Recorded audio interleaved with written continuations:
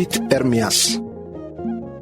ትንቢት ኤርምያስ ካብ ካልኦት መጽሓፍቲ ትንቢታት ብሉይ ኪዳን ብዝበልጽ ናይ ኤርምያስ ናይ ግሊ ህይወቱ መከራን አገልግሎቱ እንታይ ከም ዝመስል ዝገልጽ መጽሓፍ እዩ። ትርጉም ስሙ እግዚአብሔር ይድርቢ እዩ ዝብል ኮይኑ ንታሕቲ ይድርቢ እዩ ዘስምዕ። ኤርምያስ ካህን ከም ዝነበረን ንሱ ክንበኸሎ ድማ ገና ካብ መጀመርታ ፍርድን ጥፍኣትን ሓዘል መልእኽቲ እዩ ነይሩ። ነቢ ኤርምያስ ኣብ ይሁዳ ትንቢት ዝተዛረቦ ካብ ኢዮስያስ ዘመነ መንግሥቲ ፍርቂ ጀሚሩ ስጋብ ኢዮአካዝ፣ ኢዮአቄም፣ ኢዮአኪኒ ከምኡውን ሰዴቅያስ ዘመነ መንግሥቲ ኮይኑ እዚ ጊዜ እዚ ኣብ ይሁዳ ወሲኹ ብዙሓት መንግሥታትን ህዝብታት ብዙሕ መከራ ዝረአይሉ ናይ ስቃይን መከራን ዘመን እዩ ነይሩ። እዚ ድማ እቶም ንኣሽቱ መንግሥታት በቲ ናይቲ ዘመን ሓያላት መንግሥታት ግብፂ፣ ኣሶርን ባቢሎን ይድቆሱን ይርገጹን ነይሮም እዮም። ነቢ ኤርምያስ ናይ ነቢነት አገልግሎቱ ብእግዚአብሔር ምጽውዕን ኣብ ዝኾነ እዋን ዝዝንግዖ ኣይነበረን። ስለ ዝኾነ ድማ ኤርምያስ እግዚአብሔር ዝተዛረቦ ጥራይ ናይ ትንቢት ቃል ጥራይ እዩ ተዛሪቡ። ዝተዛረቦ ድማ ሙሉእ ብሙሉእ ተፈጺሙ እዩ። ኤርምያስ ከም በዓል ሓናንያ ኣብ ምዕራፍ 28 ከም በዓል ሸማያ ምዕራፍ 29 ዘሎ ሓሰውቲ ነቢያት ኣጸቢቑ ዝተቃወመ ገጽ ዘይህብ ነቢይ ነይሩ። እቲ ህዝቢ ዝሰርሖ ዝነበር ሓጢአት ይወቕሶምን ይጽልየሎምን ነይሩ እዩ። ኤርምያስ ትንቢት ኣብ ዝዛረበሉ እቲ ህዝቢ ብሰሪ ሓጢአቱ 70 ዓመት ኣብ ምርኮ ከም ዝምጦ ድሕሪ 70 ዓመት ግና እግዚአብሔር ነቲ ህዝቢ ናብ ሃገሩ ከም ዝመልሶ ኣብታ ናይ ምርኮ ምድሪ ከይውሕዱ መንቲ ክበዝሑ ውሉድ ክወልዱ ሰላም እታ ዝኸድዋ ምድሪ ክደልዩ ብሰላማ ሰላም ከም ዝኾነሎም ተነቢእ እዩ። ነቢ ኤርምያስ እግዚአብሔር ነገር ኩሉ ላዕለዋይ ገዛእ ምዃኑ ኣብቲ ትምህርተ መለኮት ትምህርታት መሰረት እግዚአብሔር ዝተፈጥሩ ነገራት ኩሉ ፈጣሪ ኩሉ ከኣለ ኩሉ ኣብ ኩሉ ስፍራ ዝርከብን ኩሉ ዝፈልጥን እዩ። ዝተጻሕፈሉ ዕላማ እቲ ህዝቢ ካብ ሓጢአቱ ክምለስ ምስ እግዚአብሔር ክዕራቕን ካብ ሓጢአቱ ክርሕቕ ንምርዳይ ተጻሒፉ። እቲ ቀንዲ ቃል ኣብ ትንቢት ኤርምያስ ምዕራፍ 2 ቁጽሪ 19 ዘሎ ኮይኑ ክፍኣት ርእስኺ ክቐጽዓኪ ዘይእምንቲ ምዃንኪ ድማ ክግስጸኪ እዩ። እምበኣረይ ንእግዚአብሔር ኣምላኪ ምሕዳግን ንኣይ ዘይምፍራህን ክንደይ ክፉእን መሪርን ምዃኑ ፍለጥን ረኣይን ይብል እግዚአብሔር ጌታ ሰራዊት። መጽሓፍ ትንቢት ኤርምያስ ብምስትውዓል እንድሕር ደኣ አንቢብናዮ ቃንዛ ናይቶም ኣብ ጻዕሪ ሞት ዘሎ ከነድሕኖም ግደቕ ኣሎና ነቶም ሓቂ ዝገደፉ ንኽንጽልየሎምን ከነበራትዖም ይግባአና እዩ። ናይ እምነት ኣብነትና ክንገልጽን ከነርእን ኣብ ዒንቲ እግዚአብሔር ሞገስ ንምርካብ ርእስና ክንውፊ እሙናት ክንከውን ይግባአና እዩ። ካብዚ ትንቢት እዚ ናይ ዘመን ሰባት ዝምህረና እዚ ክቡር ሓሳባት እዩ።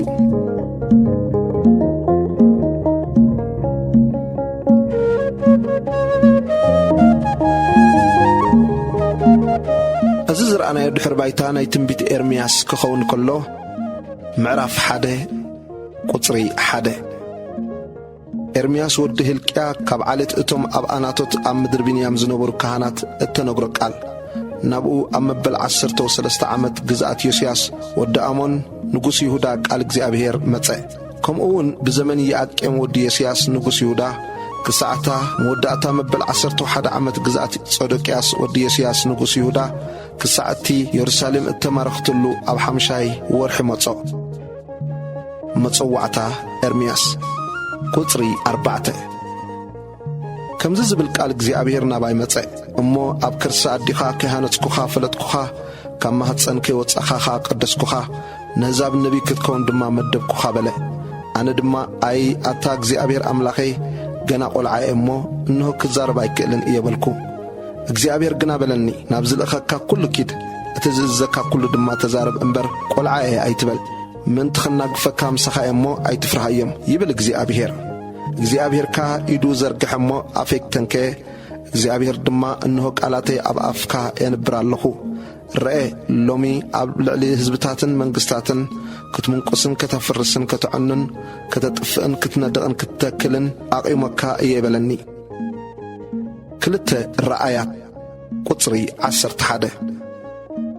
ድሕሪ እዙውን ኣታ ኤርምያስ እንታይ ትርኢ ኣለኻ ዝብል ቃል እግዚአብሔር ናባይ መጸ። ኣነ ድማ ጨንፈር ኦም ለውዚ ርኢ ኣለኹ በልኩ። እግዚአብሔር ከዓ ንቓለይ ክተግሃሉን ከም ዝፍጸም ክገብሮን እየ እሞ ጽቡቕ ርኢኻ በለኒ። ቃል እግዚአብሔር ድማ ካልኣይ ጊዜ ናባይ መጺኡ እንታይ ትርኢ ኣለኻ በለኒ።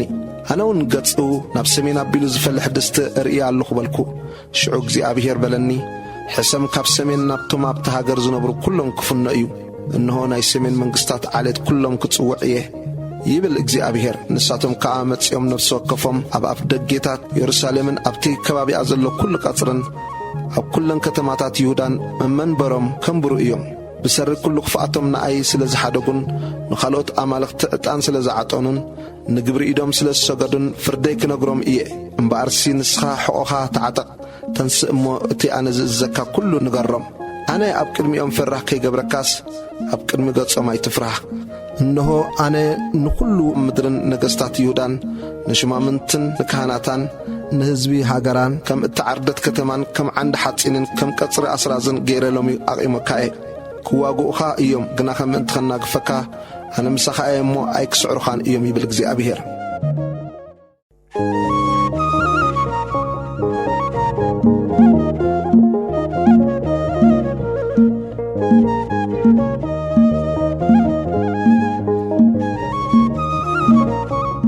تنبيت إرمياس معراف كلته كحدة إسرائيل قطري حدا كم زبل قال اغزابير كأنا باي مصى كيد امو اب اذان يروشاليم اغزابير كم زيبل الله يلكا قدر فقرن سنتكن مرعت كلخ كندي كم زفكركنن اب صمصم برخا اب زي زرع هاجرون كم صعبكني اذكرلك يالخو اسرائيل اغزابير اتقدسه بخري قوعو نبره زبلعو زبلو يعقبو حسم دما كوردم يبل اغزابير قطري 4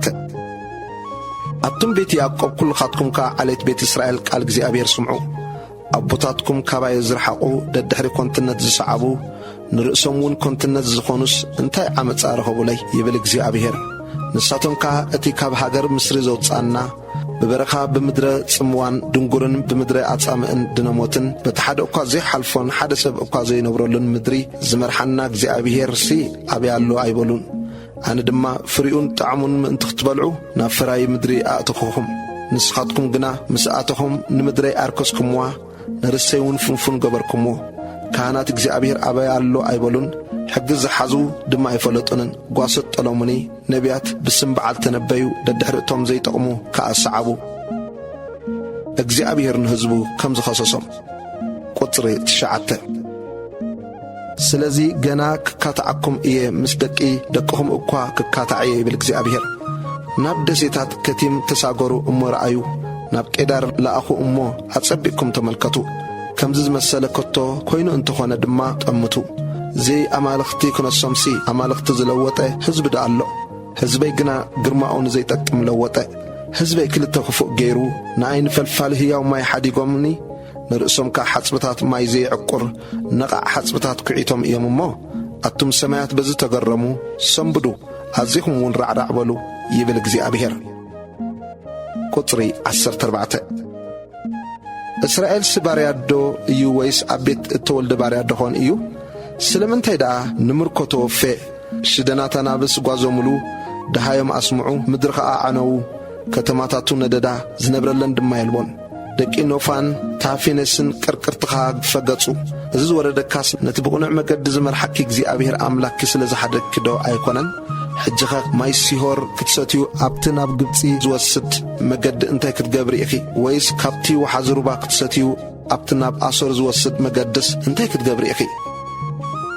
اسرائيل نغزابير مملاك كمزا ابيت قطر 19 كابتن تجميره ارعتكي صبركو ما سرك بتسكو اجزاءن دما بلكي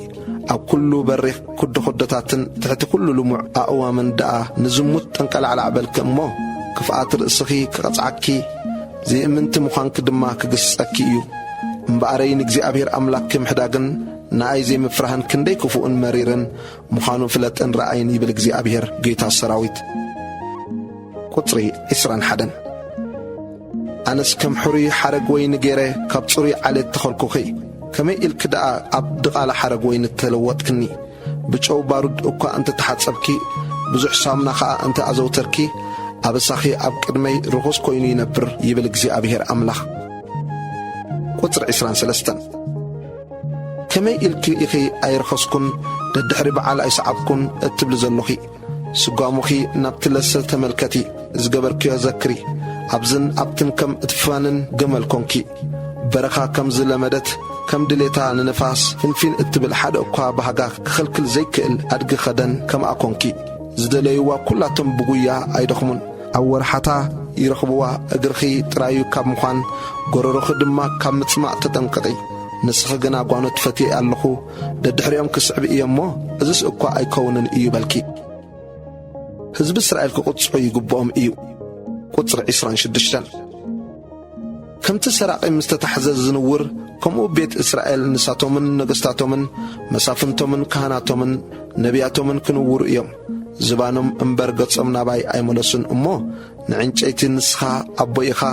نمن دما نسخي ولدكنا يبلو بغيزي مكرኦም ግና ተንስ እሞ አድሕነና ይብሉ አታ ይሁዳ አማልኽትኻ ክንድፍ ዲ ከተማታትካ እዮም እሞ እቶም ንርእስኻ ዝገበርካዮም አማልኽትኻ ደኣ አበይ ኣለው بጊዜ መከራኻ ከድሕኑኻ ዝኽእሉ እንተኾይኖምሲ ይተንሱ ቁጥር 29 سلمنتاي مساي اتكاتعو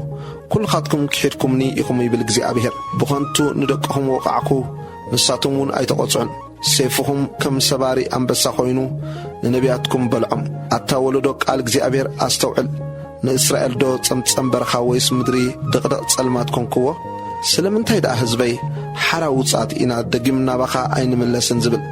قرزدو سلماتها ويس مرعات قناتا ترسعيا حزبينن كقطر زيبلو معتا ترسعني قطر 33 ددحر فتو تخن مغيايسي مقدي نمركاب كندي كوتا چول اخي سلازي دما بمنقد خفات ملمديت اخي كساعب زفها فركدان كي دم اتوم زقتل كيوم نصحاد دخاتال ترقبه سلازي كله دعا ينبر كوكو حلوس ايرخب كيومن مسناي ازي دما انا نصحتي ايه قطعو خباير حقو تمليس ايو تبلع اللوخي انه حتيات يبلين سلازبالكي مساخي افرد خاطيه قطري 36 سلمنتاي مقد خين ملوات هوخي اللوخي كمتين بأسر زنور كيو بقبت خاء كتنوري اخي እግዚአብሔር نتي اتأمنيو دربي وإيو مساتاتهم دما ايكو انا عكن ايو امو كابقون ايدكي ابرأس غيركي كتواتس اخي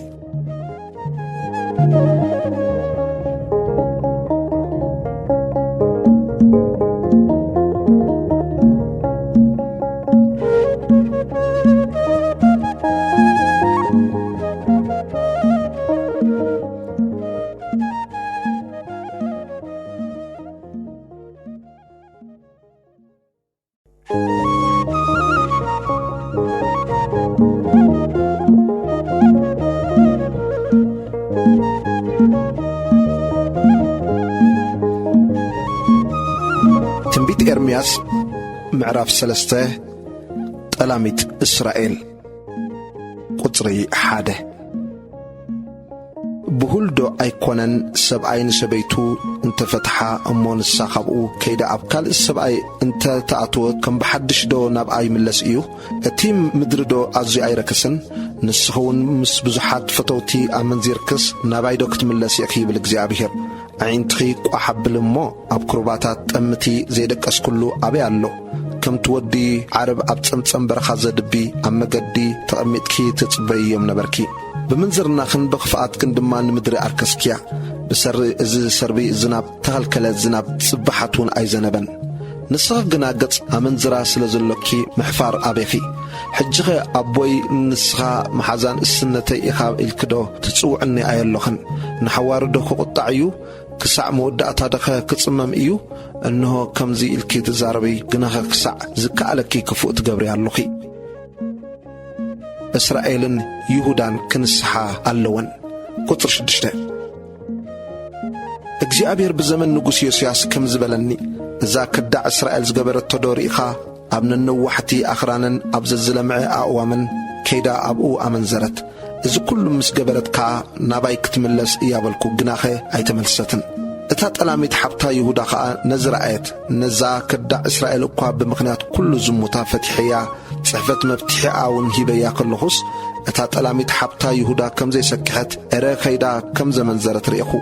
كون دما بقلت منزرنا نتا مدري أركستا مس امنن عنچيتن كأزموت مسنايز كل خا إتات ألاميت حبتا يهودا بقبزنا انبر بملؤ لبانا باي أي تمستن يبل እግዚአብሔር قطر 11 እግዚአብሔር ድማ ካብታ ጠላሚት ይሁዳስ እታ ኸዳዕ እስራኤል ትጸድቕ በለኒ ኪድሞ ኣብ ሸነኽ ሰሜን ነዘን ቃላት እዚአን ኣውጅ በልውን ኣቲ ከዳዕ እስራኤል ኣነ መሓሪ ቁጥዓን ዘለዓለም ዘይዓቁር ገጸይ ከዓ ኣይክጭምድደልኩምን እየ እሞ ተመለሲ ይብል እግዚአብሔር እምበኣርስከ ንእግዚአብሔር ኣምላኪ ከም ዝጠለምኪ ኣብ ትሕቲ ኩሉ ልሙዓ እዋም ኣብ ቶንጓኖት ኣማልኽቲ ኣብዝን ኣብትን ጸፋዕፋዕ ከም ዝበልኪ ቃለይውን ከም ዘይሰማዕኹም ኣበሳኺ ተኣመኒ ይብል እግዚአብሔር ኣቱም ጠለምቲ ደቂ ኣነ ጐይታኹም እየ ከካብ ከተማ ሓደ ከካብ ስድራ ቤት ክልተ ኣምጽየ ናብ ጽዮን ክእትወኩም እየ ብእምሮን ብምስትውዓልን ከም ልበይ ገይሮም ዝጓስይኹም ጓሶት ከዓ ክህበኩም እየ እሞ ተመለሱ ይብል እግዚአብሔር በቲ ዘመን እቲ ምስ በዛሕኩምን ኣብቲ ምድሪ ምስ ተፋሪኹምን ብናይ ታቦት ኪዳን እግዚአብሔር ኣይክዛረቡን ኣይክሓስብዋን ኣይክዝክርዋን ድማ እዮም ኣይከተድልዮምን እያ ከም ብሓድሽውን ኣይክገብርዋን እዮም ይብል እግዚአብሔር ሽዑ ኢየሩሳሌም ዝፋን እግዚአብሔር ክትበሃል እያ ኩላቶም ኣሕዛብ ከዓ ብስም እግዚአብሔር ናብ ኢየሩሳሌም ክእከቡ ድሕሪ እዚ ከዓ ከም ህልኽ ክፍኣት ልቦም ኣይክመላለሱን እዮም በተን ወርሓት እቲአን ቤት ይሁዳ ምስ ቤት እስራኤል ክኸዱ ሓቢሮም ድማ ካብ ሃገር ሰሜን ናብታ ነቦታትኩም ክርስቶይዋ ዝሃብክዎም ምድሪ ክመጹ እዮም ህዝቢ እግዚአብሔር ጣዖት ከም ዘምለኹ ቁጽሪ 19 ኣነ ግና ምስ ውልድ ገይረ ካብ ኩሉ ዝበልጥ ጥዑም ምድሪ ርስተ ኣሕዛብ ክህበኪ እየ ኢለ ነበርኩ ንስኺ ኣቦየ ኢልኪ ክትጽውዕኒ ካባይ ድማ ኣይክትሕቕን ኢኺ ኢለ እውን ነበርኩ ግነኸ ኣቱም ቤት እስራኤል ከምታ ንሰብኣያ ትጠልም ሰበይቲ ጠለምኩምኒ ይብል እግዚአብሔር ቁጽሪ 21 መገዶም ስለ ዘባላሸውን ንእግዚአብሔር ኣምላኾም ስለ ዝረስዑን ድምፂ ኣብ ኩርባታት ተሰምዐ ንሱውን ብኽያትን ምህለላን ደቂ እስራኤል እዩ ኣቱም ጠለምቲ ደቂ ካብ ጥልመትኩም ክሕውየኩም እየ እሞ ተመለሱ ንስኻ እግዚአብሔር ኣምላኽና ኢኻ እሞ እኔና ናባኻ ንመጻእ ኣሎና ብሓቂ ካብ ኩርባታት ረድኤት ምጽባይና ኮንቲ እዩ ኣኽራንሲ ጥቕሚ ዘይብሉ ድሃይ ደኣ ሃቡና ብሓቂ ምድሓን እስራኤል ካብ እግዚአብሔር ኣምላኽና እዩ ዝርከብ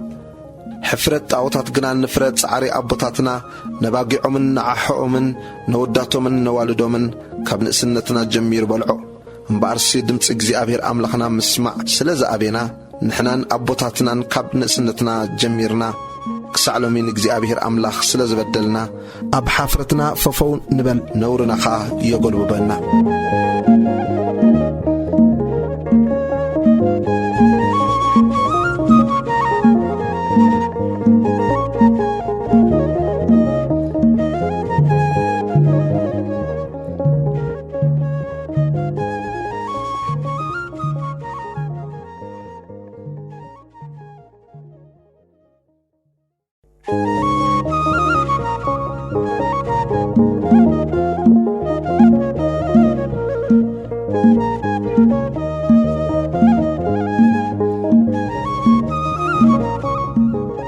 ትንቢት ኤርምያስ ምዕራፍ 4 ተነስሑ ቁጽሪ 1 ኣታ እስራኤል እንተ ተመለስካስ ናባይ ደኣ ተመለስ ነቲ ጽያፍካ ካብ ቅድመይ እንታርሓካዮ ቀባሕባሕ ኣይክትብልን ኢኻ ሽዑ እግዚአብሔር ሕያው እዩ ኢልካ ብሓቅን ብቕንዕናን ብጽድቅን ክትምሕል ኢኻ ኣሕዛብ ከዓ ብኡ ክባረኹን ክሕበኑሉን እዮም ይብል እግዚአብሔር ቁጽሪ 3 እግዚአብሔር ንሰብ ይሁዳን ኢየሩሳሌምን ከምዚ ይብል ኣሎ በዶኹም ጽጉኡ እሞ ኣብ እሾኽ ኣይትዝርኡ ኣቱም ሰብ ይሁዳን ኣብ ኢየሩሳሌም እትነብሩን ብሰሪ ክፍኣት ግብርኹም ቁጥዓይ ከም ሓዊ ኸይነድድ እሞ ሓደ እኳ ከጥፍኦ ከም ዘይክእል ኮይኑ ሃልሃል ከይብልሲ ንእግዚአብሔር ተገዘሩ ልብኹም ገዘሩ ኣብ ይሁዳ ንገሩ ኣብ ኢየሩሳሌም ኣውጁ እሞ ኣብታ ሃገር መለኸት ንፍሑ በሉ ዓው ኢልኩም ከዓ ተኣከቡ እሞ ናብተን ጽኑዓት ከተማታት ንእቶ ኢልኩም ጨድሩ ካብ ሰሜን መዓትን ዓብዪ ጥፍኣትን ከምጽእየ እሞ ናብ ጽዮን ኣቢሉ ዘመልክት ሰንደቕ ዕላማ ትኸሉ መጸጊዒ ድለዩ ጠጠው ኣይትበሉ ኣንበሳ ካብቲ ጭምጭም ዱር በለኽ ይብል ምድርኺ ኸባድም ከተማታትኪ ከዓ ሓደ እኳ ዝነብረለን ክሳዕ ዝስኣን ከፍርስ መጥፍእ ህዝብታት ነቒሉ ካብ ስፍራኡ ይወፅእ እምበኣርሲ እቲ ነዳዲ ቁጣዕ እግዚአብሔር ካባና ኣየግለሰን እዩ እሞ ክልተ ኸደኑ ኣልቅሱ ዋይ ዋይ ድማ በሉ በታ መዓልቲ እቲኣ ልቢ ንጉስን ልቢ መሳፍንትን ከም ዝዝሕትል ካህናት ከም ዝፈዙ ነቢያቱን ከም ዝግረሙ ክኸውን እዩ ይብል እግዚአብሔር ቁጽሪ 10 أنا جنا أيه أتاك እግዚአብሔር أملاخ سيفك سعد نفسنا بتصح خلص دحان إخم بمبال كان نزي حزب إذن يرسالم برقص تبركا ينبلكو قطر 11 بت زمن اتي نزي حزب إذن يرسالم كمزي يكبحال إيو حارود زلو نفاس كابت برقت مدربدا نابتاقوال حزبي كمتصيو نممسعين نمزراون زخون أيكونن كابو أزي زبرتع نفاس كاباي كمتصيو أنون حجب بفردك زاربهم إيه صلائي نيهودا كم زخبابا قطر 13 إنه كم دمنا خوينو يواتس سرقلاتاتو كم هو بلا إيوم أفراسو كاب نسري يغلطفو تفينا إنا أمو ويلنا أتي يرسالم من تخد حنس لبغي كاب كفات حتسابي كسعماز كفو حسابات أوش تخخنا برئيو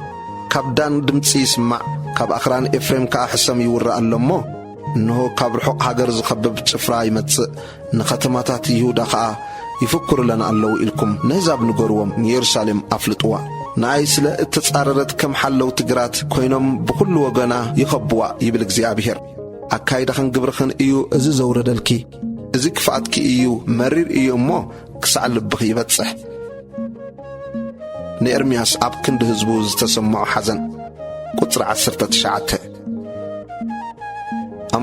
أمعتي تبتسي أي أفلبي لبي أوشتي ترقرقي بلالو نفسي دهاي ملختن همام وق انت سمع اللامو تما يبلن كلا تهاجر عنيوا يا مو طفات أبرس طفات يورا له وجتاتي بدنقت دنقاناتي دما بقصبت عين عنوا كسع ما الصندق علامة كرئي دهاي ملخت كسمعيه قطر 20 كلتن حزبي عشاء يومو أيفلتنن دنزوزات دك يوم ما أمره يبلمن أكين مقبار طببنياتات إيوم سنين مقبار قنا أيفلتون إيوم إرمياس زرعيو رأي طفعت قطر 23 نمدر تأمتكوا أنه تصموان بادون نبرت نسماياتون تأمتكم مو برهان ينبرومن نخران تأمتكو أنه خار عرعيولو كلاتون كربيتون ينفتفتوا اللو تأمتكو أنه خار السبع ينبرن كلنا عواف سمايكا بررا تأمتكو أنه خا أبكرمي እግዚአብሔርን أبكرمي ندري قطعون تافرايت مدرس مدربدا خونت كتماتاتا دما فرسا قطر 27 እግዚአብሔር سي كم زيبل كلا أتهاجر كتبادم إيا جنا خبط راس أي كتفان إيه أنا إلى اللخو ودي يخا إيه أي كتعسلون أي كملسون دما يمو بسر إذا مدرك تحزن سماياتون أبلع عليك تسلمت إيه بالألو كابتدو عوع مبال فرسنياتاتن ورور تفلات أن اتل على كل التختماتات يهدم أب مردر يسوخاقعو أبا خاوح كأ يحاقرو كل كتماتات تحاديقو زنوبرو السبكا يلبون أتي زعانوخيخي انتهي كتقبر إخي جوخ انت تخدنكي سلمات ورك انت تسلمكي كحلي انت تخحالكي نخونتي إخي اتقايت سيزلوخي فتوتخي نعقومخي نفسخي يدولي اللو نتيك لولاو زحزا نتمع لبات فلمايا التوال السبيت زمسل عدد مبال اسمع اللخمو دهاي اتعاقلي عطبيبا عد إذا زرقح قح تتبل وعد نفسي بسري إزم قتل تسلكيت إلى التدهي زلا قوالتيون إيو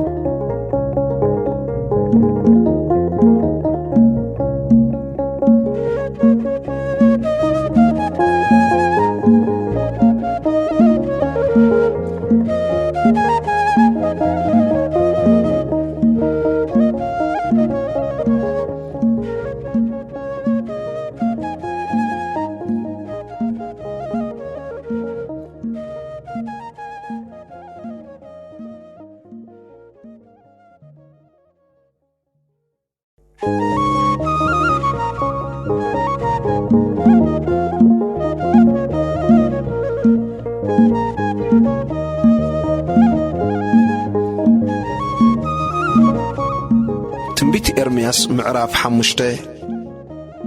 ኃጢአት ኢየሩሳሌም ቁጥሪ 1 ኣብ ኣደባባይ ኢየሩሳሌም ዙሩ እሞ ረአዩን ተመልከቱን ኣብ ዕዳጋታታ ኸኣድለዩ ሓደ እኳ ሓደ በይኑ ፍትሒ ዝገብር ሓቂ ኸኣ ዝደሊ እንተረኸብኩም ኣነ እውን ይቕረ ክብለላ እየ ሕያው እግዚኣብሔር እዩ እኳ እንተበሉ ብሓሶት እዮም ዝምሕሉ ዘለዉ ወእግዚአብሔር ኣዒንትኻ ዶ ሓቂ ኣይኮነን ዝደልያ ወቃዕካዮም ግናኸ ኣይሕመሞምን ኣብ ኮትካዮም ግናኸ ኣይተቖጽዑን ገጾም ካብ ከውሒ ዝተርገበሩ እሞ ምምላስ ኣበዩ ኣነ ኸዓ እዚኣቶም መገዲ እግዚኣብሔርን ፍትሒ ኣምላኾምን ዘይፈልጡ እዮም እሞ ድኻታትን ዓያሽን እዮም እምበኣርሲ ናብቶም ዓበይቲ ደኣ ክኸይድ ንሳቶም መገዲ እግዚኣብሔርን ፍትሒ ኣምላኾምን ዝፈልጡ እዮም እሞ ክነግሮም በልኩ ግናኸ እዚኣቶም ድማ ሓቢሮም ኣርዑስ ሰበሩ መእሰሪታት እውን በጠሱ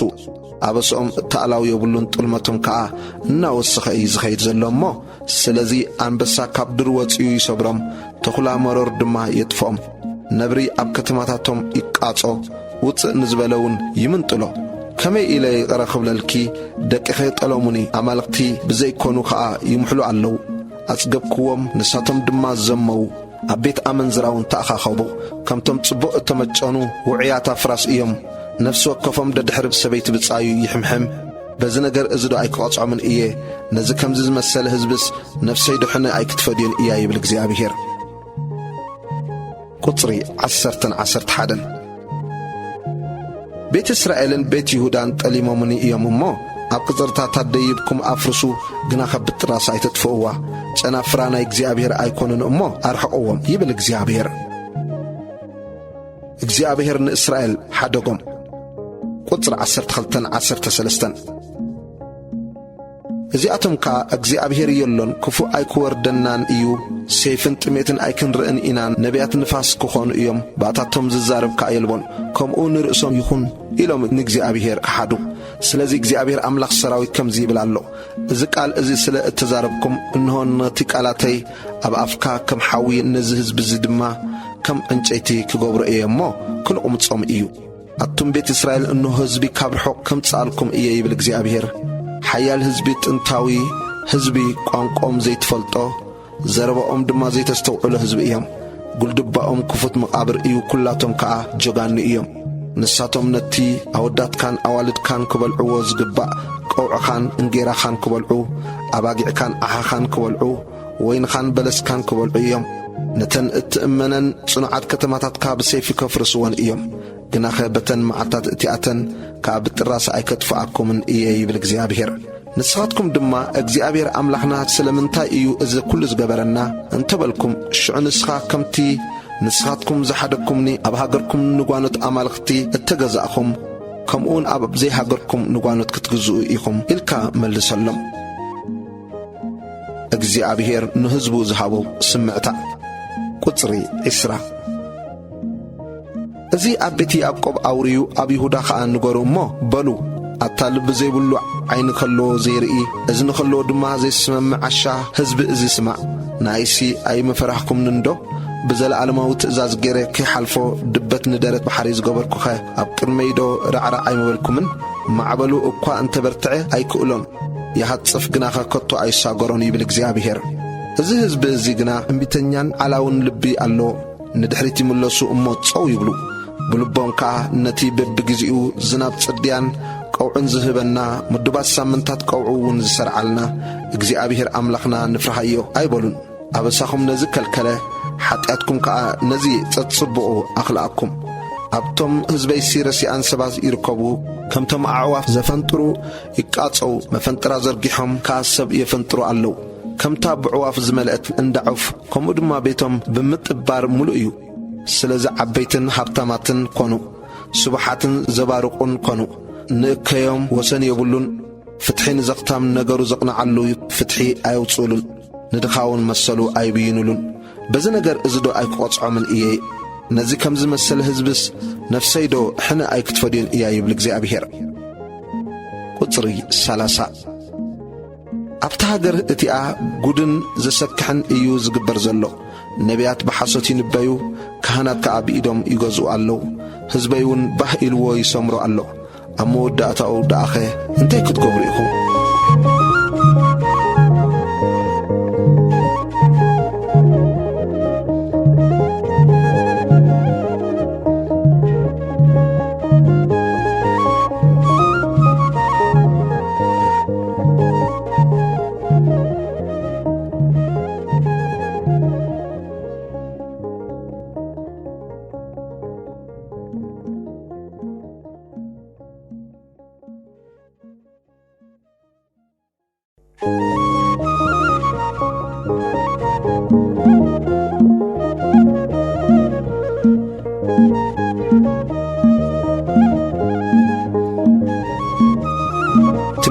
ኤርምያስ ምዕራፍ 6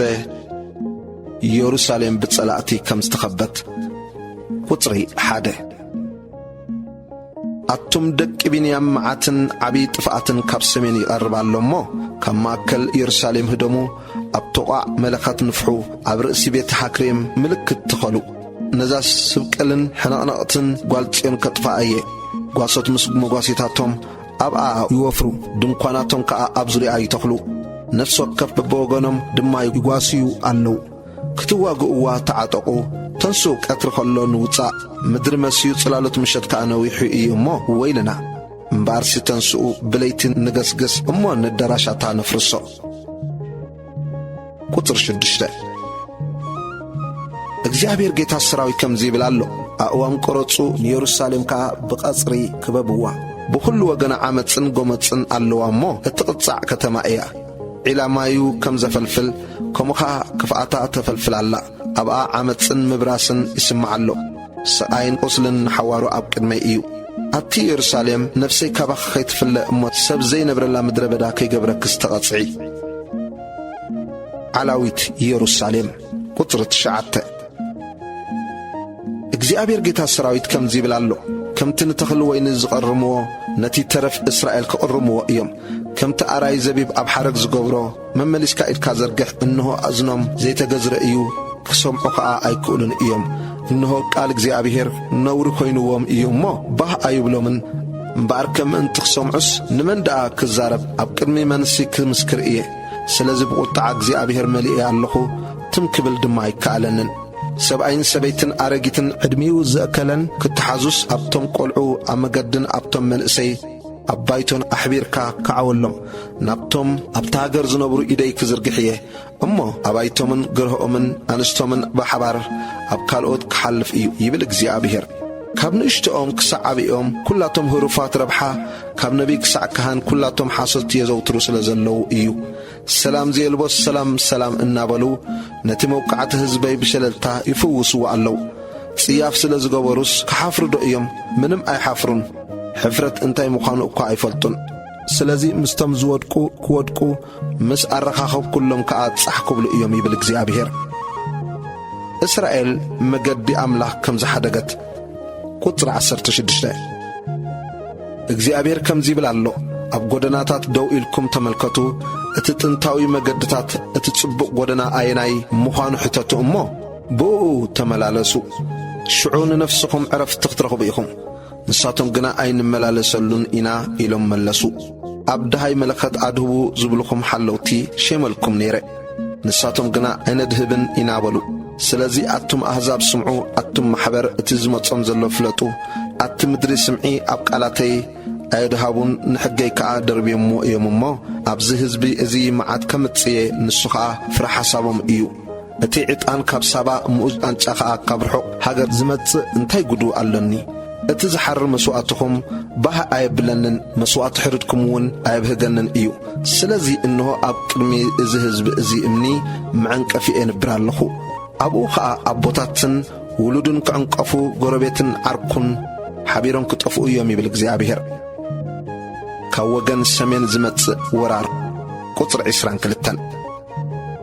እግዚአብሔር ከምዚ ይብል ኣሎ እንሆ ህዝቢ ካብ ሃገር ሰሜን ይመጽእ ካብ ወሰን ምድሪ ድማ ዓብዪ ህዝቢ ይነቅል ኣሎ ቀስትን ኲናትን ይሕዙ ጨካናት ምሕረት ዘይብሎም እዮም ድምፆም ከም ህማም ባሕሪ እዩ ኣትጓል ጽዮን ኣፍራስ ሰሪሮም ይስለፉ ከም ጅግና ከዓ ክዋግኡ ተዳልዮም ኣለዉ ወሪኦም ሰማዕና ኣእዳውና ድማ ዘርጋሕጋሕ በለ ከም ትቕልውላውን ወላዲ ዝሓዛ ጸበባ ሓዘና ሰይፊ ጸላኢ ኣብኡ ፍርሃት ከዓ ኣብ ኩሉ ወገን ኣሎ እሞ ኣብ ገዳም ኣይትውፅኡ ኣብ መገድታት ኣይትኺዱ ኣቲ ጓል ህዝበይ መጥፍኢ ብድንገት ክመጸና እዩ እሞ ክሊ ተኸደኒ ኣብ ሓሙኽሽቲ ኣንፈፍዊ ከም ንሓደ ዝወዳ ጌርኪ ሕዘኒ መሪር ብኽያት ብኸይ ቁጥሪ 27 መገዶም ምንቲ ክትፈልጥን ክትምርምርን ኣብ ማእከል ህዝበይ ግንብን እምባን ገይረ ኣቆምኩኻ ኩላቶም ዓለውትን ከዳዓትን እዮም ሕሜት እናዘርኡ ይኸዱ ነሃስን ሓጺንን እዮም ኩላቶም ብልሽዋት እዮም መናፍሕ ፍፍ ይብል እቲ ዓረር ብሓዊ ፈሊሑ ይውዳእ እቲ ክፉእ ምፍላይ ስለ ዝኣበየ ድሌት እቲ ምኹላዕ ኮንቱ ኮይኑ ተረፈ እግዚአብሔር ወጊድዎም እዩ እሞ ውጉድ ብሩር ይበሃሉ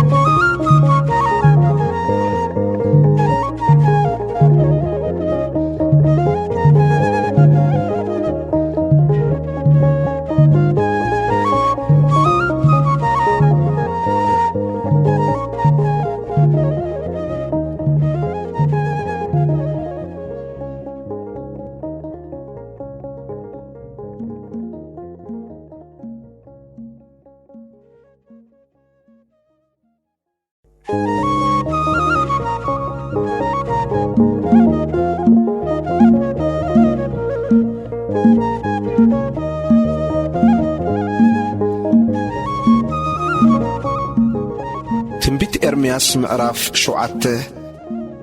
ኤርምያስ ኣብ ቤት መቕደስ ዝሰበኾ ቁጽሪ 1 እቲ ካብ እግዚኣብሔር ናብ ኤርምያስ ዝመጸ ቃል ከምዚ ይብል ኣብ ደገ ቤት እግዚኣብሔር ደው በል እሞ ኣብኡ ኮንካ እዚ ቃል እዚ ስበኽ በልውን ኣቶም ንእግዚኣብሔር እትሰግዱ በዘን ደጌታት እዚኣተን እተኣትዉ ሰብ ይሁዳ ኩልኻትኩም ቃል እግዚኣብሔር ስምዑ እግዚአብሔር ጌታ ሰራዊት አምላክ እስራኤል ከምዚ ይብል ኣሎ መገድኹምን ግብርኹምን አጸብቁ ኣነኻ ኣብዚ ስፍራ እዚ ከምብረኩም እየ መቅደስ እግዚአብሔር እዚ እዩ ኢልኩም ኣብ ቃላት ሓሶት ኣይትወከሉ መገድኹምን ግብርኹምን ብሓቂ እንተጸበቅኩም ኣብ መንጎ ሕድሕድኩም ብሓቂ እንተፈረድኩም ንጓናን ዘኽታምን መበለትን እንተ ዘይጨነቅኩም ኣብዚ ስፍራ እዚ ንጹህ ደም እንተ ዘይፍሰስኩም ደድሕሪ ካልኦት ኣማልኽትኻ ንጉድኣትኩም እንተ ዘይሰዓብኩም ሲ ሽዑ ኣነ ኣብዛ ነቦታትኩም ንዘለዓለም ዓለም ዝሃብኳ ምድሪ ኣብዛ ስፍራ እዚኣ ከምብረኩም እየ ቁጽሪ 8 እንሆ ንስኻትኩም ኣብ ዘይጠቅም ቃላት ሓሶት ትውከሉ ኣለኹም ኣየ ንስኻትኩም ትሰርቁ ትቐትሉ ትዝምዉ ብሓሶት ትምሕሉ ንበዓል ተዓጥኑ ንዘይትፈልጥዎም ካልኦት ኣማልኽቱን ትስዕቡ ናብዚ መጺኹም ከዓ ኣብዛ ብስመይ እተሰሜት ቤት ኣብ ቅድመይ ቆምኩም ኩሉ ዝፍንፉን ግብሪ እዚ ምእንቲ ክትገብሩ ድሑናት ኢና ትብሉ ኣለኹም እዛ ብስመይ እተሰሜት ቤት ዶ ኣብ ቅድሚ ዓይንኹም በዓቲ ጓሓሉት ኮነት እንሆ ኣነ በዓለይ ርእዮ እየ ይብል እግዚኣብሔር እምበኣርሲ ናብታ ቅድም ስመይ ዝሕደር ኩላ ስፍራ ናብ ሲሎ ኪዱ እሞ ብሰሪ እከይ ህዝበይ እስራኤል ከመይ ከም ዝገበርክዋ ጠምቱ እግዚአብሔር ከምዚ ይብል ኣሎ ሕጅኻ እዚ ኩሉ ግብርታት እዚ ጌርኩምስ አንጊሄ ተንሲኤ ነጊረኩም ተዛሪበኩም ኣይሰማዕኹምን እናጽዋዕኹም ድማ ይመለስኩምን ኢኹም እሞ ስለዚ ኸዓ ነዛ ብስመይ እተሰሜት ንስኻትኩም እውን እትውከልዋ ዘለኹም ቤት ንኣኻትኩምን ነቦታትኩምን ዝሃብክዋ ስፍራ ከምቲ ኣብ ሲሎ ዝገበርክዎ ክገብራ እየ ከምቲ ንኹሎም ኣሕዋትኩም ንኹሎም ዘርኢ ኤፍሬም ዝደርበኽዎም ኣብ ቅድመይ ክድርብየኩም እየ ይብል እግዚኣብሔር ምእዛዝ ዝኣበየ ህዝቢ ቁጽሪ 16 እምበኣርሲ ኣይክሰምዓካን እየ እሞ ምንቲ እዚ ህዝቢ እዚ ኣይትለምን ኣይትመሃለል ኣይትጸሊ ላሕውን ኣይተብለኒ ኣብ ከተማታት ይሁዳን ኣብ ኣደባባያት የሩሳሌምን ዝገብርዎ ዘለዉ ዶ ኣይትርእን ኢኻ ናይ ምንቲ ኮግዩስ ደቂ ኣዕጫው ይክቡ ኣቦታት ሓዊ ይኣግዱ ኣንስቲ ኸዓ ንንግሥቲ ሰማይ ዝኸውን ቅጫ ክስንክታ ብሑቕ ይቖምጥዓ መስዋዕቲ መስተውን ንኻልኦት ኣማልኽቲ ይውፍያ ናይዶ እዮም ዘጉህዩ ዘለዉ ንውርደት ርእሶም ዶ ግዳ ኣይኮኑን ዝብድሉ ዘለዉ ይብል እግዚኣብሔር ስለዝኻ እንሆ ቁጣዓይን ነድረይን ኣብዛ ስፍራ እዚኣ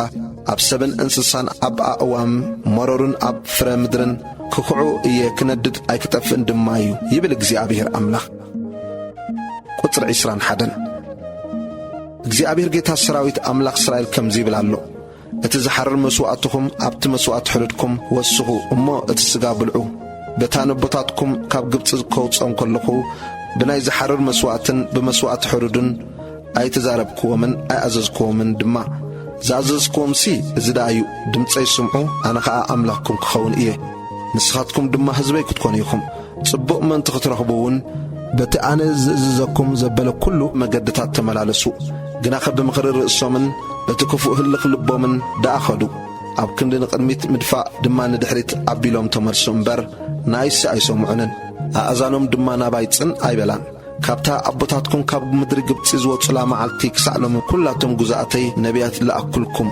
ኣብ ተጽባሕ አንጊሄ ለኣኩልኩም ግና ኸኽሳዶም ደኣ ትረሩ እምበር ናይሲ ኣይሰምዑንን ኣእዛኖም ከዓ ኣባይፅን ኣይበላን ካብቲ ናይ ኣቦታቶም ዝገድድ ድማ ገበሩ ቁጽሪ 27 እዚ ኩሉ እኳ እንተ ነገርካዮም ኣይክሰምዑኻን እዮም እንተ ጸዋዕካዮም እውን ኣይክምልስልካን እዮም እምበኣርስከ እቲ ንድምፂ እግዚኣብሔር ኣምላኹ ዘይሰምዕ ተግሳጽ ከዓ ዘይቀበል ህዝቢ እዚ እዩ ሓቂ ጠፍአ ካብ ኣፎም እውን ኣቋረጸ ክትብሎም ኢኻ ኣብ ለስ ሄኖም ዝተገብረ ዘስካሕክሕ ተግባር ቁጽሪ 29 እግዚአብሔር ነቲ ዘቖጥዖ ወለዶ ደርቢዎን ወጊድዎን እዩ እሞ ጸጉሪ ርእስኺ ቈሪጽኪ ደርቢዮ ኣብ በረኽቲ ደይብኪ ድማ ዋይ ዋይ በሊ ደቂ ይሁዳ ኣብ ቅድሚ ዓይነይ ክፉእ ገበሩ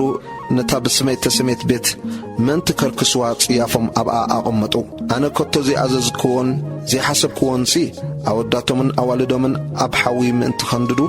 برخت تفوت أبلس وديهنهم صرحو يبلغ زي أبيهر سلازي خا أنه زي أبير كم زي بلالو لس محرات انبر تفوت ويس لس وديهنهم إلو زي سميلن معالتات كما تعين شعو كالق سفرا سل اتساءنا دما أبطفت كقابرو إيوم رئيساتات إزهزب إزد نعواف سماين ناراويت مرورن بالعيك خون إيو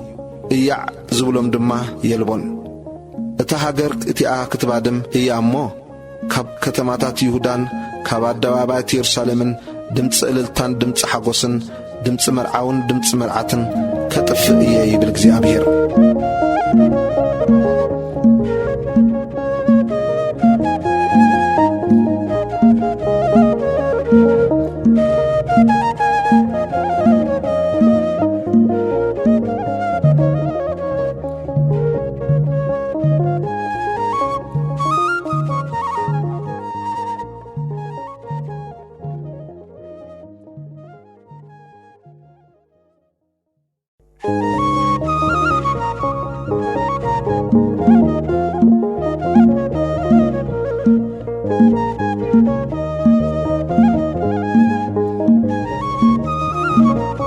تنبيت إرمياس معراف الشمانته قطري حاده بتزمن اتي عطاصمت نغستات يهودان عطاصمت مسافنتن عطاصمت كهناتن عطاصمت نبياتن عطاصمت اتم ابير شالم زنبرون كم ابرون كوصو ايوم يبل እግዚአብሔር ኣብ ቅድሚ እቶም ዝፈትውዎምን ዘገልግልዎምን ዝሰዓብዎምን ዝደለይዎምን ዝሰገድሎምን ፀሓይ ወርሕን ኩሎም ሰራዊት ሰማይ ክሰጥሕዎ እዮም ኣብ ርእሲ ምድሪ ድኹዒ ክኸውን እዩ እምበር ዝእክቦ ወይ ዝቐብሮ የልቦን ኩሎም እቶም ተረፍ ናይ እዚ ክፉእ ወለዶዚ ኣብቲ ኣነ ዝሰገክዎም ኩሉ ስፍራ ዝተረፉ ካብ ህይወት ሞት ክሓሪ እዮም ይብል እግዚኣብሔር ጎይታ ሰራዊት ሓጢአት ዘስዓቦ መቕጻዕቲ ቁጥሪ 4 እግዚአብሔር ከምዚ ይብል ኣሎ ኢልካ ድማ ንገሮም ዝወደቐስ ኣይትንስእንዶ እዩ መገዲ እተጋገየኸ ኣይምለስንዶ እዩ ስለምንታይ ደኣ እዚ ህዝቢ ኢየሩሳሌም ብናይ ሓዋሩ ጥልመት ዝጠልም ኣብ ተንኰል ይጸንዑ ምምላሱን ይዓብዩ ጽን ኢለ ሰማዕኹ ቅንዕና ኣይዛረቡን ካብ ክፍኣቱ ዝጠዓስ እንታይ እየ ዝገበርኮ ከኣ ዝብል የልቦን ከምቲ ናብ ኩናት ዝፋነን ፈረስ ነፍሲ ወከፍ ይጐይ ኣሎ ራዛ ኣብ ሰማይ ወርሓቱ ይፈልጥ ኳትራን ለኻኺቶን ዓያን ዝመጻሉ ጊዜያት የስተብህላ እየን ህዝበይ ግና ፍትሒ እግዚአብሔር ኣይፈልጥን እዩ ከመይ ኢልኩም ደኣ ኢኹም ንሕና ለባማት ኢና ሕጊ እግዚአብሔር ድማ ምሳና ኣሎ እትብሉ ዘለኹም ግናኸ እንሆ ናይ ጸሓፍቲ ብርዒ ሓሶትሲ ናብ ሓሶት ገልቢጥዎ እዩ እዞም ጥበበኛታት እዚኣቶም ክሓፍሩን ክስንቡዱን ክተሓዙን እዮም እንሆ ንቓል እግዚአብሔር ወጊዶምሲ ከመይ ዝበለ ጥበብ ደኣኾን ኣለዎም እዩ ካብ ንእሽቶኦም ክሳዕ ዓብዮም ኩላቶም ህሩፋት ረብሓ እዮም ካብ ነቢይ ክሳዕ ካህን ኩላቶም ሓሶት የዘውትሩ ኣለዉ እሞ ኣንስቶም ንኻልኦት ክህበን ጎርሆኦም ድማ ንዘጥረይዎ ክህቦ እየ ሰላም ዘየልቦ ሰላም ሰላም እናበሉ ነቲ መስበርቲ ጓል ህዝበይ ብሸለልታ ይፍውስዎ ኣለዉ ጽያፍ ስለ ዝገበሩ ክሓፍሩ ዶ እዮም ምንም ኣይሓፍሩን ሓፍረት እንታይ ምዃኑ እኳ ኣይፈልጡን ስለዚ ምስቶም ዝወደቁ ክወድቁ ብግዜ ቅጽዓቶም ድማ ጻሕ ክብሉ እዮም ይብል እግዚአብሔር ኣነ ርግጽ ከጽንቶም እየ ኣብ ሓረግ ወይኒ ዘቢብ ኣይርከብን ኣብ ኦም በለስ ከዓ በለስ የልቦን እቲ ቆጽሊ እኳ ይሓርር ነቶም ብኡ ዝሓልፉ ክህቦም እየ ይብል እግዚአብሔር ቁጥሪ 14 ንእግዚአብሔር ስለ ዝበደልና እግዚአብሔር ኣምላኽና ኣጥፊእና ማይ ስሚ ድማ ኣስትዩና እዩ እሞ ስለምንታይ ስቕኢልና ንቕመጥ ተኣከቡ ናብተን ጽኑዓት ከተማታት ንእቶ ኣብአን ከዓ ንጥፋእ ሰላም ተጸቢና ግና ኸጽቡቕ ኣይመጸን እናሓውየሉ ጊዜ ተጸቢና እኖኻ ስምባድ ኮነ ናይ ኣፍራሱ ኩሩፍ ምባል ካብ ዳን ይስማዕ ብድሃይ ምሕምሓም ጅንጉላታቱ ድማ ኩላታ ሃገር ትርዕድ መጹ ነታ ሃገርን ኣብኣ ዘሎ ኩሉን ነታ ኸተማን ኣብኣ ንዝነብሩን ከዓ በልዕዎም እንሆ ዓዛሚ ክዕዝሞም ዘይከኣሎ ኣትማንን ገበልን ክሰደልኩም እየ ንሳቶም ከዓ ክነኽስኹም እዮም ይብል እግዚአብሔር ኤርምያስ ንህዝቡ ከም ዝሓዘነሎም ቁጥሪ 18 ኣብ ሓዘነይሲ ምጽንናዕ ኣበይ ክረክብ እየ ልበይ ኣብ ውሽጠይ ዝሰለውለው ይብለኒ ኣሎ እንሆ እግዚአብሔር ዶ ኣብ ጽዮን የሎን ንጉሳዶ ኣብኣየሎን እዩ ዝብል ኣውያት ጓል ህዝበይ ካብ ርሑቕ ሃገር ይስማዕ ኣሎ። ስለምንታይ ደኣ ብቑሩጽ ምስልታቶምን ብጓኖት ጣዖታቶምን ዘቖጥዑኒ? ቀውዒ ሓለፈ ሓጋይ ተወድአ ንሕና ኸዓ ኣይድሓናን። ጓል ህዝበይ ስለ እተሰብረት ተሰበርኩ ጸለምኩ ሰካሕኩውን። ዝልከ ፈውስዶ ኣብ ጊልዓድ የልቦን ፈዋስዶኸ ኣብኡ የልቦን እዩ? ስለምንታይ ደኣ ቁስሊ ጓል ህዝበይ ተሰፊፉ ዘይሓዊ?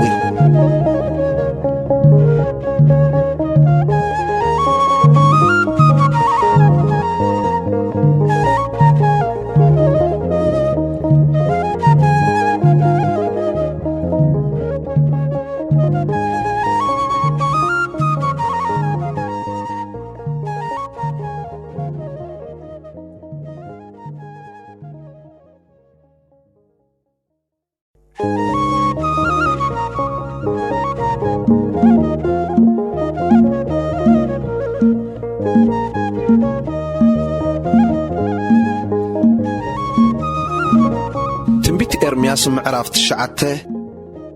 ቁጽሪ 1 ነቶም ተወጊኦም ዝሞቱ ደቂ ጓል ህዝበይ ለይትን መዓልትን ክበክስ ርእሰይ ዒላማይ ኣዒንተይ ድማ ፈልፋሊ ንብዓት ኮይኑ እንተ ዝኸውን መን መሃበኒ? ወዮ ኩላቶም ዘመውትን ኣኼባ ጥልመትን ኮይኖም እዮም እሞ ኣብ በረኻ ማሕደር መንገደኛታት እንተ ትህልወንስ ህዝበይ መሓደኩ ካብኦም እውን ምርሓቅኩ ነይረ። ካብ እከይ ናብ እከይ ይሓልፉ ንኣይ ከዓ ኣይፈልጡንን እዮም እሞ ንልሳኖም ከም ቀስቶም ገይሮም ሓሶት ይግትሩ ኣለዉ። ንሓቅዳ ኣይኮኑን እምበር ኣብታ ሃገርሲ ሓያላት እዮም ይብል እግዚኣብሔር። ነፍሲ ወከፍ ሓዊ ይጥብር ነፍሲ ወከፍ ብጻይ ድማ እናሓመየ ይኸይድ ኣሎ እሞ ነፍሲ ወከፍ ካብ ብጻዩ ይጠንቀቕ ኣብ ሓዊ እውን ኣይተኣመን። እቲ ሓደ ነቲ ሓደ ይዕሽዎ ሓቂ ኸዓ ኣይዛረቡን። ልሳውንቶም ሓሶት ንምዝራብ የልሙዱ እከይ ንምግባር እውን ይደኽሙ። እቲ ነብረሉ ዘለኻ ማእከል ጥበራ እዩ ብሰሪ ምጥባር ድማ ምፍላጠይ ኣበዩ ይብል እግዚኣብሔር። ቁጽሪ 7 ስለዚ እንሆ ክኰልዖምን ክምርምሮምን እየ ብናይ ጓል ህዝበይሲ እንታይ ካልእ ደኣ ክገብር እየ ይብል እግዚኣብሔር። ጐይታ ሰራዊት ልሳኖም ዝቐትል ፍላጻ እዩ ጥበራ ይዛረብ። ነፍሲ ወከፍ ንብጻዩ ብኣፉ ሰላም ይዛረቦ ብልቡ ግና ይቃጾ። በዚ ነገር እዚ ዶ ኣይክቐጽዖምን እየ? ነዚ ከምዚ ዝመሰለ ህዝብስ ነፍሰይ ዶ ሕነ ኣይክትፈድዮን እያ ይብል እግዚኣብሔር።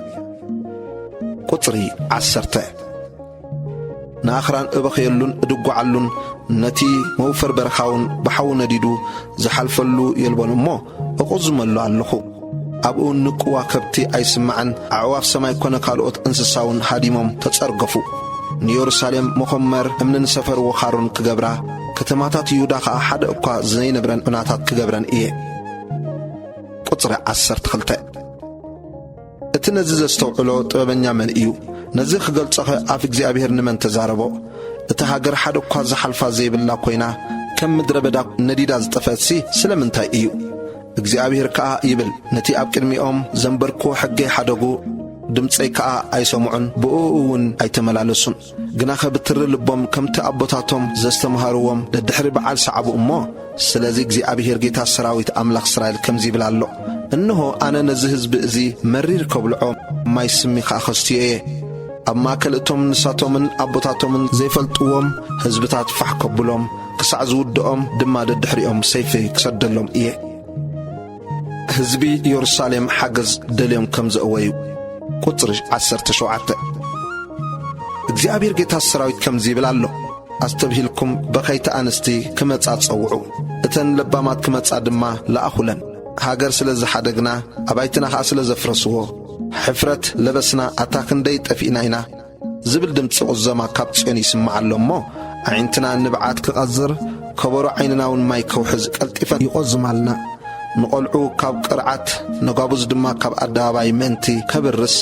ሞት ብመሳኹትና ደይቡ ናብ ኣዳራሻትና ኣትዩ እዩ እሞ ኣትና ንስቲ ቃል እግዚኣብሔር ስምዓ ኣእዛንክን ድማ ቃል ኣፉ ይቀበል። ነዋልድክን ቁዘማ ኣልምዳ ንሓትሕድክን ከዓ ድጓዓ ተመሃሃራ። እግዚአብሔር ሲሬሳታት እቶም ሰብ ከምቲ ደድሕር ዓጻዲ ዝእክቦ ዘይብሉ እንዳእቲ ከም ድኹዒ ኣብ ግራት ወጥዮም ይብል ኣሎ ኢልካ ንገሮም። ቁጽሪ 23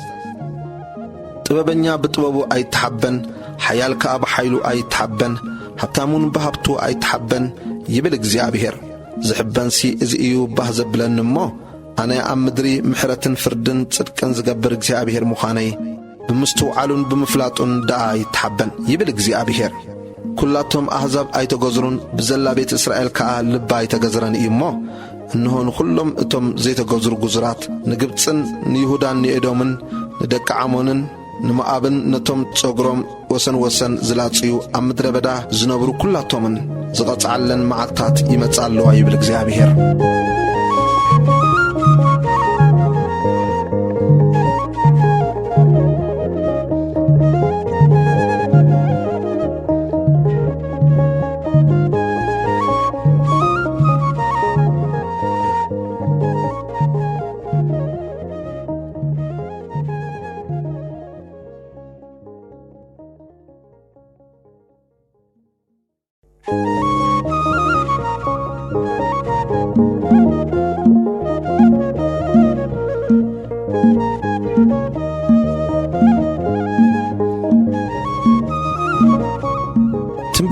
ኤርምያስ ምዕራፍ 10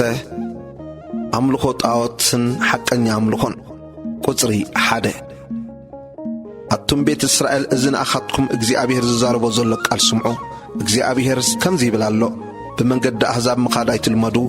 በትምህርታት ሰማይውን አሕዛብ ይፈርህዎም እዮም ኢልኩም አይትፍርሁ ባህለ አሕዛብ ኮንትነት እዩ እሞ ኦም ካብዱ ይቆርጹ ይጽራብ ኸዓ በመሳሪ ጸርቦ በብሩርን በወርቅን ይልብጥዎ ሰንከልከል ከይብል ድማ ብሽንካርን በመደሻን ይጋጥምዎ ከም ኦም ስየት ዝኽዝበሉን ዘይዛረቡን እዮም ክኸዱ ኣይክእሉን እዮም እሞ ሰብ እዩ ዝጸሮም ጽቡቕ ዝገብርዎ የብሎምን ክፉ ድማ ክገብሩ ኣይከኣሎምን እዩ እሞ ኣይትፍርህዎም ወእግዚአብሔር ከማኻ ሓደ እኳ የልቦን ንስኻ ዓብዪ ኢኻም ስምካ ድማ ብስልጣን ዓብዪ እዩ ኣታ ንጉስ ህዝብታት ካብ ኩላቶም ጠቢባን ህዝብታትን ካብ ኩሎም መንግስታቶምን ሓደ እኳ ከማኻ የልቦን እሞ ይግባእካ ስለ ዝኾነ من إيزي فرحكا كلاتهم عنوداتن عياشن إيوم تأمرت كونتن نتسي عنشيت إيو بسرح أنترنيا بيد بالحتنيان التقبر قلعتا برور كاب ترسيس ورقخا كاب أفاز زمتسوا إيو كداون توم سمياون جهون إيو كلاتهم قبر بالحتنياتات سب إيوم قناخا يجزي أبيهرسي أملاخ حق إياو أملاخ زل ألماو نقوس إيو بغطعو مدرعتان قد نقرأوها هزبتات أيتمموون قصري 11 እዞም ሰማይን ምድርን ዘይፈጠሩ አማልክቲ ካብ ምድርን ካብ ትሕቲ ሰማይን ክጠፍኡ እዮም ክትብልዎም ኢኹም ናብ እግዚአብሔር ዝቐረበ መዝሙር ምስጋና ቁጽር 12 ንሱ በኃይል ምድር ፈጠረ በጥበቡ ኸኣን ዓለም አቆማ በእምሮ ድማ ንሰማያት ዘርግሐ ድምፁ ምስ ዘስምዕ ማያት ኣብ ሰማይ ይሕንዘዝ ንግመካ ወሰን ምድሪ የልዕሎ መባረቕ ከኣን ዝናብ ይገብሮ ንንፋስውን ካብ መዛግቡ የውፅኦ ነፍስ ወከፍ ኣእምሮኡ ጠፊእዎ ይዕነድ እቲ ዝፈሰሰ ምስሉ ሓሶት እዩ ትንፋስ ከኣ የብሉን እሞ አንጠረኛ ዘበለ በቲ ዝገበሮ ምስሊ ይሓንኽ ኮንትነት ናይ ምጥባር ዕዮ እዮም በጊዜ ቅፅዓቶም ክጠፍኡ እዮም ግደ ያዕቆብሲ ከምዚኣቶም ኣይኮነን ንኹሉ ዝደኮነ ንሱ እዩ እስራኤል ድማ ነገድ ርስቱ እዩ ስሙ ከኣ እግዚአብሔር ጌታ ሰራዊት እዩ ስደት ክመጽእ እዩ ቁጥር 17-18 እግዚአብሔር እንሆ ነዞም ኣብዛ ሃገር እዚኣ ዝነብሩ ዘለዉ በዚ ጊዜ እዚ ናብ ርሑቕ ኩንጭፎም ክሳዕ ዘፍልጦምውን ከጽብበሎም እየ ይብል ኣሎ እሞ ኣቲ ተኸቢብኪ ዘሎኺ ኣቕሓኺ ኣርኒብኪ ካብ ሃገር ኣውፂ ተወቂዐ እየ እሞ ወይለይ ቁስለይ የቐንዝወኒ ኣሎ ኣነ ግና እዝስ ስቓየይ እዩ እሞ እጽመሞ እየ ይበልኩ ድንኳነይ ተባላሸወ ኩሉ መገታተርየይ ተበታተኸ ደቀይ ካባይ ወፁ የለውን ከኣ ሓደ እኳ ድንኳነይ ዝተክል መጋረጃይ ከኣ ዝሰቅል የልቦን ጓሶት ተዓንዱ ንእግዚአብሔር ድማ ይደለይዎን ስለዚ ኣይሰለጦምን ኩለን መጓሲታቶም ከኣ ፋሕ በላ እንሆ ንኸተማታት ይሁዳስ ዑናን መሳፍሮ ውኻሩን ምእንቲ ክገብረን ኢሉ ድምፅን ብርቱዕ ሕማምን ካብ ሃገር ሰሜን ይመጽእ ኣሎ ጐይታየ መገዲ ሰብ ካብ ርእሱ ከም ዘይኮነ እቲ ዝመላለስውን ስጓሚኡ ከቕንዕ ዓቕሚ ከም ዘይብሉ እፈልጥ ኣለኹ ጐይታየ ቅጽዓኒ ግና ኸብልክዕ ደኣ ምንቲ ኸይተጥፋእንስ ብቁጣዓኻ ኣይኮነን ንያዕቆብ በሊዖሞ ውሒጦሞ ወዲኦሞ ማሕደሪኡውን ኣዕንዮምዋ እዮም እሞ ቁጣዓኻ ናብቶም ዘይፈልጡሃ ኣሕዛብን ናብቶም ስምካ ዘይጽውዑ ዓሌትን ደኣ ከዓውሙ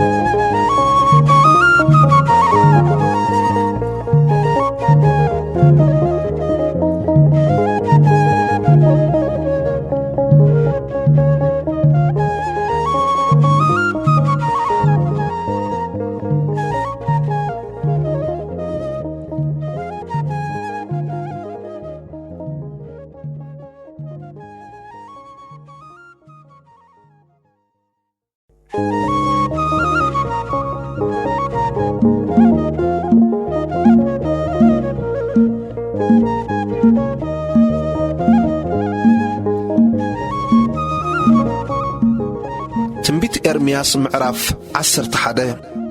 ዝፈረሰ ኪዳን ቁጽሪ 1 ካብ እግዚአብሔር ናብ ኤርምያስ ዝመጸእ ቃል ከምዚ ይብል ኣሎ። ንቓላት እዚ ኪዳን እዚ ስምዑ፣ ንሰብ ይሁዳን ነቶም ኣብ ኢየሩሳሌም ዝነብሩን ድማ ተዛረቡ። እግዚአብሔር ኣምላኽ እስራኤል ከምዚ ይብል ኣሎ ኢልካ በሎ፣ ከምቲ ሎሚ ኮይንዎ ዘሎ ነታ ጸባን መዓርን እተውሕዝ ሃገር ክህበኩም እየ ኢለ ነቦታትኩም ዝመሓልክዎ መሓላ ምእንቲ ከጽንዕ፣ ነቲ በታ ነቦታትኩም ካብ ሃገር ግብፂ ካብ እቶን ሓጎዶ ዘውፃኹላ መዓልቲ ድምፀይ ስምዑ፣ ዝኣዘዝክኹም ኩሉ ከኣግበሩ፣ ሽዑ ንስኻትኩም ህዝበይ ክትኮኑ ኣነውን ኣምላኩም ክኸውን እየ ኢለ ዝኣዘዝኩም ቃል ኪዳን ዘይሰምዕ ሰብ ርጉም ይኹን። ኣነ ድማ ኣሜን ጐይታይ ኢለ መለስኩ። ቁጽር 6 እግዚአብሔር ከዓ ነዚ ኩሉ ቃላት እዚ ኣብ ከተማታት ይሁዳን ኣብ ኣደባባያት ኢየሩሳሌምን ከምዚ ኢልካ ኣውጆ በለኒ። ንቓላት እዚ ኪዳን እዚ ስምዕዎ ግበርዎ ድማ ካብታ ካብ ሃገር ግብፂ ዘውፃእክዎም መዓልቲ ክሳዕ ሎሚ ንቦታትኩም ኣስማዕኩሎም፣ ንድምፀይ ስምዑ ኢለ ኣንጊሄ ኣስማዕኩሎም። ንሳቶም ግና ነፍሲ ወከፎም ብትርኢ እኩይ ልቦም ተመላለሱ እምበር ኣይሰምዑን፣ እዝኖም ኣይጸለውን። ስለዚ ከዓ ነቲ ክገብርዎ ዝኣዘዝክዎም ንሳቶም እውን ዘይገበርዎ ኩሉ ቃላት እዚ ኪዳን እዚ ኣብ ርእሶም ኣውረድክዎ። ቁጽሪ 9 እግዚአብሔር ድማ በለኒ፣ ሰብ ይሁዳን እቶም ኣብ ኢየሩሳሌም ዝነብሩን ተመሓሒሎም ኣለዉ። ንሳቶም ናብቲ ኣበሳ ናይቶም ንቓለይ ምስማዕ ዝኣበዩ ቀዳሞት ኣቦታቶም ተመልሱ፣ ምእንቲ ከገልግልዎም ድማ ንኻልኦት ኣማልኽቲ ሰዓቡ። ቤት እስራኤልን ቤት ይሁዳን ነቲ ምስ ኣቦታቶም ዝኣተኽዎ ኪዳነይ ኣፍረሱ። ስለዚ እግዚአብሔር ከምዚ ይብል ኣሎ፣ እነሆ ዘየምልጥሉ መዓት ከውርደሎም እየ፣ ናባይ ክጠርዑ እዮም፣ ኣነ ግና ኣይክሰምዖምን እየ። ኣታ ይሁዳ ክንድቲ ብዝሒ ከተማታትካ ክንድኡኻ እዩ ብዝሒ ኣማልኽትኻ፣ ክንድቲ መገድታት ኢየሩሳሌም ክንድኡ ድማ ንነውሪ መስዊኢታት ሰሪሕኻ ንበዓል እተዓጥነሉ መስዊኢ እኳ ደኣ ሰሪሕኻ ኢኻ እሞ ከተማታት ይሁዳን ኣብ ኢየሩሳሌም ዝነብሩን ናብቶም ዕጣን ዝዓጥንሎም ኣማልኽቲ ክጠርዑ ኢሎም ክኸዱ እዮም። ግናኸ ብጊዜ ጸበቦኦምሲ ከቶ ኣይከድሕንዎምን እዮም። ብሰሪ ጸበቦኦም ናባይ እንተተመሃለሉ ኣይክሰምዖምን እየ እሞ ንስኻስ ምእንቲ እዚ ሕዝቢ እዚ ኣይትለምን፣ ምእንቲኦም ከዓ ኣይትጥራዕን ኣይትመሃለልን። ቁጽሪ 15 ፈታውየ ግብሪ እከይ እናገበረስ ኣብ ቤተይ እንታይ ኣለዎ? መብጽዓን እተቐደሰ ስጋንዶ እከይካ የርሕቐልካ እዩ? ንምንታይ ዳ ትሕጐስ ኣለኻ? እግዚአብሔር ብጽቡቕ ፍረ እተሰለመት ልምዕቲ ኣውሊዕ ኢሉ ዝሰመየካ። እቲ ዝተኸለካ እግዚአብሔር ጌታ ሰራዊት ብሰሪ እቲ ናይ ቤት እስራኤልን ናይ ቤት ይሁዳን ንበዓል እናዓጠኑ ዘቖጥዑኒ ንጉድኣቶም ዝገበርዎ እከይ መዓት ክወርደካ መደበ እሞ ብብርቱዕ ሕማም ታዕታዕ ድማ ብሓዊ ኣንደዳ ጨናፍራውን ሙኽ በለ። ንኤርምያስ ክቐትልዎ ውዲት ከም ዝገበሩሉ። ቁጽሪ 18 እግዚአብሔር ኣፍለጠኒ እሞ ፈለጥኩ፣ ሽዑ ተግባሮም ኣርኢኻኒ። ኣነ ግና ከም ናብ መሓረዲ ዝወስድዋ ሓላል ገንሸል ነበርኩ። ንሳቶም ስማ ኸይዝከር ነታኦም ምስ ፍሪኣ ነጥፋእያ ካብ ሃገር ህያዋን ድማ ንመንቁሳ ኢሎም ውዲት ከም ዝደበቑለይ ኣይፈለጥኩን። ግናኸ ኣታ እግዚአብሔር ጌታ ሰራዊት ቁኑዕ እትፈርድ ልብን ኩላሊትንካ እትምርምር ነገረይ ኣባኻ ኣይማሕፅን ኣለኹ እሞ መፍዳይ ሕኔኻ ኣባታቶም ኣርየኒ። ቁጽሪ 21 ስለዚ እግዚአብሔር ብዛዕባቶም ብኢድና ከይትመውት ብስም እግዚአብሔር ኣይትነበ ኢሎም ነፍስኻ ዝደልዩ ዘለዉ ሰብ ኣናቶት ይዛረብ ኣሎ። ስለዚ እግዚአብሔር ጌታ ሰራዊት ከምዚ ይብል፣ እንሆ ክቐዝፎም እየ፣ ኣባጽሖም ብሰይፊ ኣወዳቶምን ኣዋልዶምን ከዓ ብጥሜት ክሞቱ እዮም። በታ ንኣታቶም ዝቐጽዓላ ዓመት ኣብ ሰብ ኣናቶት መዓት ከውርድ እየ እሞ ካባታቶም ሓደ እኳ ኣይክተርፍን እዩ።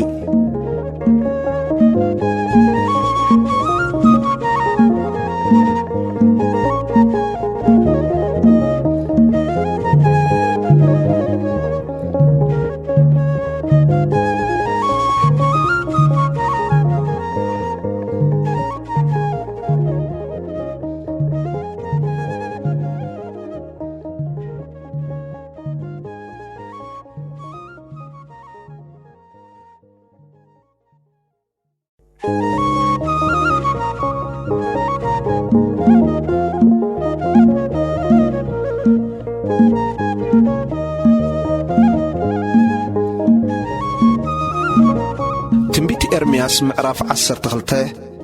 ኤርምያስ ንእግዚአብሔር ከም ዝሓተቶ ቁጽሪ 1 ወጎይታይ እንተ ተማጎት ኩኻ እኳ ንስኻት ጻድቂኻ ምስናይ እዙውን ብዛዕባ ፍርዲ ክዛረበካ እደል ያለኹ ስለምንታይ እዩ መገዲ ረሲኣን ዝሰልጥ ስለምንታይ ከኩሎም ጠለምትስ ዕድል ዝኾነሎም ተኸልካዮም እሞሱር ሰደዱ ዓበዩ ፍረውን ፈረዩ ንስኻ ኣብኣፎም ቀረባኢኻ ካብ ኩላሊቶም ግና ርሑቕ ኢኻ ንስኻ ግና ወእግዚአብሔር ትፈልጠኒ ትርኤኒ ልበይ ከዓ ንኣኻ ከመይ ምዃኑ ትምርምር ኢኻ ከም ኣባጊዕ ንማሕረዲ ጓትቶም ንመዓልቲ ማሕረዲ እውን ፍለዮም እቲ ሃገር ክሳዕ መዓዝ ክትሓዝን ክሳዕ መዓዝ ከሳዕሪ ኩሉ መሮር ክነቅጽ እዩ ንሳቶም መወዳእታና ኣይክርእን እዩ ስለ ዝበሉ ብሰርእከይ እቶም ኣብኣ ዝነብሩስ እንስሳ ዓዋፍን ይጠፍኡ ኣለዉ ምስ ኣጋር ተቐዳዲምካ ካብ ዘድኩሙኻ ከመይ ኢልካ ደኣ ምስ ኣፍራስ ክትቀዳደም ኢኻ ኣብ ሃገር ሰላም እንተ ተኣመንካ ኣብ ትዕቢት ዮርዳኖስ ደኣኸ እንታይ ክትገብር ኢኻ እነሆ ኣሕዋካን ቤት ኣቦኻን እኳ ጠሊሞሙኻ እዮም ኣፎም መሊኦም ድማ ደድሕሪኻ ይጭድሩ ኣለዉ ብጥዑም ቃል እንተ ተዛረቡኻውን ኣይትእመኖም ቁጽሪ 7 ቤተይ ሓደኩ ርስተይ ለቐኩ ነቲ ነፍሰይ እትብህጎስ ኣብ ኢጸላእታ ወፈኹ ርስተይ ከምቲ ኣብ ዱር ዘሎ ኣንበሳ ኮነኒ ጓዚሙለይ እዩ እሞ ጸላእክዎ ርስተይዶ ዓንጣዓንጦራይ ሽላ ምኾነኒ ጋባት ኣብ ኩሉ ወገን ዝሪአው ኣለዉ ኪዱ ንኹሎም ኣራዊት መሮር ክበልዑ ኣኪብኩም ኣምጽዎም ብሓሶት ጓሶት ንተኽሊ ወይነይ ኣባላሸውዋ ንጊደይ ረገጽዋ ነታ ጽብቕቲ ጊደይውን ዝጸመወ ምድረ በዳ ገበርዋ ኣባደምዋ ኩላ ባዲማስ ኣብ ቅድመይ ተሓዝን ኣላ ሓደ እኳ ኣብ ልቡ ዘስተዋድዮ ስለ ዝተሰኣነ እቲ ሃገር ብዘላ ባደመት ኣብ ኩሉ ኩርባታት ምድረ በዳ ወረርቲ ተፈነው ሰይፍ እግዚኣብሔር ካብቲ ሓደ ወሰን እቲ ሃገር ክሳዕ እቲ ሓደ ወሰን ይጎምድ ኣሎ እሞ ስጋ ንዝለበሰ ኩሉ ሰላም የልቦን ስርናይ ዘርኡ እሾኽ ከዓጸዱ ጸዓሩ ጥቕሚውን ኣይረኸቡን ብሰርእ ትርሱን ቁጣዓ እግዚኣብሔር ብእትዋት ቀውዕኹም ክትሓንኩ ኢኹም እግዚኣብሔር ንጎረባብቲ እስራኤል ዝሃቦ ተስፋ ቁጽሪ 14 እግዚኣብሔር ብዛዕባ እቶም ነቲ ንህዝበይ እስራኤል ዘረስተኽዎ ርስቲ ዝነኽኡ ኩሎም ክፉኣት ጎረባብተይ ከምዚ ይብል ኣሎ እንሆ ካብ ሃገሮም ክምንቁሶም ንቤት ይሁዳ ድማ ካብ ማእከሎም ክምንቁሳኤ ክኸውን ድማ እዩ ምስ መንቀስኮም ግና ከም ብሓድሽ ክድንግጸሎም እየ እሞ ነፍሲ ወከፍ ነናብ ርስቱ ንነፍሲ ወከፍ ነናብ ሃገሩ ክመልሶኤ ክኸውን ከእዩ ከምቲ ንህዝበይ ብበዓል ክምሕሉ ዝምሃርዎም ከምኡ እግዚኣብሔር ሕያው እዩ ኢሎም ብስመይ ክምሕሉስ መገድታት ህዝበይ እንተ ትምሃሩ ኣብ ማእከል ህዝበይ ክህነጹ እዮም ግናኸ እንተ ዘይሰምዑ ነቲ ህዝቢ እቲ ክምንቁሶ ኣነ ክምንቁሶን ከጽምቶን እየ ይብል እግዚኣብሔር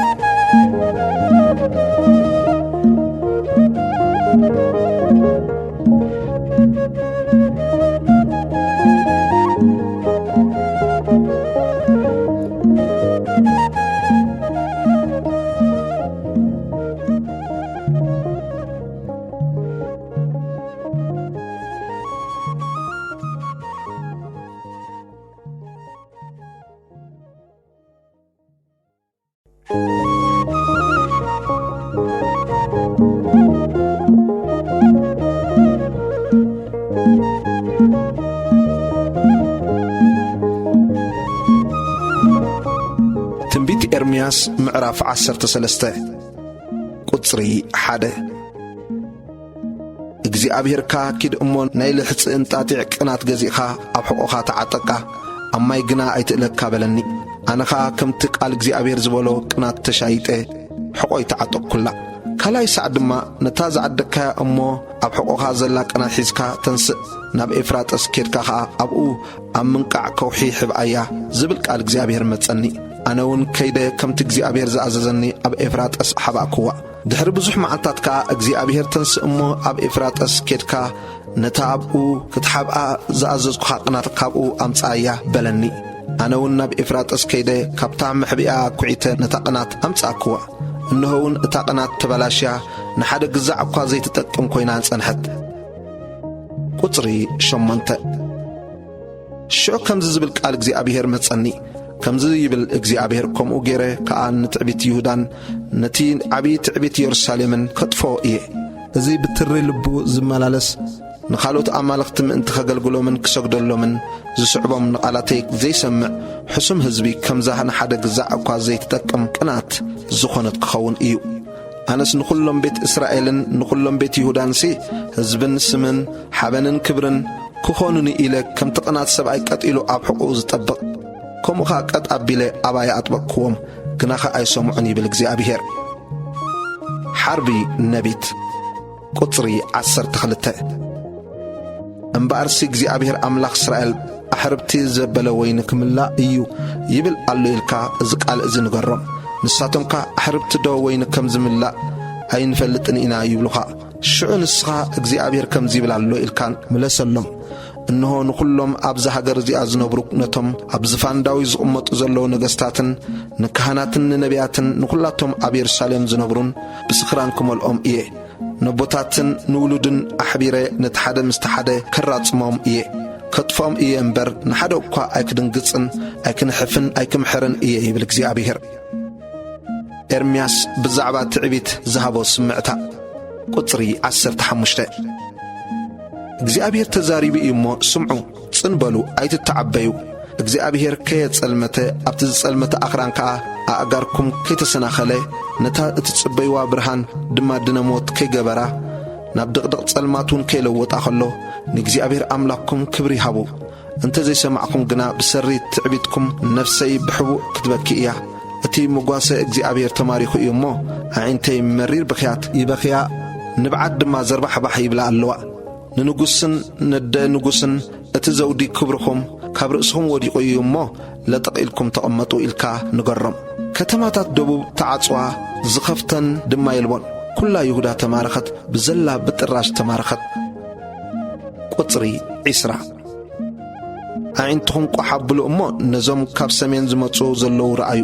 እቲ እተወሃበካ መጓሰ እቲ ጽቡቕ መጓሰ ኣበይ ኣሎ? ነቶም ባዕልኺ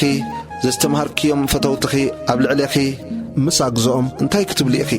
ከምታ ቕልውላው እትተሓዘ ሰበይቲ ዶ ኣይክትስቀይን ኢኺ? ብልብኺ ድማ ስለምንታይ እዚ ወረደኒ እንተበልኪ ብሰሪ ብዝሒ ኣበሳኺ ዘፈር ክዳንኪ ተኸብከበ ዳንጋኺ እውን ንሕስራን ተቐልዐ። ቁጽሪ 23 ኢትዮጵያዊ ዶ ቆርበቱ ወይስ ነብሪ ዕሩርባይ ምዃኑ ክልውጥ ይከኣሎ እዩ? እምበር ከንስኻትኩም ድማ እከይ ንምግባር ዝለመድኩምሲ ጽቡቕ ያእየ ክትገብሩ ኢኹም። ስለዚ ድማ ኣነ ከምቲ ንፋስ በርኻ ዝበቆጾ ብቕቡቕ ክዘርዎም እየ። ናይ ረሲዕክኒ ኣብ ሓሶት ከኣ ተወኪልኪ ኢኺ እሞ ግዴኺ እቲ ኣነ ዝኸፈልኩልኪ ክፍሊ እዚ እዩ ይብል እግዚኣብሔር። ስለዚ ሕፍረትኪ ክርአ ዘፈር ክዳንኪ ክሳዕ ገጽኪ ክኽብክብ እየ። ዝሙትክን ምሕምሓምክን ኣብ ኩዶ ኹዶታትን ኣብ መረሩን ዝገበርክዮ ረኽሰት ምንዝርናኽን እቲ ጽያፍኪ ርኢኹ። ኣቲ የሩሳሌም ወይልኺ ማእስ ኮንከ ተጽርዮ ኢኺ?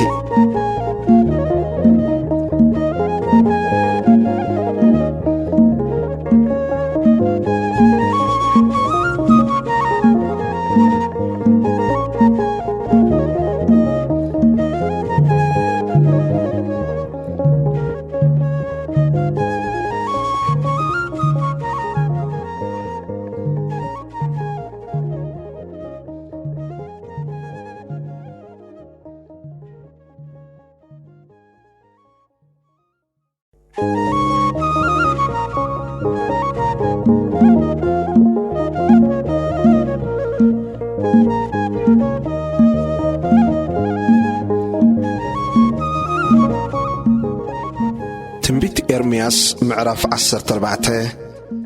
ድርቂ ጥሜት ውግእ ቁጽሪ 1 እቲ ብዛዕባ ድርቂ ናብ ኤርምያስ ዝመጸ ቃል እግዚኣብሔር እዚ እዩ። ቁጽሪ 2 ይሁዳ ትሓዝን ደጌታታ ኣሓለልዩ ክሊ ተኸዲኖም ኣብ ምድሪ ይደልኑ ኣለዉ። ብኽያት የሩሳሌም ዋሕ ይብል ኣሎ። ጽዋታቶም ንደቆም ማይ ከምፁ ይልእኽዎም።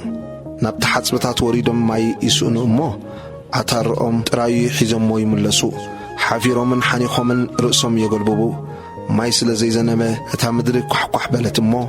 ሓረስቶት ሓኒኾም ርእሶም ይግልብቡ ኣለዉ። ኣብ መረር ዝወለደት ኢራብ እኳ ሳዕሪ ስለ ተሰኣነ ማሕሳኣ ሓዲጋ ትኸይድ። ኣእዱክደን ድማ ኣብ በረኽቲ ደው ኢለን ከምውኻሩ ይልህልሃ። ካብ ሰኣን ሳዕሪ እተላዕለ ኣዒንተን ሰም ይብላ ኣለዋ። ጥልመትና በዚሑ እዩ ንኣኻውን በዲልና ኢና እሞ ወእግዚኣብሔር ኣበሳና እኳ እንተኸሰሰና ስለ ስምካ ኢልካ ዳኣ ግበር። ኣታ ተስፋ እስራኤል ብጊዜ ፀበባ መድሓኒኡ ስለምንታይ ኣብዚ ሃገር ከም ጋሻ ከምቲ ንሓንቲ ለይቲ ጥራይ ዝሓድር ሓላፍ መገዲ ኮንካ ስለምንታይ ከም ቀባሕባሓ ከምቲ ክውዕል ዘይደሊ ጅግና ትኸውን ዝኾነ ኮይኑስ ንስኻ ማእከልና ኣለኻ ብስምካ ኸኣ ተሰሚና ኢና እሞ ወእግዚአብሔር ኣይትሕደገና ቁጽሪ 10 እግዚአብሔር ነዚ ህዝቢ እዚ ከምዚ ይብል ኣሎ ክዛወኑ ይፈቱ ኣጋሮም ድማ ኣይገቱን ስለዚ እግዚአብሔር ኣይፈትወሎምን ሕጂ ንኣበሶኦም ይዝክር ንሓጢኣቶም ከዓ ይቐጽዕ ኣሎ እግዚአብሔር ድማ በለኒ ነዚ ህዝቢ እዚ ሰናይ ኣይትለምነሉ ብሰይፍን ብጥሜትን ብፌራን ከጥፎም እየ እምበር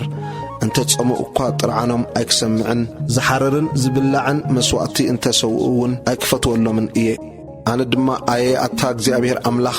እንሆ እቶም ነቢያት እኮ እዮም ኣብዛ ስፍራ እዚኣ ሓቀኛ ሰላም ክህበኩም እየ እምበር ሰይፊ ኣይክትርእዩን ጥሜትውን ኣይክመጸኩምን እዩ ዝብልዎም ዘለዉ በልኩ ሽዑ እግዚአብሔር እቶም ነቢያትሲ ብስመይ ሓሶት ይንበዩ ኣለዉ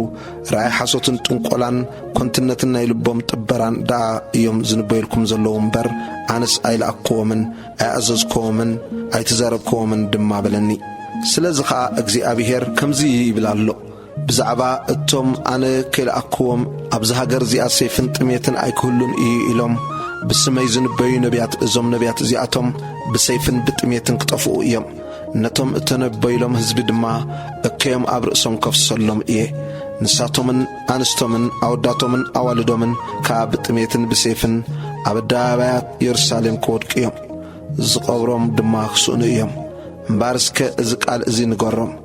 እታ ድንግል ጓል ህዝበይ ብብርቱዕ መውቃዕቲ ብዘሰቂ ቁስሊ ተሰቢራ እያ እሞ ኣዒንተይ ለይትን መዓልትን ከየቋረጻ ንብዓት የውሕዛ ኣለዋ ናብ መሮር እንተ ወጻኹ እንሆ ብሰይፊ ዝሞቱ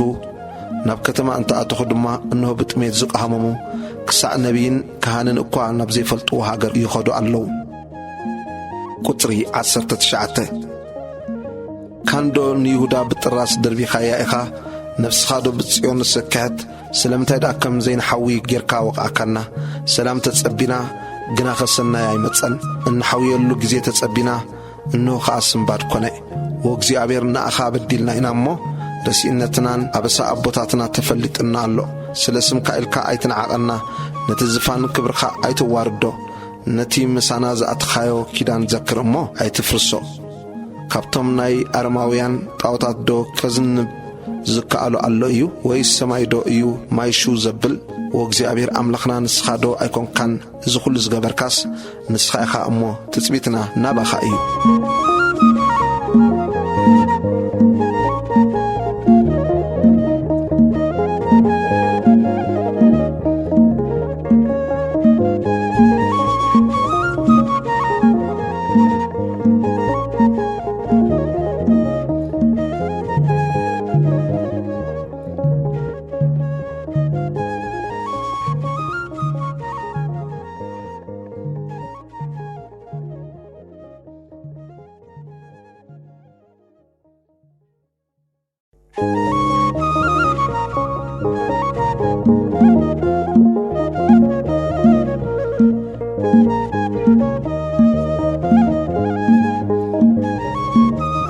ትንቢት ኤርምያስ ምዕራፍ 15 ፍርዲ ህዝቢ ይሁዳ ቁጽሪ 1 እግዚአብሔር ካበለኒ ሙሴን ሳሙኤልን እኳ ኣብ ቅድመይ ተቆሙ ነፍሰይ ነዚ ህዝቢ እዚ ግልጽ ኣይምበለቶን ካብ ቅድሚ ገጸይ ስጎጎም እሞ ይጸርገፉ ናበይ ክንከይድ ኢና እንተበሉኻ ኸዓ ንሞት እተመደበ ናብ ሞት ንሰይፊ እተመደበ ናብ ሰይፊ ንጥሜት እተመደበ ናብ ጥሜት ንምርኮ እተመደበ ናብ ምርኮ ይኸይድ ይብል እግዚአብሔር ኢልካ ንገሮም ኣነ 4 ዓይነት ሰይፊ ንምቕታሎም ኣኽላባት ንምጉታቶም ኣዕዋፍ ሰማይን ኣራዊት ምድርን ከዓ ንምብላዖምን ንምጥፍኦምን ከውርደሎም እየ ይብል እግዚአብሔር ብሰሪ ምናሴ ወዲ ሕዝቅያስ ንጉስ ይሁዳ ብሰሪ እቲ ንሱ ኣብ ኢየሩሳሌም ዝገበሮ ኣብ ኩሎም መንግስታት ምድሪ መሰክሒ ክገብሮም እየ ኣቲ ኢየሩሳሌም መን ይድንግጸልኪ መን ከእዩ ዝበኽየልኪ ብናይ ሰላም ክኽጥየቕ ዝሃልከልክስ መን እዩ ኣብይኽኒ ንድሕሪት ተመለስኪ ይብል እግዚአብሔር ስለዚ ብምሓርኪ ደኺመ ኢደይ ኣባኺ እዝርግሕ እጥፍኣክውን ኣለኹ ኣብ ደጌታት እቲ ሃገር ብመስአ መስእኽዎም ንህዝበይ ውሉድ ከሊኤ ኣጥፍኣክዎም ካብ መገዶም ከዓ ኣይተመልሱን መበላለኦም ካብ ሑጻ ባሕሪ በዝሓኒ ኣብ ኣደ እቶም ኣጓቡዝ ብቐትሪ መጥፊ ኣምጻኹ ብድንገት ጓህን ራዕድን ኣውደቕ ኩላ 7 ዝወለደት ተሓሊላ ትንፋሳ ትወፅእ ገና መዓልቲ ኸላ ፀሓያ ተዓርባ ተሓፍርን ተሓንኽን ኣላ ነቶም ካብኦም ዝተረፉ ድማ ኣብ ቅድሚ ጸላእቶም ንሰይፊ ኣሕሊፈ ክህቦም እየ ይብል እግዚኣብሔር ጥርዓን ኤርምያስ ናብ እግዚኣብሔር ቁጽሪ 10 ኣተኣደይ ንኹሉ ሃገር ሰብኣይ ቋይቋን ሰብኣይ ክትዕን ክኸውን ወሊድክኒ ኢኽሞ ወይለይ ዘይለቃሕኩን ዘይተለቃሕኩን ክነሰይሲ ኩላቶም ይረግሙኒ ኣለዉ እግዚኣብሔር ከኣ ብሓቂ ንድሓን ክሕልወካ እቲ ጸላኢ ድማ ብጊዜ ጭንቀትን ብጊዜ ጸበባን ከም ዝልምነካ ክገብር እየ ይብል ኣሎ ቁጽሪ 12 ሓጺን እቲ ካብ ሰሜን ዝወፅእ ሓጺንን ነሃስንዶ ይስበር እዩ ሃብትኻን መዛግብትኻን ብሰረ ኩሉ ሓጢኣትካ ካብ ኩሉ ዶብካ ንዘመተ ብኸምኡ ክምጥዎ እየ ካብ ቁጥዓይ እተልዓለ ኣብ ልዕልኹም ሓው ነዲዱ በግ ክብል እዩ እሞ ምስ ጸላእትኻ ናብ ዘይትፈልጦ ሃገር ክሕልፈካ እየ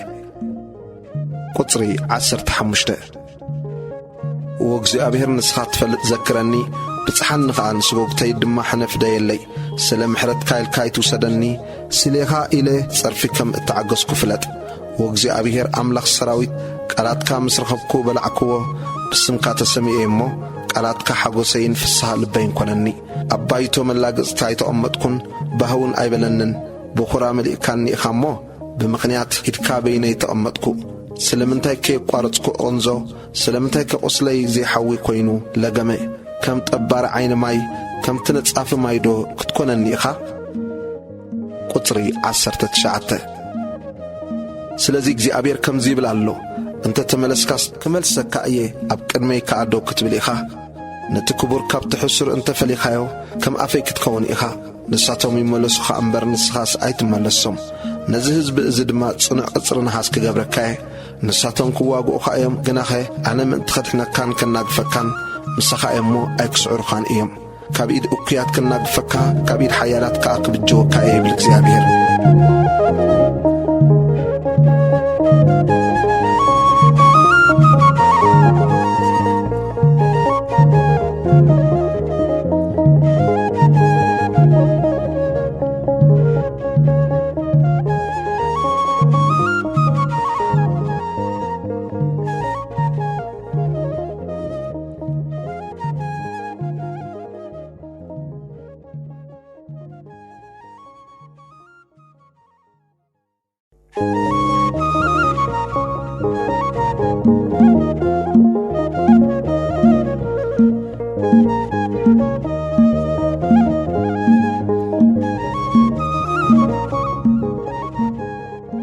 ትንቢት ኤርምያስ ምዕራፍ 16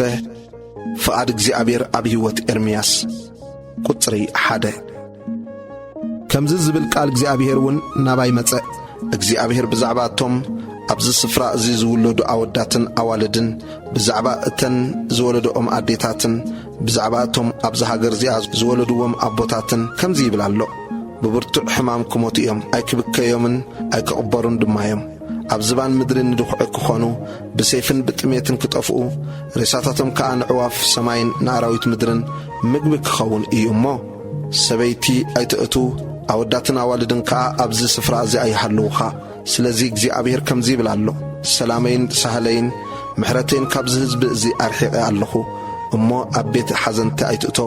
ከተለቅስ ድማ ኣይትኺድ ኣይትተሓዘኖም እውን ይብል እግዚኣብሔር ኣብዚ ሃገር እዚኣ ዓበይትን ንኣሽቱን ክሞቱ ኣይክቕበሩን ከ እዮም ሓደ እኳ ዝበኽየሎምን ዝመልጠሎምን ዝነጽየሎምን ከኣ ኣይክርከብን እዩ ብናይ እቲ ዝሞተ ንምጽንናዕ ክኸውን ኢሎም እንጌራ ሓዘንታ ኣይክቖርስሎምን እዮም ብናይ ኣቦን ኣደን መጸናንዒ ዝኸውን ብዋንጫ ዘስትዮም ኣይክህሉን እዩ እግዚአብሔር ጌታ ሰራዊት አምላክ እስራኤል እነሆ ኣብ ቅድመ ዓይንኩም በዘመንኩም ድምጽ እልልታን ድምጽ ሓጎስን ድምጽ መርዓውን ድምጽ መርዓትን ኣብዚ ስፍራ እዚ ከጥፍኦ እየ እሞ ምሳታቶም ተቐሚጥካ ክትበልዕን ክትሰትን ኢልካ ናብታ ዝእከቡላ ቤት ኣይትእቶ ይብል ኣሎ። ቁጽሪ 10 ክኸውን ድማ ኩሉ ዝቃላት ነዚ ህዝቢ እዚ ምስ ነገርካዮ ንሳቶም ካ ስለምንታይ እዩ እግዚአብሔር ኩሉ እዚ ዓብይ መዓት ዝዛረበልና ዘሎ እንታይ እዩ አበሳና እቲ እግዚአብሔር አምላኽና ዝገበርናዮ ኃጢአትከ እንታይ እዩ እንተበሉኻ ንስኻውን ክትብሎም ኢኻ እግዚአብሔር ከምዚ ይብል ኣሎ ኣቦታትኩም ስለ ዝሓደጉኒ ንኻልኦት ኣማልኽቲ ስለ ዝሰዓቡን ዘገልገሉን ዝሰገዱን ንኣይ ስለ ዝሓደጉኒ ሕገይ ድማ ስለ ዘይሓለዉ ንስኻትኩም እውን እንሆ ነፍሲ ወከፍኩም ምእንቲ ከይትሰምዑኒ ብትሪ እከይ ልብኹም እናተመላለስኩም ካብቲ ናይ ኣቦታትኩም ዝገደደ ጌርኩም ኢኹም እሞ ስለዚ ኣነ ካብ እዚ ሃገር እዚ ናብቲ ንስኻትኩም ኣቦታትኩምን ዘይትፈልጡ ሃገር ክሰጎግኩም እየ ኣይክምሕረኩምን እየ እሞ ኣብኡውን ለይትን መዓልትን ንኻልኦት ኣማልኽቲ ከተገልግሉ ኢኹም ካብ ስደት ምምላስ ቁጽር 14 ስለዚ እንሆ እቲ ንደቂ እስራኤል ካብ ሃገር ግብፂ ዘውፅእ እግዚአብሔር ሕያው እዩ ዘይበሃለሉ ዘመን ግናኸ እቲ ንደቂ እስራኤል ካብ ሃገር ሰሜንን ካብቲ ሰጊግዎም ዝነበረ ኩሉ ሃገርን ዘውፅእ እግዚአብሔር ሕያው እዩ ዝበሃለሉ ዘመን ክመጽእ እዩ ኣነ ድማ ናብታ ነቦታቶም ዝሃብክዋ ሃገሮም ክመልሶም እየ ይብል እግዚአብሔር ክመጽእ ዘሎ መቕጻዕቲ ቁጽር 16 ከምዚ ይብል እግዚአብሔር እንሆ ኣነ ብዙሓት ገፈፍቲ ዓሳ ክገፍዎም ክሰደሎም እየ ብድሕሪኡ ድማ ብዙሓት ሃደንቲ ኣብ ኩሉ ኣኽራንን ኣብ ኩሉ ኹደኹደታትን ኣብ ምንቃዕ ኣኻውሕን ካድንዎም ክሰድድ እየ ዓይንተይ ኣብ ኩሉ መገድታቶም ይጥምታ ኣለዋ እሞ ካብ ቅድመይ ክሕብኡ ኣይከኣሎምን ኣበሶኦም ከዓ ካብ ዓይንተይ ኣይስወርን እዩ ንሃገረይ ብሬሳታት ጣዖታቶም ኣርኪሶምዋ ንርስተይ እውን ብጽያፎም መሊኦምዋ እዮም እሞ ቅድምሲ መስጣ እቲ ኣበሶኦምን ሓጢኣቶምን ካዕበት ክፈድዮም እየ ኤርምያስ ንእግዚአብሔር ኣሚኑ ዘቕረቦ ጸሎት ቁጽሪ 19 ኣታ ጐይታይ ሓይለይ እምባይ ብመዓልቲ ጸባውን ገዳመይ ህዝብታት ካብ ወሰን ምድሪ ናባኻ ክመጹ እዮም እሞ ኣቦታትናስ ሓሶትን ኰንትነትን ጥቕሚ ዘይብሎምን ጥራይ እዮም ዝወረሱ ክብሉ እዮም ሰብዶ ኣማልኽቲ ንርእሱ ይገብር እዩ ግናኸ ንሳቶምሲ ኣማልኽቲ ኣይኮኑን ስለዚ እንሆ ከፍልጦም እየ በዚ ጊዜ እዚ ኢደይን ስልጣነይን ከፍልጦም እየ ስመይ እግዚአብሔር ምዃኑ ኸዓ ክፈልጡ እዮም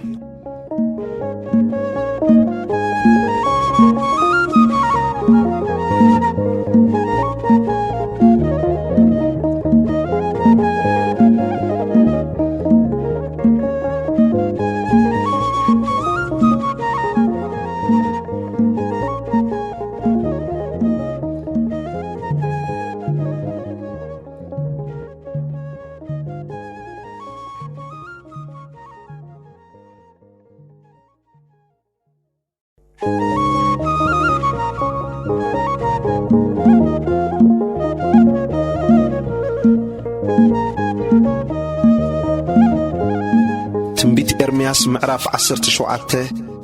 ሓጢአት ህዝቢ ይሁዳን መቕጻዕቶምን ቁጽሪ 1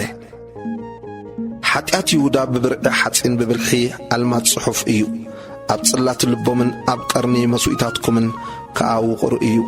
ከምቶም ንደቆም ዝዝክሩ ከምኡ ኸዓ ንመስዋዕታትን ንኣስታርቴታትን ኣብ ዝለምዐ ኣእዋምን ኣብ ዝበረኹ ኵርባታትን ይዝክሩ ኣለዉ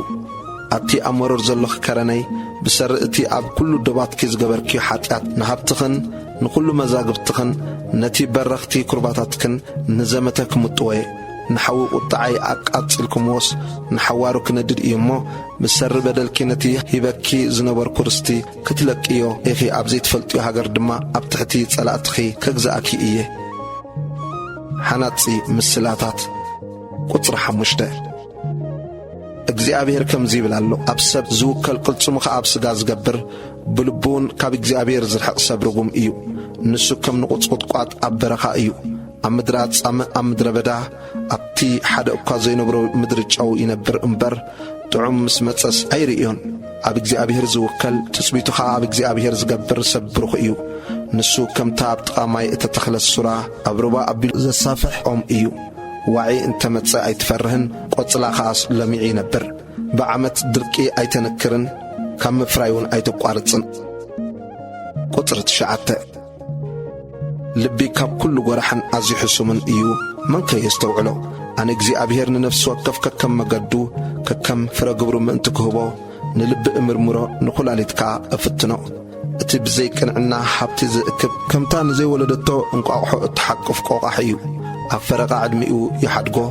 ኣብ መወዳእታኡ ኸዓ ዓሻ ይኸውን ቁጽሪ 12 እቲ እቲ ካብ ጥንቲ ልዕል ዝበለ ዝፋን ግርማስ ስፍራ መቕደስና እዩ። ወእግዚአብሔር ትጽቢት እስራኤል እቶም ዝሓደጉኻ ዘበሉ ክሓንኩ እዮም። ንእግዚአብሔር ነቲ ሕያው ዓይኒ ማይ ስለ ዝሓደጉ እቶም ካባኻ ዝርሕቑ ኣብ ሓመድ ክጽሓፉ እዮም። ኤርምያስ ሓገዝ ክረክብ ናብ እግዚአብሔር ዝገበሮ ጸሎት ቁጽሪ 14 ወእግዚአብሔር ውዳሰይ ንስኻ ኢኻ እሞ ኣሕውየኒ ክሓዊ ድማ እየ ኣድሕነኒ ክድሕንውን እየ። እንሆ ንሳቶም ኣበይ ኣሎ ቃል እግዚአብሔር ይምጻእ ሕጃይ ይብሉኒ ኣለዉ። ኣነስ እናሰዓብኩኻ ጓሳ ምዃን ኣይኣበኹን መዓልቲ መከራ ኣይደለኹን። ንስኻ ትፈልጥ ኢኻ ከናፍረይ እተዛረብኦ ድማ ኣብ ቅድሜኻ እዩ። ብመዓልቲ ጸበባስ ጸግዒ ንስኻ ኢኻ ስምባድ ኣይትኹነኒ። እቶም ሰጎግተይ ይሕነኹ ኣነ ኣይሕነኽ፣ ንሳቶም ይሰንብዱ ኣነ ኣይሰንብድ። መዓልቲ መዓት ኣምጻኣሎም ካዕበት ጥፍኣት ጌርካውን ኣጥፋ እዮም። ሰንበት ምስባር ቁጥሪ 19 እግዚአብሔር ከም ዝበለኒ ኣብተን ነገሥታት ይሁዳ ዝኣተውለንን ዝወጹለንን ደጌታት ደቂ ሕዝብን ኣብ ኩለን ደጌታት ኢየሩሳሌምን ኬድካ ቁም እሞ ኣቱም ነገሥታት ይሁዳን ኩልኻትኩም ይሁዳን በዘን ደጌታት እዚኣተን እተኣትዉ ኣብ ኢየሩሳሌም እትነብሩ ኩልኻትኩምውን ቃል እግዚአብሔር ስምዑ በሎም። እግዚአብሔር ከምዚ ይብል ኣሎ፣ ነፍስኹም ሓልዉ፣ ብመዓልቲ ሰንበት ጾር ኣይትጽሩ፣ ብደጌታት ኢየሩሳሌምን ኣይትእተዉ፣ ገለ እኳ ጾር ካብ ኣባይትኹም ኣይተውፅኡ። ከምቲ ኣነ ነቦታትኩም ዝኣዘዝክዎም ደኣ መዓልቲ ሰንበት ቀድሱ እምበር ብመዓልቲ ሰንበትሲ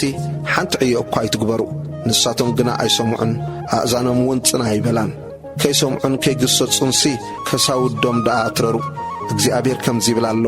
ክኸውን ድማ እዩ ንስኻትኩም ብመዓልቲ ሰንበት በኣፍ ደጌታት እዛ ኸተማ እዚኣ ጾር ከይትእትዉ ጽን ኢልኩም እንተሰማዕኹምኒ ንመዓልቲ ሰንበትሲ በኣ ገለ ዕዮ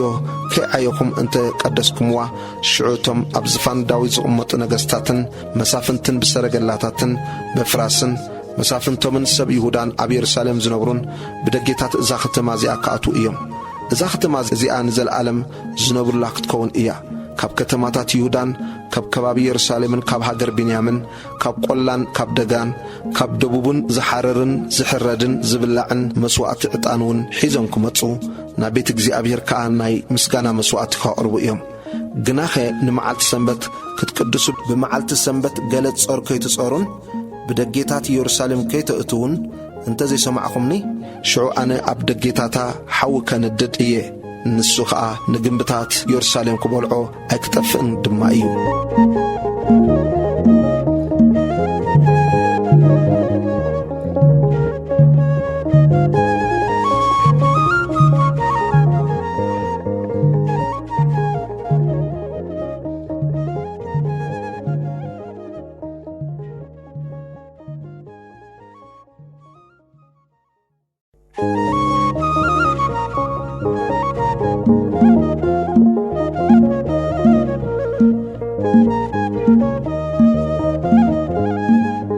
ትንቢት ኤርምያስ ምዕራፍ 18 ኤርምያስ ኣብ ቤት ስራሕ መሬት ቁጥሪ 1-2 እቲ ካብ እግዚአብሔር ናብ ኤርምያስ ዝመጸ ቃል ተንስእ እሞ ናብ ቤት ስራሕ መሬት ውረድ፣ ኣብኡኻ ቃለይ ከስማዓካየ ዝብል እዩ። ሽዑ ናብ ቤት ስራሕ መሬት ወረድኩ፣ እንሆ ንሱ ብመዘወር ስራሑ ክሰርሕ ጸንሐ። እቲ ብመሬት ዝሰርሖ ኣቕሓ ኣብ ኢድ እትሰርሕ መሬት ምስ ተጸየቐ ከም ብሓድሽ እትሰርሕ መሬት ከም ትጽቡቕ ኮይኑ እተረኣዮ ገይሩ ካልእ ኣቕሓ ሰርሖ። ቁጥሪ 5 ከምዚ ዝብል ቃል እግዚአብሔር ናባይ መጽእ፣ ኣቱም ቤት እስራኤል ኣነኸ ንኣኻትኩም ዶ ከም ትሰርሕ መሬት ዝገበሮ ክገብረኩም ኣይከኣለንን እዩ? ኣቱም ቤት እስራኤል እንሆ ከምቲ መሬት ኣብ ኢድ እትሰርሕ መሬት ዘሎ ከምኡ ድማ ንስኻትኩም ኣብ ኢደይ ኢኹም ይብል እግዚአብሔር። ሓደ ጊዜ ብናይ ሕዝብን ብናይ መንግሥትን ክምንቁስን ከፍርስን ከጥፍእን እዛረብ ኣለኹ። እቲ እተዛረብ ኩሉ ሕዝቢ ካብ እከዩ እንተ ተመልሰ ግና ኣነ ኸዓ ነቲ ንእኡ ክገብሮ ኢለ ዝሓሰብኮ እኩይ እጣዓሰሉ እየ። ሓደ ጊዜ ኸዓ ብናይ ሕዝብን ብናይ መንግሥትን ክሃንጽን ክተክልን እዛረብ ኣለኹ። ቃለይ ምስማዕ ዓበዩ ኣብ ቅድሚ ዓይነይ እከይ እንተ ገበረ ግና ኣነውን ነቲ ክገብረሉ እየ ኢለ ዝተዛረብክዎ ሰናይ እጣዓሰሉ እምበኣርሲ ንሰብ ይሁዳን ነቶም ኣብ ኢየሩሳሌም ዝነብሩን እግዚአብሔር ከምዚ ይብል ኣሎ ኢልካ ተዛረቦም። እንሆ ሕሰም የዳልወልኩም ንጉድኣትኩም ከዓ ሓሳብ እሕልን ኣለኹ። ስለዚ ነፍሲ ወከፍ ካብ መንገዲ እከይመለስ መገድኹምን ግብርኹምን ከዓ ኣጠቅዉ። ንሳቶም ግና ኮንቲ እዩ ንሕናስ ንሓሳብ ርእስና ክንስዕብ ነፍሲ ወከፍና ድማ ከምቲ ትርሕሱም ልብና ክንገብር ኢና በሉ። ቁጥር 13 ስለዚ እግዚአብሔር ከምዚ ይብል ኣሎ እስከ ከምዚ ዝመሰለ ዝሰምዐ እንተሎስ ኣብ ማእከል ኣሕዛብ ሕተቱ እታ ድንግል እስራኤል ኣዝዩ ገዚፍ ጉድ ጌራ ኣላ። በረድ ሊባኖስ ዶ ነቲ ኣኻውሕ መረር ይለቀሉ እዩ? እቲ ካብ ርሑቕ ዝመጽእ ዝሑል ወሓዚ ማይከ ይነጽፍ ዶ እዩ? ህዝበይን ከነኣይረስዓኒ ንጣዖታት ኮንቱውን ይዓጥና ኣሎ። ንሳቶም በቲ መገዲ ኣጋር በቲ ዘይተጸርገ መገዲ ምእንቲ ክኸይድ ኣብ መንገድታቱ ኣብቲ ናይ ጥንቲ መገድታት ኣዕንቀፍዎ። በዚ ከምዚ ንሃገሩ ዑና ንሓዋሩ ድማ መላገጽ ይገብሩ። እቶም ብኣኣ ዝሓልፉ ዝበሉ ኩሎም ይግረሙ፣ ርእሶም ከዓ ይንቕንቑ። ኣብ ቅድሚ ጸላኢ ከም ንፋስ ምብራቕ ክዝብትኖም እየ። ብመዓልቲ ጸበብኦም ዝባን እምበር ገጹ ኣይክርእዮምን እየ። ኣንጻር ኤርምያስ ዝተፋሕሰ ውዲት ቁጥሪ 18 ንሳቶም ድማ ሕጊ ካብ ካህን ምኽሪ ካብ ጥበበኛ ቃል ካብ ነቢ ኣይሰኣንን እዩ እሞ ንዑ ንኤርምያስ ምኽሪ ንጠባበሉ ንዑ ብልሳንና ንውቃዓዮ ንኹሉ ቃላቱ ድማ ጉዱ ኣይንግበር በሉ። ቁጥሪ 19 ጐይታየ ኣባይ ጽንበል እዞም ተጻርርተይ ዝብልዎ ኸኣስማዕ ንነፍሰይ ጉድጓድ ክዒቶምላ እዮም እሞ ኣብ ክንዲ ሰናይዶ እከ ይፍደ እዩ። ጽቡቕ ክዛረበሎምን ኩራኻ ከርሕቐሎምን ኢለ ኣብ ቅድሜኻ ከም ዝቖምኩ ዘክር። ስለዚ ደቆም ንጥሜት መጡ፣ ናታቶም ከዓ ናብ ኢድ ሰይፊ ኣሕሊፍ ክሃብ። ኣንስቶም ደቂ ዘይብለን መበላሉ ይኹና፣ ሰብኡተን ድማ ተቐቲሎም ይሙቱ። ኣጓብዞም ከዓ ኣብ ውግእ ብሰይፊ ይወቕዑ። ክሕዙኒ ጉድጓድ ክዒቶምለይ ነጋረይ ካብ መፈንጥራ ደቢቖምለይ እዮም እሞ ብድንገት ጭፍራ ኣምጺእካሎምሲ ኣውያት ከባባይቶም ይሰማዕ። ኣታ እግዚኣብሔር እቲ ኸትሉኒ ኢሎም ዝሓለንዎ ምኽሪ ኩሉ ንስኻ ትፈልጦ ኢኻ። ኣበሶኦም ይቕረ ኣይትበለሎም፣ ሓጢኣቶም እውን ካብ ቅድሚ ገጽካ ኣይትደምስስ። ኣብ ቅድሜኻ ጻሕ ይበሉ፣ ብመዓልቲ ቁጣዕኻ እውን ከምዚ ግበሮም።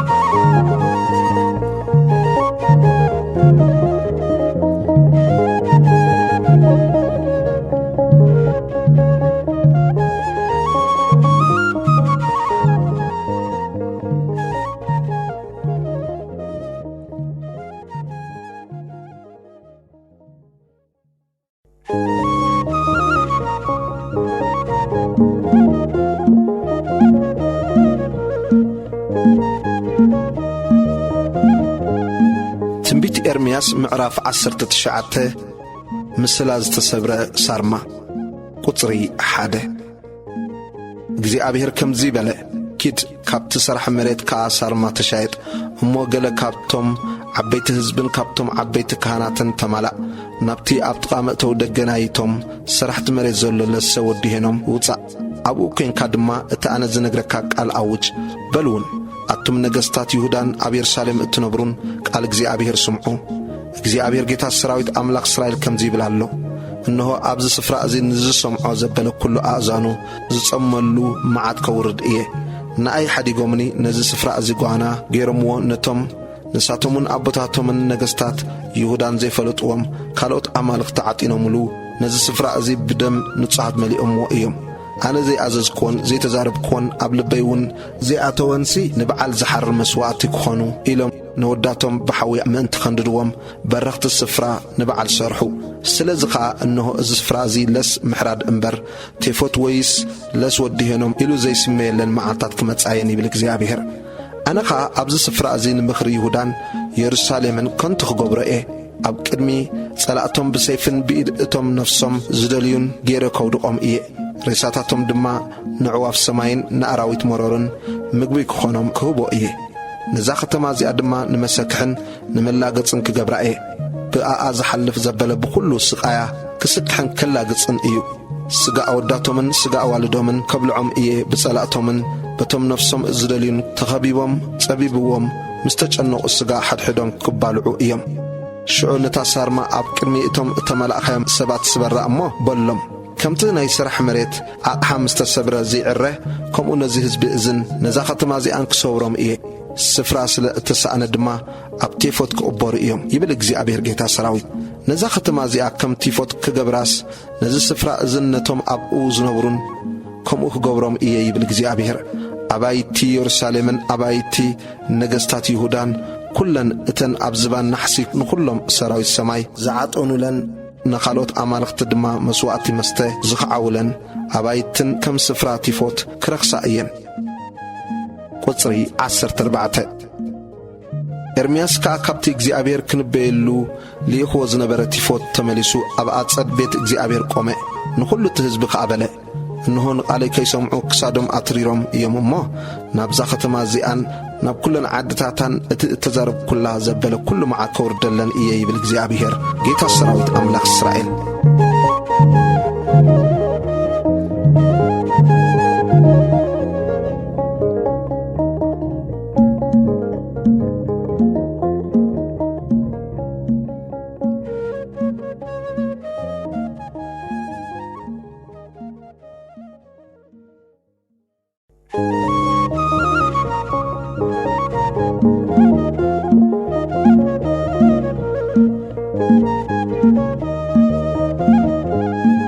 تنبيت إرمياس معراف عسرا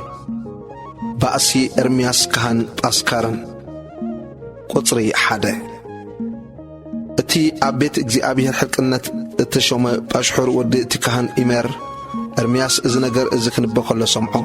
باشحر كان نبي إرمياس وقعو أبتا أبيت إجزيابير زنبرت لعلي تدقى بنيامون أبوندي أسرو نتصبحيتو باشحر نإرمياس كان مأسر تاوتصو إرمياس كان إجزيابير سي ماغور مسيباب انبر باشحر إلو أي سميه كان بلو انبار سي إجزيابير كم زيبل ألو إنه نرأس خان نخلهم فتوت خان مسنبدي كقبرك إيه بسيف الصلاة قوتكو إيام حين تخادم ما كتمتاو إيان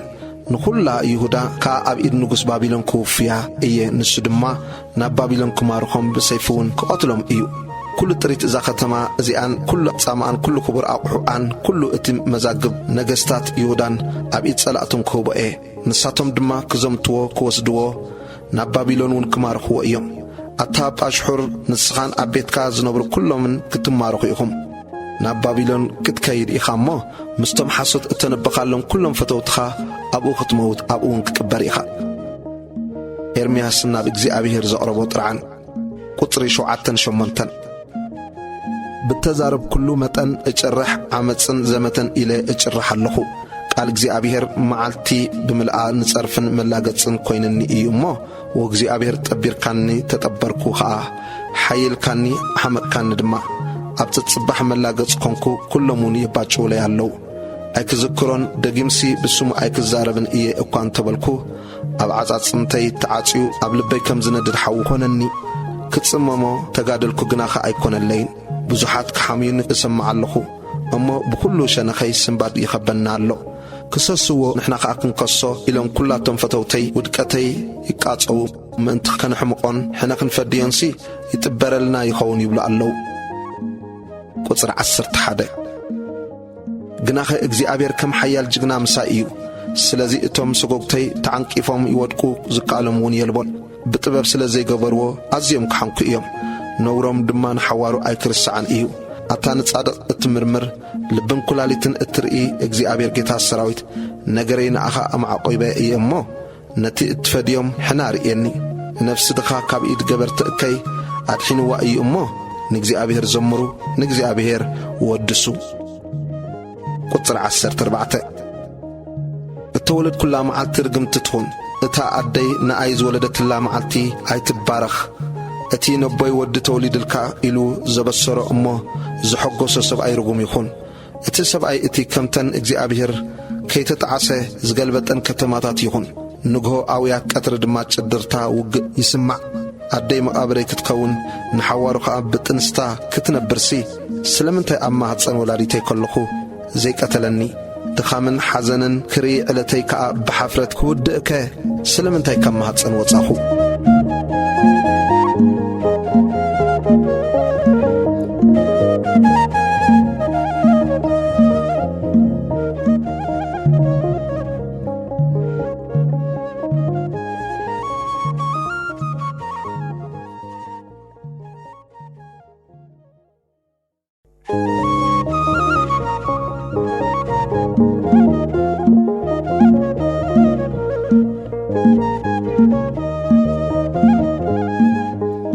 تنبيت إرمياس معراف 21 تنبيت بزعبا سعرة يرسالم قصر 1 2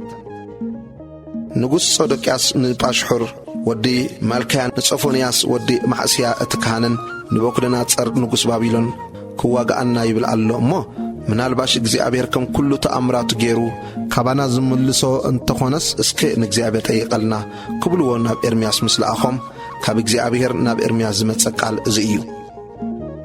ቁጽሪ 3 ኤርምያስ ከዓ ንጾዶቅያስ ከምዚ ኢልኩም ንገርዎ በሎም፣ እግዚአብሔር ኣምላኽ እስራኤል ከምዚ ይብል ኣሎ፣ እንሆ ነቲ ንንጉሥ ባቢሎንን ነቶም ብኺንዮው ቅጽሪ ዝኸብኹም ከለዳውያንን እትዋግእሉ ኣብ ኣእዳውኩም ዘሎ ኣጽዋር ክመልሶ ኣብ ማእከል እዛ ከተማ እዚኣኻ ክእክቦ እየ። ኣነ ባዕለይ ብተዘርግሐት ኢድን ብብርቱዕ ቅልጽምን ብኹራን ብነድርን ብዓብዪ ቁጣዓን ክዋጋእኩም እየ። ኣብዛ ከተማ እዚኣ ንዝነብሩ ሰብን እንስሳን ክወቅዕ እየ፣ ብብርቱዕ ፌራ ድማ ክሞቱ እዮም። ድሕሪ እዚ ከዓ ንጾዶቅያስ ንጉሥ ይሁዳን ንግዝኣቱን ነቶም ካብ ፌራን ካብ ሰይፍን ካብ ጥሜትን ኣብዛ ከተማ እዚኣ ዝተረፉ ህዝብን ናብ ኢድ ንቡክደነጸር ንጉሥ ባቢሎንን ናብ ኢድ እቶም ጸላእቶምን ናብ ኢድ እቶም ነፍሶም ዝደልዩን ክምጥዎም እየ። ንሱ ከዓ ብብልሒ ሰይፊ ክወቕዖም ኣይክንሕፎምን ኣይክድንግጸሎምን ኣይክምሕሮምን ድማ እዩ ይብል እግዚአብሔር። ቁጽሪ 8 ነዚ ህዝቢ እዚ እግዚአብሔር ከምዚ ይብል ኣሎ፣ ክትብሎ ኢኻ እንሆ ኣብ ቅድሜኹም መገዲ ሕይወትን መገዲ ሞትን የንብር ኣለኹ። ኣብዛ ከተማ እዚኣ ዝቕመጥ ብሰይፍን ብጥሜትን ብፌራን ክመውት እዩ። ግናኸ እቲ ወፂኡ ናብቶም ከቢቦምዎም ዘለዉ ከለዳውያን ዝኣቱ ብሕይወት ክነብር ነፍሱ ከዓ ዘመታኡ ክትኮነሉ እያ። ንጽቡቕ ዘይኮነስ ንኽፉእ ገጸይ ናብ እዛ ከተማ እዚኣ ኣቢለ ኣለኹ እሞ ናብ ኢድ ንጉሥ ባቢሎን ክትወሃብ እያ፣ ንሱውን ብሓዊ ከንድዳ እዩ ይብል እግዚአብሔር። ፍርዲ ኣብ ልዕሊ ቤት ንጉሥ ይሁዳ ቁጽሪ 11 ንቤት ንጉሥ ይሁዳ ከዓ ቃል እግዚአብሔር ስምዑ በሎም፣ ኣቱም ቤት ዳዊት ብሰርእ ከይግብርኹም ቁጣዓይ ከም ሓዊ ከይእጐድ ዘጥፎ ክሳዕ ዝስእንካ ከይነድድሲ ኣንጊህኩም ፍርዲ ፍረዱ፣ ነቲ እተዘምተውን ካብ ኢድ ዓማጺኡ ኣድሕንዎ ይብል እግዚአብሔር። ኣቲ ኣብ ለሰ ኣብ ከውሒ ጐልጐል እትነብር ዘለኹ እኔኹ ናብ ርእስኺ እየ ይብል እግዚአብሔር። ንስኻትኩም ከዓ መን እዩ ሓደጋ ዝወድቀና መን ከእዩ ኣብ ሰፈርና ዝኣቱ እትብሉ ዘለኹም፣ ኣነ ከምቲ ፍረ ግብርኹም ጌረ ክቐጽዓኩም ኣብቲ ዱራ ሓዊ ከኣጕድ እየ እሞ ንኹሉ ከባቢኣ ክበልዖ እዩ ይብል እግዚአብሔር።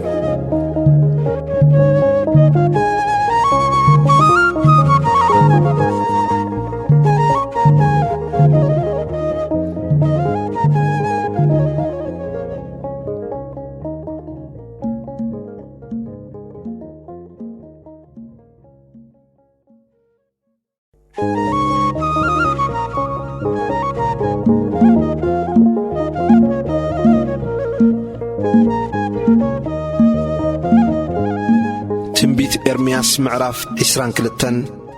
ኤርምያስ ብዛዕባ ቤተ መንግሥቲ ይሁዳ ዝተዛረቦ ቁጽሪ 1 እግዚአብሔር ከምዚ በለ፣ ናብ ቤት ንጉሥ ይሁዳ ውረድ እሞ ኣብኡ እዚ ቃል እዚ ተዛረብ።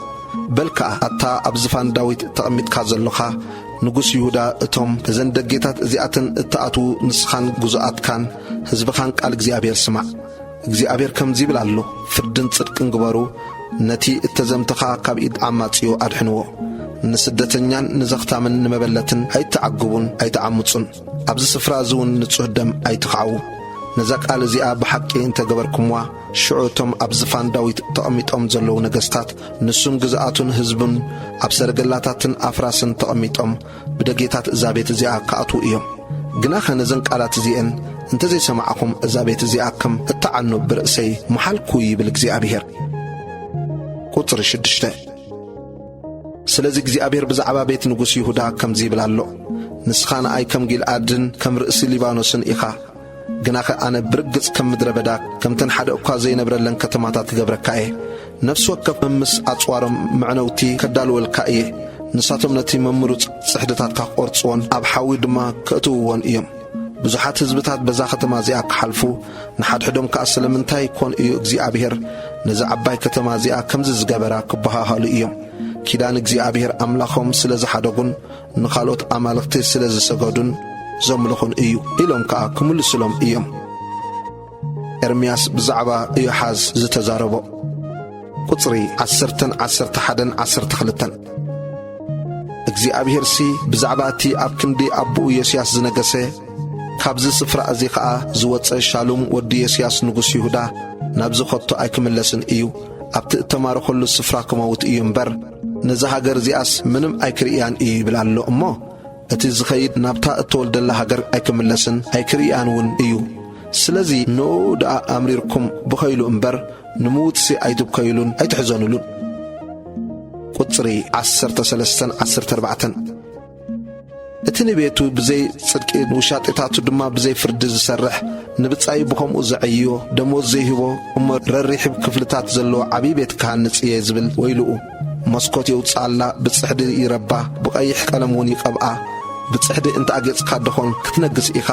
ኣቦኻስ ኣይበልዐን ኣይሰተየን ዶ ጽድቅን ፍርድን ከ ኣይገበረን ዶ እዩ ሽዑ ደኣ ድሓን ኮነሉ ነቲ ሽጉርን ድኻን ፍትሒ ኣውፅኤ ስለዚ ድሓን ኮነሉ እዚ ንኣይ ምፍላጥ ዶ ኣይኮነን ይብል እግዚኣብሔር ዓይንኻን ልብኻን ብስስዕትን ብምኽዓው ንጹህ ደምን ብምግባር ግፍዕን ዓመፃን ጥራይ ትሑዝ እዩ ስለዚ ብዛዕባ የአቄም ወዲ ዮስያስ ንጉሥ ይሁዳ እግዚኣብሔር ከምዚ ይብል ኣሎ ዋይ ሓወይ ዋይ ሓብተይ ኢሉ ዘልቅሰሉ የልቦን ኣየ ጐይታ ኣየ ኽብረቱ ኢሎም ከዓ ኣይከልቅስሉን እዮም ከም ኣቀባብራ ኣድጊ ክቐብርዎ ጓቲቶም ብኽንዮው ደጌታት ኢየሩሳሌም ክድርብይዎ እዮም ኤርምያስ ብዛዕባ ኣብ ኢየሩሳሌም ክወርድ ዘለዎ መዓት ከም ዝተዛረበ ቁጽሪ 20 ኩላቶም ፈተውትኺ ተደቂሶም እዮም እሞ ናብ ሊባኖስ ደዩቢ ኣእውይ ኸዓ ድምፅኺ ናብ ባሳን ዓዋብሊ ካብ ዓባሪም ድማ ኣእውዩ ድሓን ከሎኺ ተዛረብኩኺ ንስኺ ግና ኣይሰምዕን በልኪ ድምፀይ ዘይምስማዕኽስ እቲ ካብ ንእስነትኪ ጀሚሩ ዝነበረ መገድኺ እዩ ንኹሎም ጓሶትኪ ንፋስ ክጓስዮም እዩ ፈተውትኺ ድማ ክማርኹ እዮም ሽዑ ብሰርእከይኪ ክትሓፍርን ክትሓንክን ኢኺ ኣቲ ኣብ ሊባኖስ እትነብሪ ኣቲ ብጽሕዲ ኣጉዶኺ እትሰርሒ ዘሎኺ ከም ትቕልውላው ንውላዲ ዝሕዛ ጸበባ ምስ መጸኪ ክንደይ መደንገጺ ኮን ክትኮኒ ኢኺ ፍርዲ እግዚኣብሔር ኣብ ልዕሊ ንኮንያን ቁጽሪ 24 ኢኮንያስ ወዲ የአቄም ንጉሥ ይሁዳ ኣብ የማናይ ኢደይ ቀለቤት መሕተሚ እኳ እንተኾነ ኣነ ሕያው ከም ዝኾንኩ ካብኡ ክውፅኣካ እየ ይብል እግዚኣብሔር ኣነ ኣብ ኢድ እቶም ነፍስኻ ዝደልዩን ኣብ ኢድ እቶም እትፈርሆምን ኣብ ኢድ ንበኩልናጸር ንጉሥ ባቢሎንን ኣብ ኢድ ከለዳውያንን ክምጥወካ እየ ንኣኻን ነታ ዝወለደትካ ኣዴኻን ናብ ዘይተወለድኩምሉ ሃገር ጓና ክሰጐኩም እየ ኣብኡ እውን ክትሞቱ ኢኹም ናብታ ክምለስዋ ዝናፍቕዋ ሃገር ናብኣ ኣይክምለሱን እዮም እምበኣርሲ እዚ ሰብኣይ እዚ ኢኮንያዶ ንዑቕን ስቡርን ኣቕሓ እዩ ዘየብህግ ኣቕሓ ዶኸ እዩ ስለምንታይ ደኣ ንሱን ዘርኡን ተወንጨፉ ናብ ዘይፈልጥዎ ሃገር ዝተደርበዩ ኣቲ ሃገር ቃል እግዚኣብሔር ስምዒ ሓደ እኳ ካብ ዘርኡ ርሂይዎ ኣብ ዝፋንዳዊ ዝቕመጥ ኣብ ይሁዳ ከዓ ዝነግስ የልቦን እሞ ነዚ ሰብኣይ እዚ ከም መኻን ብዕለቱ ከም ዘይረሃቦ ሰብ ኢልኩም ጸሓፉ ይብል እግዚኣብሔር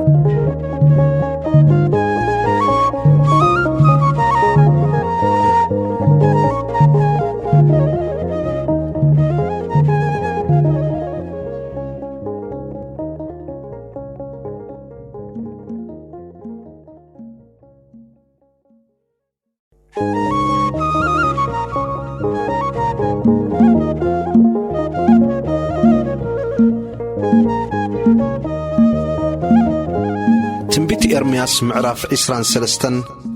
ክመጽእ ዘለዎ ተስፋ ቁጽሪ 1 እቶም ነባጊዕ መጓሰይ ዘጥፍኡን ዝዘርውን ጓሶት ወይልኦም ይብል እግዚኣብሔር ስለዚ ብዛዕባቶም ንህዝበይ ዝጓስዩ ጓሶትሲ እግዚኣብሔር ኣምላኽ እስራኤል ከምዚ ይብል ኣሎ ነባጊዐይ ዝዘረኹምዎንን ዘባረርኩምዎንን ግደን ዘይገበርኩምን ንስኻትኩም ኢኹም እንሆ ብሰርእከይ ተግባርኩም ከዓ ክቐጽዓኩም እየ ይብል እግዚኣብሔር ኣነ ኸዓ ነተን ካብ ኣባጊዐይ ዝተረፋ ካብቲ ዝሰጐግክወን ኩሉ ሃገር ክእክበን ናብ መጓሲአን ድማ ክመልሰን እየ ክፈርያን ክበዝሓን እውን እየን ዝጓስይወን ጓሶት ከተንስኣለን እየ ድሕሪዚ ኸዓ ኣይክፈርሃን ኣይክስንብዳን ገለ እኳ ኣይክስእናን እየን ይብል እግዚኣብሔር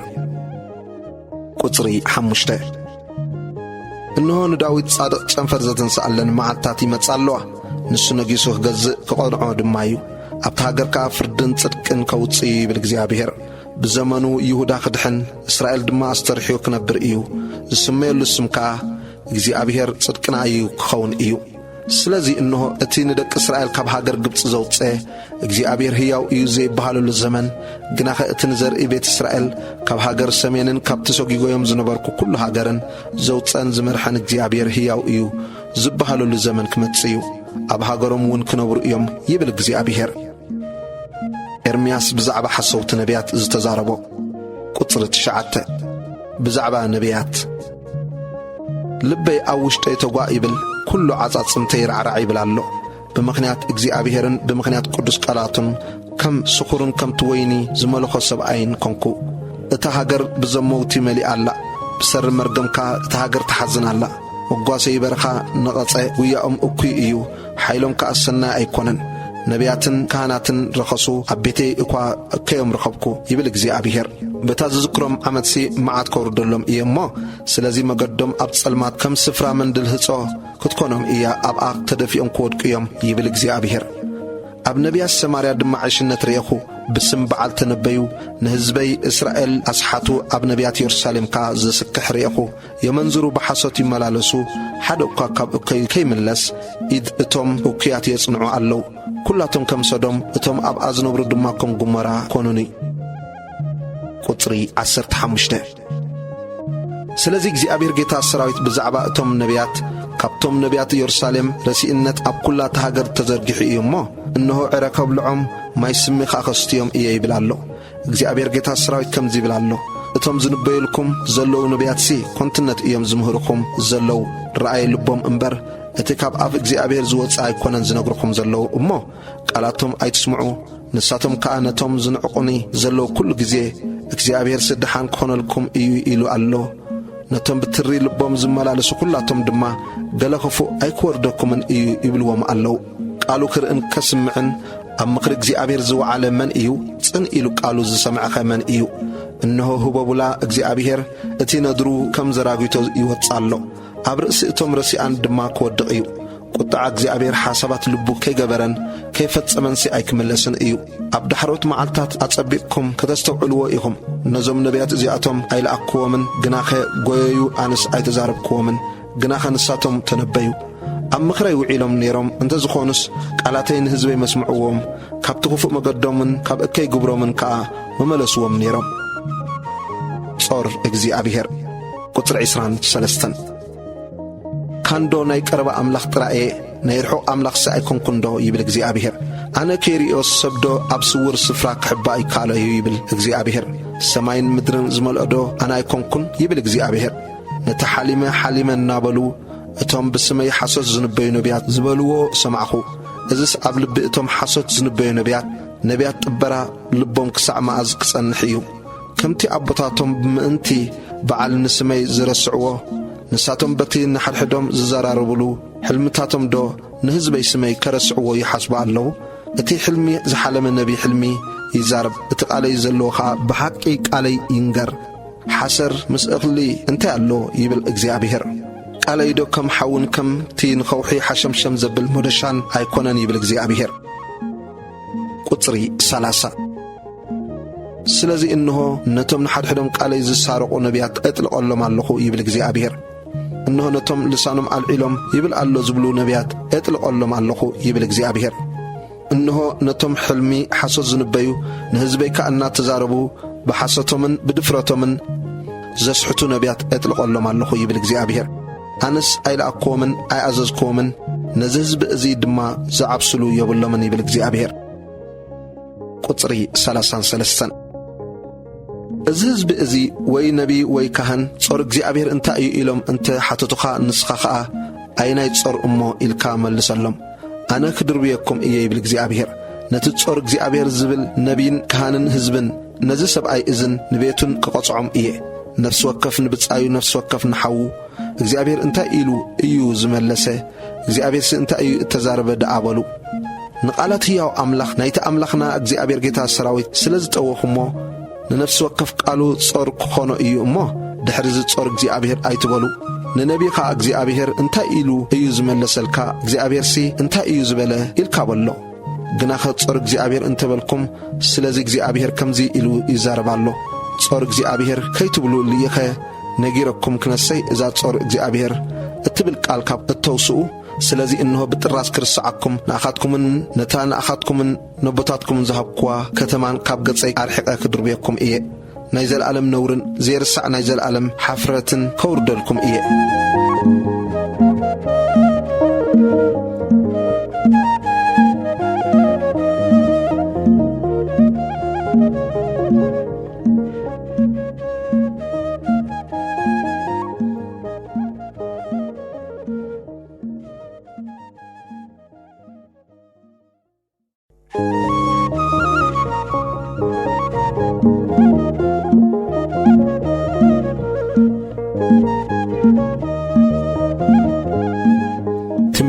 ኤርምያስ ምዕራፍ 24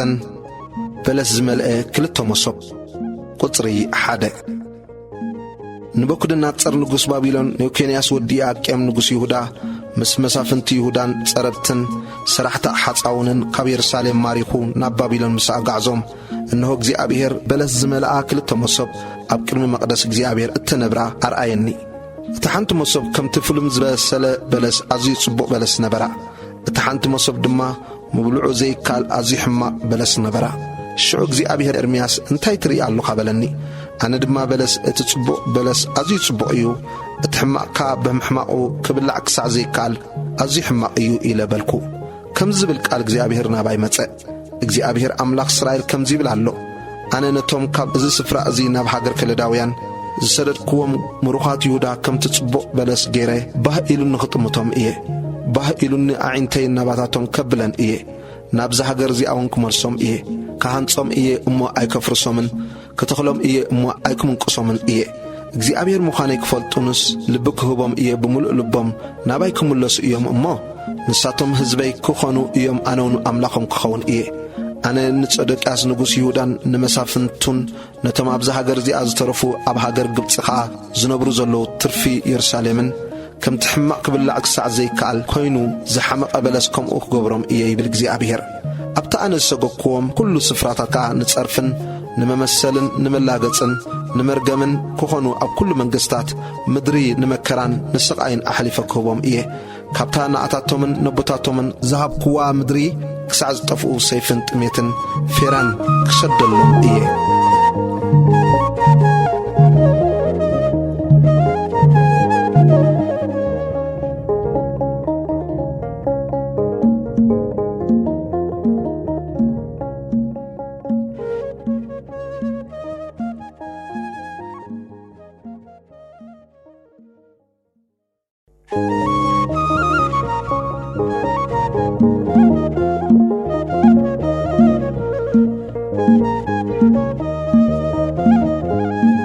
ትንቢት ኤርምያስ ምዕራፍ 25 ብወገን ሰሜን ዝመጽእ ጸላኢ ቁጽሪ 1-2 ኣብ 4ተ ዓመቱ ኢዮአቄም ወዲ ዮስያስ ንጉሥ ይሁዳ ንቡክድነጸር ንጉሥ ባቢሎን ከዓ ቀዳመይቲ ዓመቱ ብዛዕባ ኩሎም ሕዝቢ ይሁዳ ናብ ኤርምያስ ዝመጽእ ነቢ ኤርምያስ ድማ ንኹሉ ሕዝቢ ይሁዳን ንኹላቶም ኣብ ኢየሩሳሌም ዝነብሩን ከምዚ ኢሉ ዝኣወጆ ቃል እዚ እዩ። ካብ መበል 13 ዓመቱ ንዮስያስ ወዲ ኣሞን ንጉሥ ይሁዳ ክሳዕ ሎሚ በዘን 23 ዓመት ቃል እግዚአብሔር ናባይ መጽእ። ኣነ እውን ነገርክኹም አንግሄ ነገርክኹም፣ ንስኻትኩም ግና ኣይሰማዕኹምን። እግዚአብሔር ከዓ ንኹሎም እቶም ግዙኣት ነቢያት ለኣኾም፣ አንግሁ ለኣኾም፣ ንስኻትኩም ግና ኣይሰማዕኹምን፣ ክትሰምዑ ኢልኩም እውን ኣእዛንኩም ኣይጸለኹምን። ንሳቶም ከኣበሉ ኣብታ እግዚአብሔር ንኣኻትኩምን ነቦታትኩምን ዘለዓለም ዓለም ዝሃባ ምድሪ ክትነብሩስ ነፍሲ ወከፍኩም ካብ እኩይ መገድኹምን ካብ እኩይ ግብርኹምን ተመለሱ፣ ከተምልኽዎምን ክትሰግድሎምን ኢልኩም ንኻልኦት ኣማልኽቲ ኣይትሰዓቡ፣ ብግብሪ ኣእዳውኩም ኣይትኹሪኒ፣ ኣነውን ክፉእ ኣይክገብረኩምን እየ። ግናኸ ንጉድኣትኩም ደኣ ብግብሪ ኣእዳውኩም ኣኾሪኹምኒ እምበር ኣይሰማዕኹምንን ይብል እግዚአብሔር። ስለዚ ጐይታ ሰራዊት ከምዚ ይብል ኣሎ፣ ንቓላተይ ስለ ዘይሰማዕኹም እንሆ ንኹሎም ዓሌታት ሰሜንን ንቡክድነጸር ንጉሥ ባቢሎን ጉዞአይን ክነቕሉ ክልእ ኸሎም እየ ይብል እግዚአብሔር። ናብ እዚ ሃገር እዚኣን ናብቶም ዝነብርዋን ናብቶም ኣብ ከባቢኣ ዘሎ ኩላቶም ሕዝብታትን ከምጾም እየ። ብጥራስ ከጥፍኦም እየም፣ ንመሰክሕን ንመላገጽን ንናይ ዘለዓለም ምድረ በዳን ከዓ ክገብሮም እየ። ካባታቶም ድማ ድምፂ ሓጐስን ድምፂ እልልታን ድምፂ መርዓውን ድምፂ መርዓትን ሓጎግ ምባል ምጥሓንን ብርሃን ቀንዴልን ከጥፍእ እየ። ኩላ እዚ ሃገር እዚኣ ድማ ክትባድምን ክትዓኑን እያ። እዞም ሕዝብታት እዚኣቶም ከዓ 70 ዓመት ንንጉሥ ባቢሎን ክግዝኡ እዮም። እተን 70 ዓመት ምስ መልኣ ድማ ንንጉሥ ባቢሎንን ነቲ ሕዝቢ እትን ክቐጽዖም እየ። ንሃገር ከለዳውያን ከዓ ብሰሪ ኣበሶኦም ንሓዋሩ ከባ ድማ እየ ይብል እግዚአብሔር። ነቲ ብዛዕባ እዚ ሃገር እዚኣ እተዛረብኮ ኩሉ ቃላትን ነቲ ኣብ እዚ መጽሓፍ እዚ ተጻሒፉ ዘሎ ኩሉ ኤርምያስ ከኣብ ኩሎም እቶም ሕዝብታት እተነበዩን ኣብዚ ሃገር እዚኣ ከምጽኦ እየ። ናታቶም ድማ ብዙሓት ሕዝብን ዓበይቲ ነገሥታትን ክገዝእዎም እዮም። ኣነ እውን ከም ተግባሮምን ከም ግብሪ ኢዶምን ክፈድዮም እየ። ፍርዲ እግዚአብሔር ኣብ ልዕሊ ኣሕዛብ ቁጽሪ 15 እግዚአብሔር ኣምላኽ እስራኤል እንካ እዛ ጽዋዕ ናይ ቁጣዓ ወይኒ ካብ ኢደይ ውሰዳ እሞ ነቶም ኣነ ናብኦም ዝልእኸካ ሕዝብታት ኩሎም ኣስትዮም ክሶትን ክሰንከልከል ክብሉን ብሰርእቲ ኣነ ዝሰደሎም ሰይፊ ኸዓ ከዓብዱን እዮም በለኒ ኣነ ድማ ነታ ጽዋዕ ካብ ኢድ እግዚኣብሔር ወሰድክዋ እሞ ነቶም እግዚኣብሔር ናብኦም ዝለኣኸኒ ህዝብታት ኩሎም ኣስቲኽዎም ከምቲ ሎሙ ኾይንዎ ዘሎ ንምድረ በዳን ንመሰክሕን ንመላገጽን ንመርገምን ምእንቲ ክኾኑ ንየሩሳሌምን ንኸተማታት ይሁዳን ንነገሥታታታን መሳፍንታን ንፈርዖን ንጉስ ግብፅን ንገላውኡን ንመሳፍንቱን ንኹሉ ህዝቡን ንኹሎም ሕውስዋስ ህዝብን ንኹሎም ነገሥታት ሃገር ዑፅን ንኹሎም ነገሥታት ሃገር ፍልስጤምን ንኣስቃሎንን ንጋዛን ንዕቅሮንን ንተረፍ እሽዶድን ንኤዶምን ንሞዓብን ንደቂ ዓሞንን ንኹሎም ነገሥታት ጢሮስን ንኹሎም ነገሥታት ሲዶንን ነቶም ኣብ ስግር ባሕሪ ዝነብሩ ነገሥታት ደሴታትን ንዴዳንን ንቴማን ንቡዝን ነቶም ጸጉሮም ወሰን ወሰን ዝላጽዩ ኩሎምን ንኹሎም ነገሥታት ዓረብን ንኹሎም ነገሥታት እቶም ኣብ ምድረ በዳ ዝነብሩ ሕውስዋስ ህዝብታትን ንኹሎም ነገሥታት ዝምርን ንኹሎም ነገሥታት ዒላምን ንኹሎም ነገሥታት ሜዶንን ንኹሎም ነገሥታት ሰሜንን ንዝረሓቑን ንዝቐረቡን ነዝን ነትን ንኹሎም ኣብ ዝባን ምድሪ ዘለዉ መንግሥታት ዓለምን ኣስተኽዎም ንጉስ ሸሻኽ ድማ ድሕሪኦም ክሰቲ እዩ ንስኻ ኸዓ እግዚኣብሔር ጌታ ሰራዊት ኣምላኽ እስራኤል ስተዩ ስኸሩ ትፍኡ ኣብ ቅድሚ እቲ ኣነ ዝሰደልኩም ሰይፊ ኸዓ ውደቑ እሞ መሊስኩም ኣይትተንስኡ ይብል ኣሎ ክትብሎም ኢኻ ከይሰትዩ ድማ ነታ ጽዋዕ ካብ ኢድካ ምቕባል እንተኣበዩ እግዚኣብሔር ጌታ ሰራዊት ምስታይሲ ክትሰትዩ ኢኹም ይብል ኣሎ ክትብሎም ኢኻ እንሆ በታ ስመይ እተሰሜት ከተማ ምቕጻዕ እጅምር ኣለኹ እሞኸ ንስኻትኩም ዶ ከይተቐጻዕኹም ክትተርፉ ኢኹም ኣብ ምድሪ ንዝነብሩ ኩላቶም ሰይፊ ክጽውዓሎም እየ እሞ ከይተቐጻዕኹም ሰኣይ ክትተርፉን ኢኹም ይብል እግዚኣብሔር ጌታ ሰራዊት ስለዚ ኸዓ እግዚኣብሔር ካብ ላዕሊ ክጭድር ካብቲ ቅዱስ ስፍራኡ ኸዓ ድምፁ ከስምዕ ንመጓሲኡ ኣበርቲዑ ክጭድረሉ ነቶም ኣብ ምድሪ ዝነብሩ ኩላቶም ድማ ከም ጭድርታ ረገጽቲ ወይኒ ይጭድረሎም ኣሎ ኢልካ ኩሉ እዚ ቃላት እዚ ተነበየሎም እግዚኣብሔር ምስ ህዝብታት ነገር ገይሩ ስጋን ዝለበሰ ኩሉ ኸዓ ክፈርድ እዩ እሞ እቲ ህማም ክሳዕ ወሰን ምድሪ ክበጽሕ እዩ ነቶም ረሲኣን ድማ ንኣደዳ ሰይፊ ክምጥዎም እዩ ይብል እግዚኣብሔር ቁጽሪ 32 እግዚአብሔር ጌታ ሰራዊት ከምዚ ይብል ኣሎ እነሆ መዓት ካብ ህዝቢ ናብ ህዝቢ ክሓልፍ ብርቱዕ ህወቡላ ካብ ወሰን ምድሪ ክልዓል እዩ በታ መዓልቲ እቲኣ እቶም ቁትላት እግዚአብሔር ካብ ወሰን ምድሪ ክሳዕ ወሰን ምድሪ ለም ክብሉ እዮም ኣብ ዝባን ምድሪ ንድኹዕ ክኾኑ እዮም እምበር ኣይክብከዮምን እዩ ኣይክእከቡን ኣይክቕበሩን ድማ እዮም እተን እትሕረዱለን መዓልታት በጺሐን እየን ኣነ ክሰባብረኩም እየ ከም ክብርቲ ኣቕሓውን ክትወድቁ ኢኹም እሞ ኣቱም ጓሶት ዋይ ዋይ በሉን ጨርሑን ኣቱም መራሕቲ መጓሰ ኣብ ሓመድ ጠንቀላዕላዕ በሉ እቶም ጓሶት ምህዳም ክስእኑ እቶም መራሕቲ መጓሰ ድማ ኣይከምልጡን እዮም እግዚአብሔር ነቲ ዝጓሰየሉ ምድሪ የጥፈው ኣሎ እሞ ናይ ጓሶት ዋይ ዋይ ምባልን ናይቶም መራሕቲ መጓሰ ኣውያትን ይስማዕ ኣሎ ካብ ነድሪ ቁጣዓ እግዚአብሔር እተልዓለ እታ ማሕደር ሰላም ትጽሙ ካብ ጭከና ሰይፍን ካብ ነድሪ ቁጣዓኡን እተልዓለ ሃገሮም ባዲማ እያ እሞ ከም ኣንበሳ ነታ ምሕብኢኡ ሓደጋ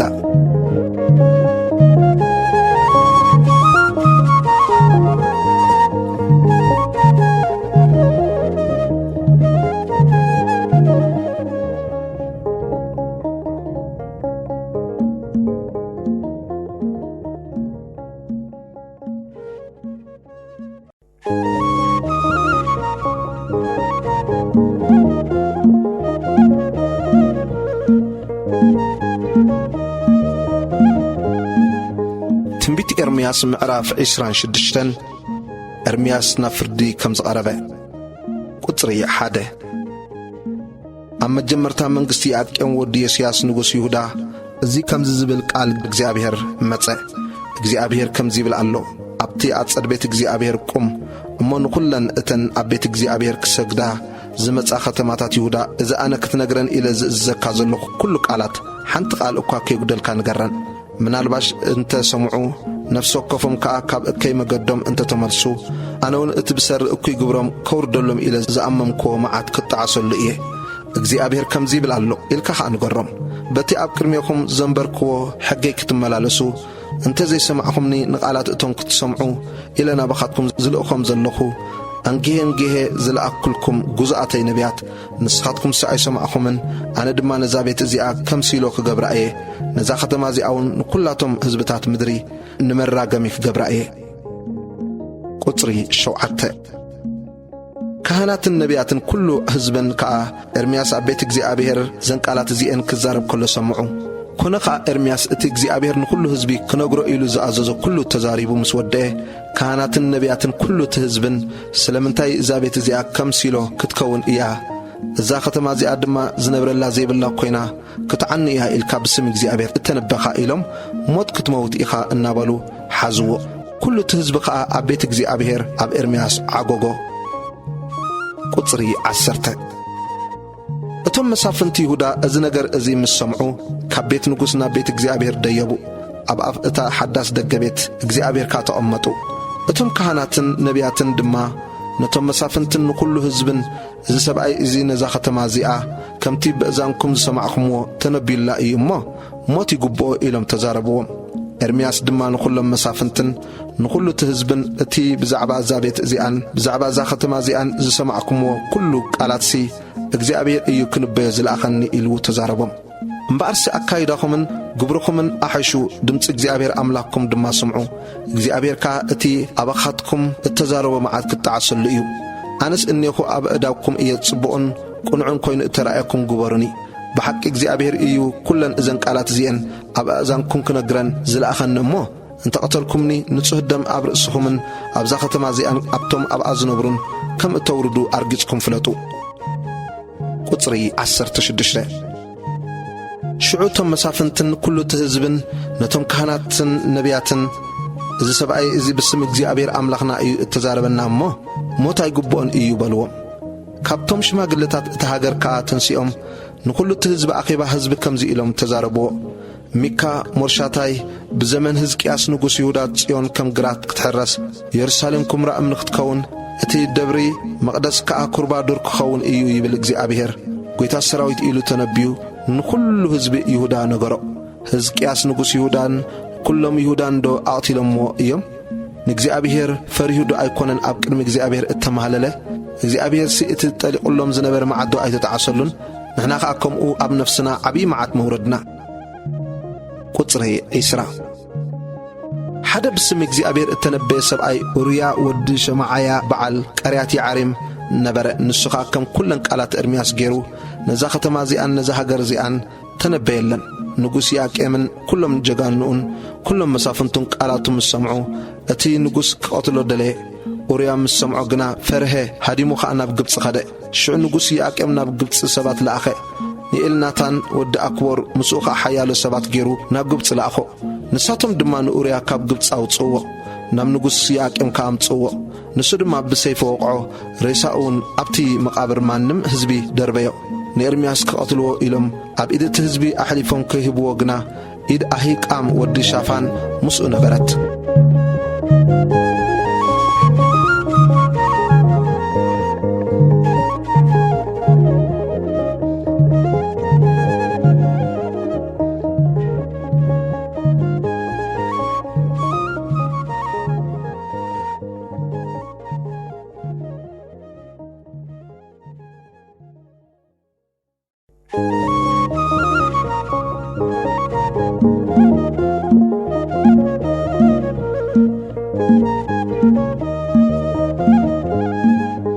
ትንቢት ኤርምያስ ምዕራፍ 27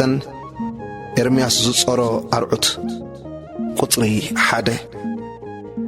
ኣብ መጀመርታ መንግሥቲ ያቄም ወዲ ዮስያስ ንጉሥ ይሁዳ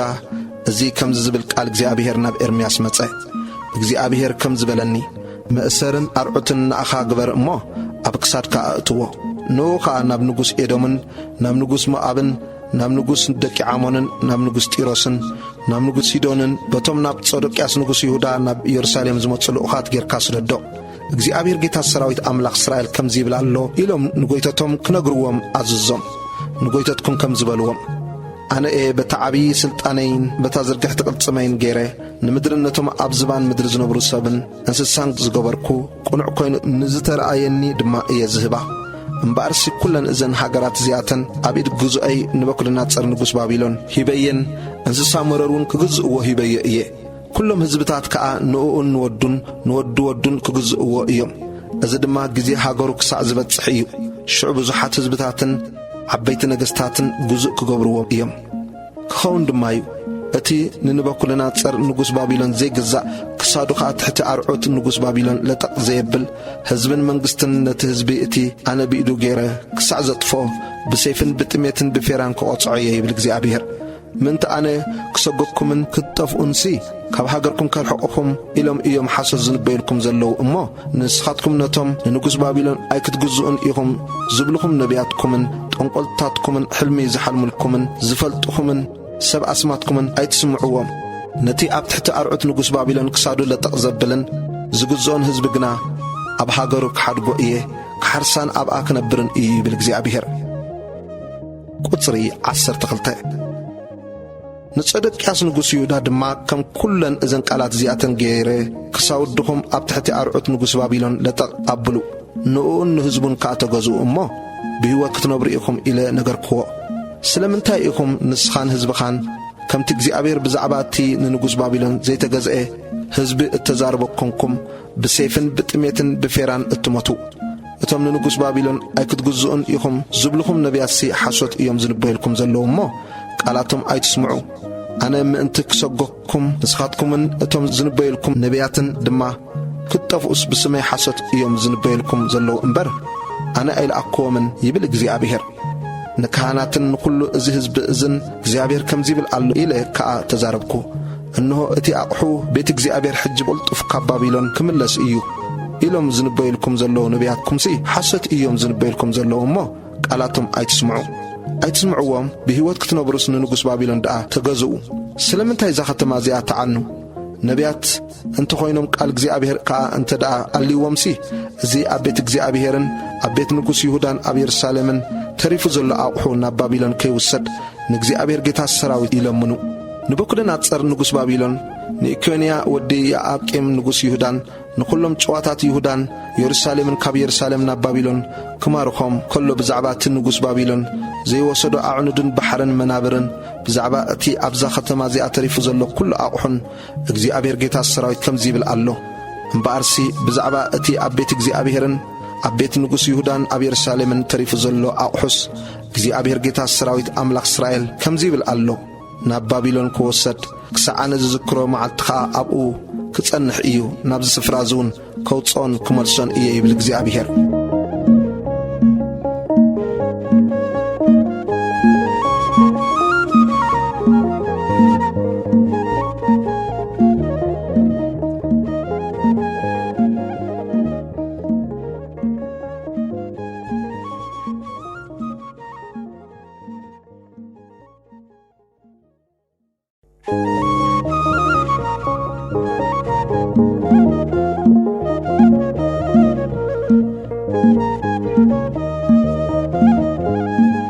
ትንቢት ኤርምያስ ምዕራፍ 28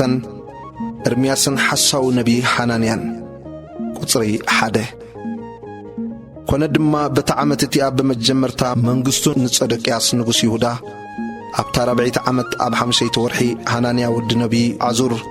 በዓል ጊብኦን ኣብ ቤት እግዚኣብሔር ኣብ ቅድሚ እቶም ካህናትን ኩሉ ህዝብን ከምዚ ኢሉ ተዛረበኒ።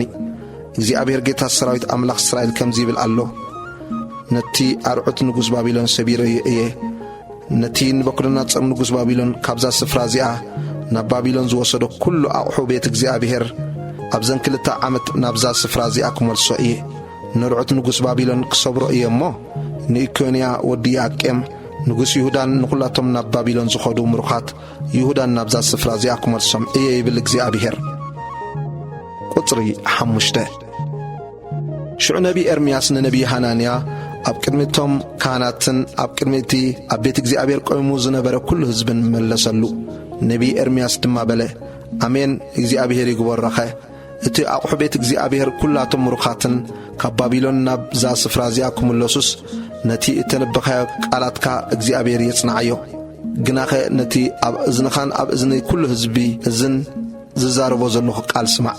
እቶም ቅድመይን ቅድሜኻን ካብ ጥንቲ ዝነበሩ ነቢያት ኣብ ብዙሕ ሃገራትን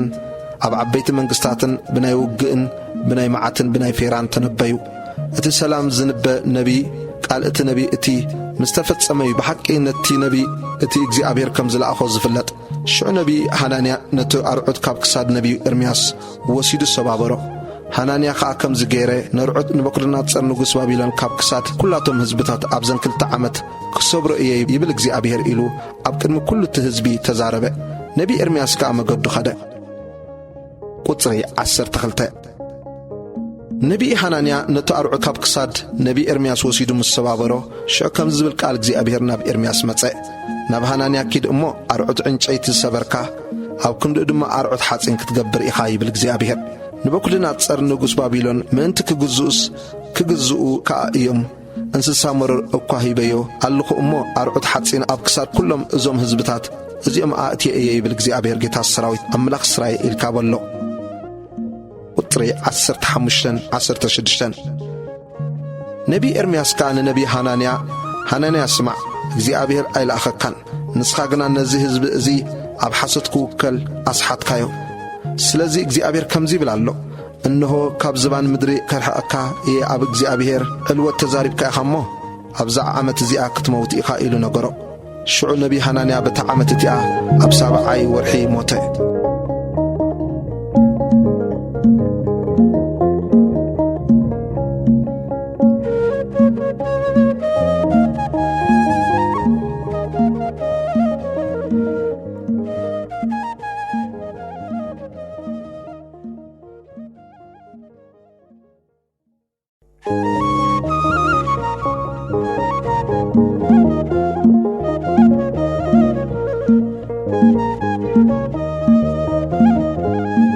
ትንቢት ኤርምያስ ምዕራፍ 29 ነቢ ኤርምያስ ኣብ ባቢሎን ንዘለዉ ኣይሁድ ዝጸሓፎ መልእኽቲ። ቁጽሪ 1-2 ንጉስ ኢኮንያን እታ ንግሥቲ ኣዲኡን እቶም ሰብ መዋዕልን መሳፍንቲ ይሁዳን የሩሳሌምን እቶም ጸረብትን ሓጓዶን ካብ የሩሳሌም ምስ ወጹ ነቶም ኣብ ምርኮ ዝተረፉ ጭዋታትን ነቶም ካህናትን ነቢያትን ንኹሉ እቲ ንበኩልናፀር ካብ የሩሳሌም ናብ ባቢሎን ዝማረኹ ህዝብን ነቢ ኤርምያስ ካብ የሩሳሌም ዝሰደደሎም ቃላት ደብዳቤ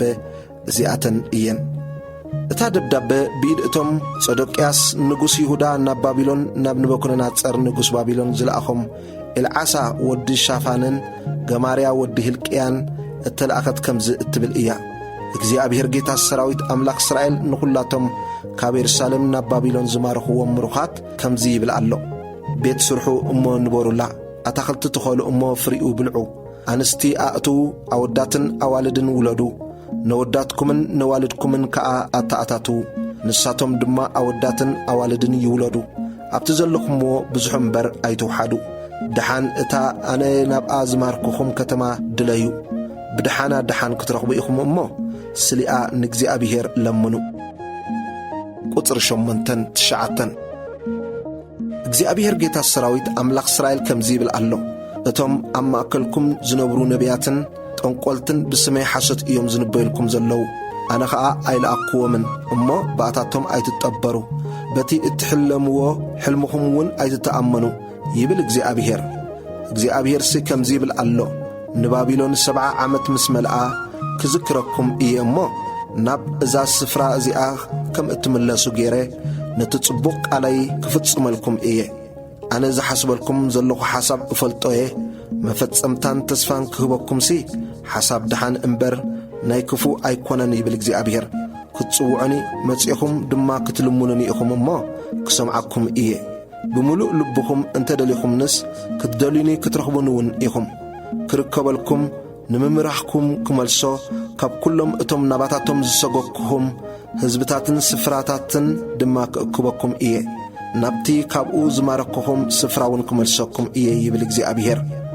እግዚኣብሔርሲ ኣብ ባቢሎን ነቢያት ኣተንስኡልና ኣሎ ትብሉ ኣለኹም። እግዚኣብሔር ብዛዕባ እቲ ኣብ ዝፋን ዳዊት እተቐመጠ ንጉስን ብዛዕባ እቶም ምሳኻትኩም ዘይተማረኹ ኣሕዋትኩም ኣብዛ ከተማ እዚኣ ዝነብሩ ዘለዉ ኩሉ ህዝብን ከምዚ ይብል ኣሎ፣ እነሆ ሰይፍን ጥሜትን ፌራን ክሰደሎም እየ፣ ከምቲ ካብ ምኽፋኡ እተለዓለ ክብላዕ ዘይከኣል ሕማቕ በለስ ክገብሮም እየ ይብል እግዚኣብሔር ጌታ ሰራዊት።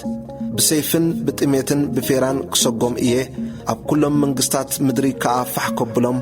ኣብ ኩሎም እቶም ኣነ ናባታቶም ዝሰገክዎም ህዝብታት ድማ ንመራገምን ንመስደመምን ንመላገጽን ንመጻረፍን ክኾኑ ኣሕሊፈ ክህቦም እየ። እዝውነትን አንገን ግሄ እናለአክዎም ብጉዛአተይ ነቢያት ገይረ ዝለአክወን ቃላተይ ምስማዕ ስለ ዝኣበዩ እዩ ይብል እግዚኣብሔር። ኣይሰማዕኹምንን ከኣ ይብል እግዚኣብሔር። እምበኣርሲ ኣቱም ካብ ኢየሩሳሌም ናብ ባቢሎን ዝሰደድክኹም ምሩኻት ቃል እግዚኣብሔር ስምዑ። ቁፅሪ 21 ብዛዕባ እዞም ብስመይ ሓሶት ዝንበይልኩም ዘለዉ ኣሃብ ወዲ ቆላያን ብዛዕባ ጸደቅያስ ወዲ መእሳያን እግዚኣብሔር ጌታ ሰራዊት ኣምላኽ እስራኤል ከምዚ ይብል ኣሎ። እንሆ ኣነ ኣብ ኢድ ንበኩደናጸር ንጉሥ ባቢሎን ክምጥዎም እየ። ንሱውን ኣብ ቅድሚ ዓይንኹም ክቐትሎም እዩ። ካባታቶም ከኣ ኣብቶም ኣብ ባቢሎን ዘለዉ ኲላቶም ምሩኻት ይሁዳ እግዚኣብሔር ከምቶም ንጉሥ ባቢሎን ኣብ ሓዊ ዝጠበሶም ጸደቅያስን ኣሃብን ይግበርካ ዝብል መራገሚ ክወፅእ እዩ። ኣብ እስራኤል ዕሽነት ስለ ዝገበሩ ኣብ ኣንስቲ ብጾቶም ስለ ዝዘመዉ ኣነ ዝኣዘዝኮም ቃላት ሓሶት ብስመይ ስለ እተዛረቡ እዩ። ነዝኻ ኣነ እየ ዝፈልጦ እሞ ምስክር እየ ይብል እግዚኣብሔር። ሽምዓያ ዝጸሓፎ መልእኽቲ ቁፅሪ 24 ንሽምዓያ በዓል ኒሔላም ከምዚ ኢልካ ክትነግሮ ኢኻ። እግዚኣብሔር ጌታ ሰራዊት ኣምላኽ እስራኤል ከምዚ ይብል ኣሎ። ብደብዳበ ብስምካ ጽሒፍካ ንኹሉ እቲ ኣብ ኢየሩሳሌም ዘሎ ሕዝብን ናብ ጾፈንያ ወዲ መእሰያ እቲ ካህንን ናብ ኲላቶም ካህናትን ከምዚ ኢልካ ሰደድካ። እግዚኣብሔር ኣብ ቤት እግዚኣብሔር ሓለቓ ኰንካ ንነፍሲ ወከፍ ኣእምርኡ ዘው ዘብሎ እሞ ዝንበ ሰብሲ መቑሕ እግርን መንቈርን ክትመልሰሉ ኢሉ ኣብ ክንዲ እቲ ካህን ይሆያዳ ካህን ገይሩ ሸሞካ። እምበኣርሲ ስለምንታይ ደኣ ነቲ ዝንበየልኩም ዘሎ ንኣና ኸዓ ነዊሕ ጊዜ ተሪፉ ኣሎ። ኣባይቲ ስርሑ እሞ ንበሩሉ ኣታኽልቲ ትኸሉ እሞ ፍርኡ ብልዑ ኢሉ ናብ ባቢሎን ዝለኣኸና ኤርምያስ በዓል ኣናቶት ዘይገናሕኻዮ። ቁፅሪ 29 ጾፎንያ እቲ ካህን ከኣ ነዛ ደብዳቤ እዚኣ ኣብ እዝኒ ነቢይ ኤርምያስ ኣንበባ። ከምዚ ዝብል ቃል እግዚኣብሔር ከኣ ናብ ኤርምያስ መጸ። ናብ ኵሎም እቶም ምሩኻት ልኢኽካ በሎም ብዛዕባ ሽምዓያ በዓል ኒሔላም እግዚኣብሔር ከምዚ ይብል ኣሎ። ሽምዓያ ኣነ ዘይለኣክዎስ ስለ እተነበየልኩም ኣብ ሓሶት ከኣ ስለ ዘወከለኩም ስለዚ እግዚኣብሔር ከምዚ ይብል ኣሎ። እንሆ ኣብ እግዚኣብሔር ዕልወት ተዛሪቡ እሞ ንሽምዓያ በዓል ኒሔላምን ንዘርኡን ክቐጽዖም እየ። ኣብ ማእከል እዚ ሕዝቢ እዙ ዝነብር ሓደ እኳ ኣይክህልዎን እዩ። እቲ ኣነ ንሕዝበይ ዝገብረሉ ሰናይ ድማ ኣይክርእን እዩ ይብል እግዚኣብሔር።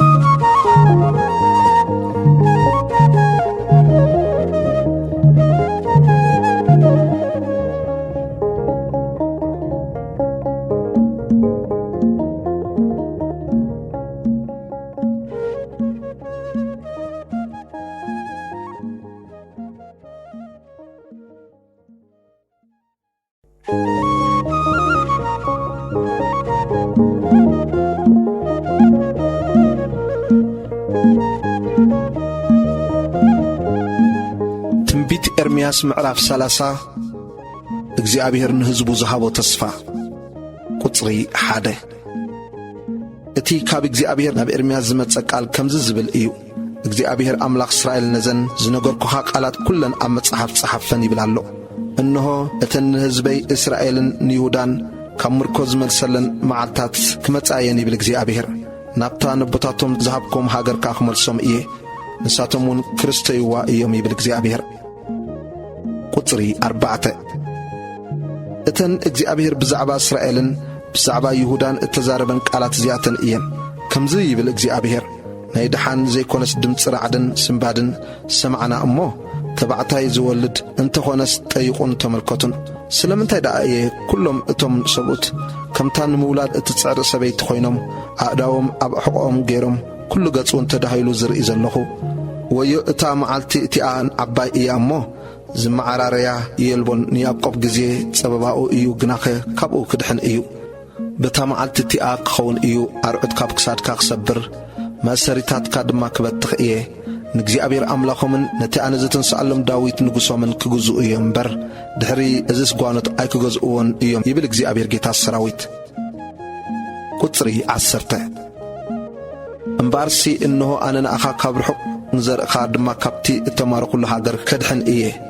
ያዕቆብ ክምለስ እዩ፣ ብዕረፍትን ህድኣትን ክነብር እዩ፣ ዘፍርሆ ከዓ የልቦን እሞ ኣታ ያዕቆብ ባርያይ ኣይትፍራህ ንስኻ እስራኤል እውን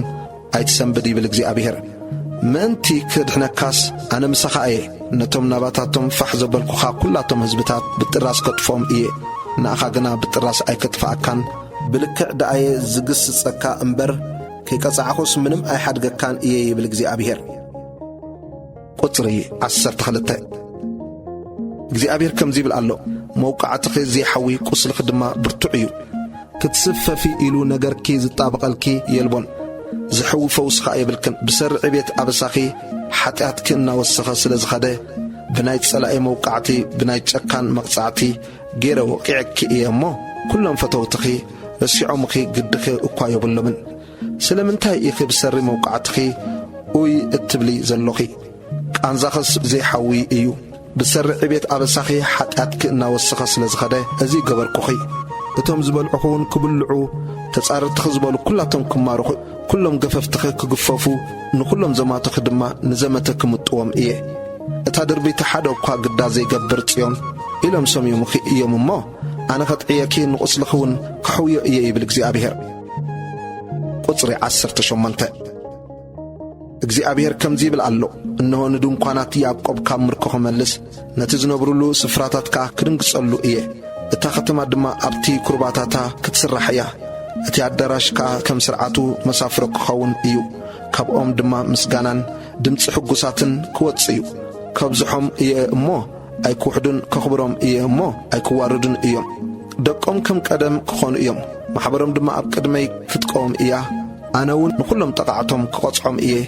መስፍኖም ካባታቶም ክኸውን ገዛእዮም ከዓ ካብ ማእከሎም ክወጽእ እዩ መን እሞ እዩ ናባይ ክቐርብ ኢሉስ ንልቡ ትሕጃ ዝህብ ኣነ ደኣየ ዘቕርቦ ንሱን ክቐርበኒ እዩ ይብል እግዚኣብሔር ንስኻትኩም ህዝቢ ክትኮኑኒ ኢኹም ኣነኻ ኣምላኽ ክኾነኩም እየ እነሆ ናይ እግዚኣብሔር ህበቡላ ነድሩ ይወፅእ እቲ ህበቡላ ኣብ ርእሲ ረሲኣን ተወንጭፉ ይወርድ እቲ ርሱን ቁጣዕ እግዚኣብሔር ነቲ ሓሳባት ልቡ ከይገበረን ከይፈጸመን ኣይክምለስን እዩ ኣብተን ዳሕሮት መዓልታት ከተስተውዕልዎ ኢኹም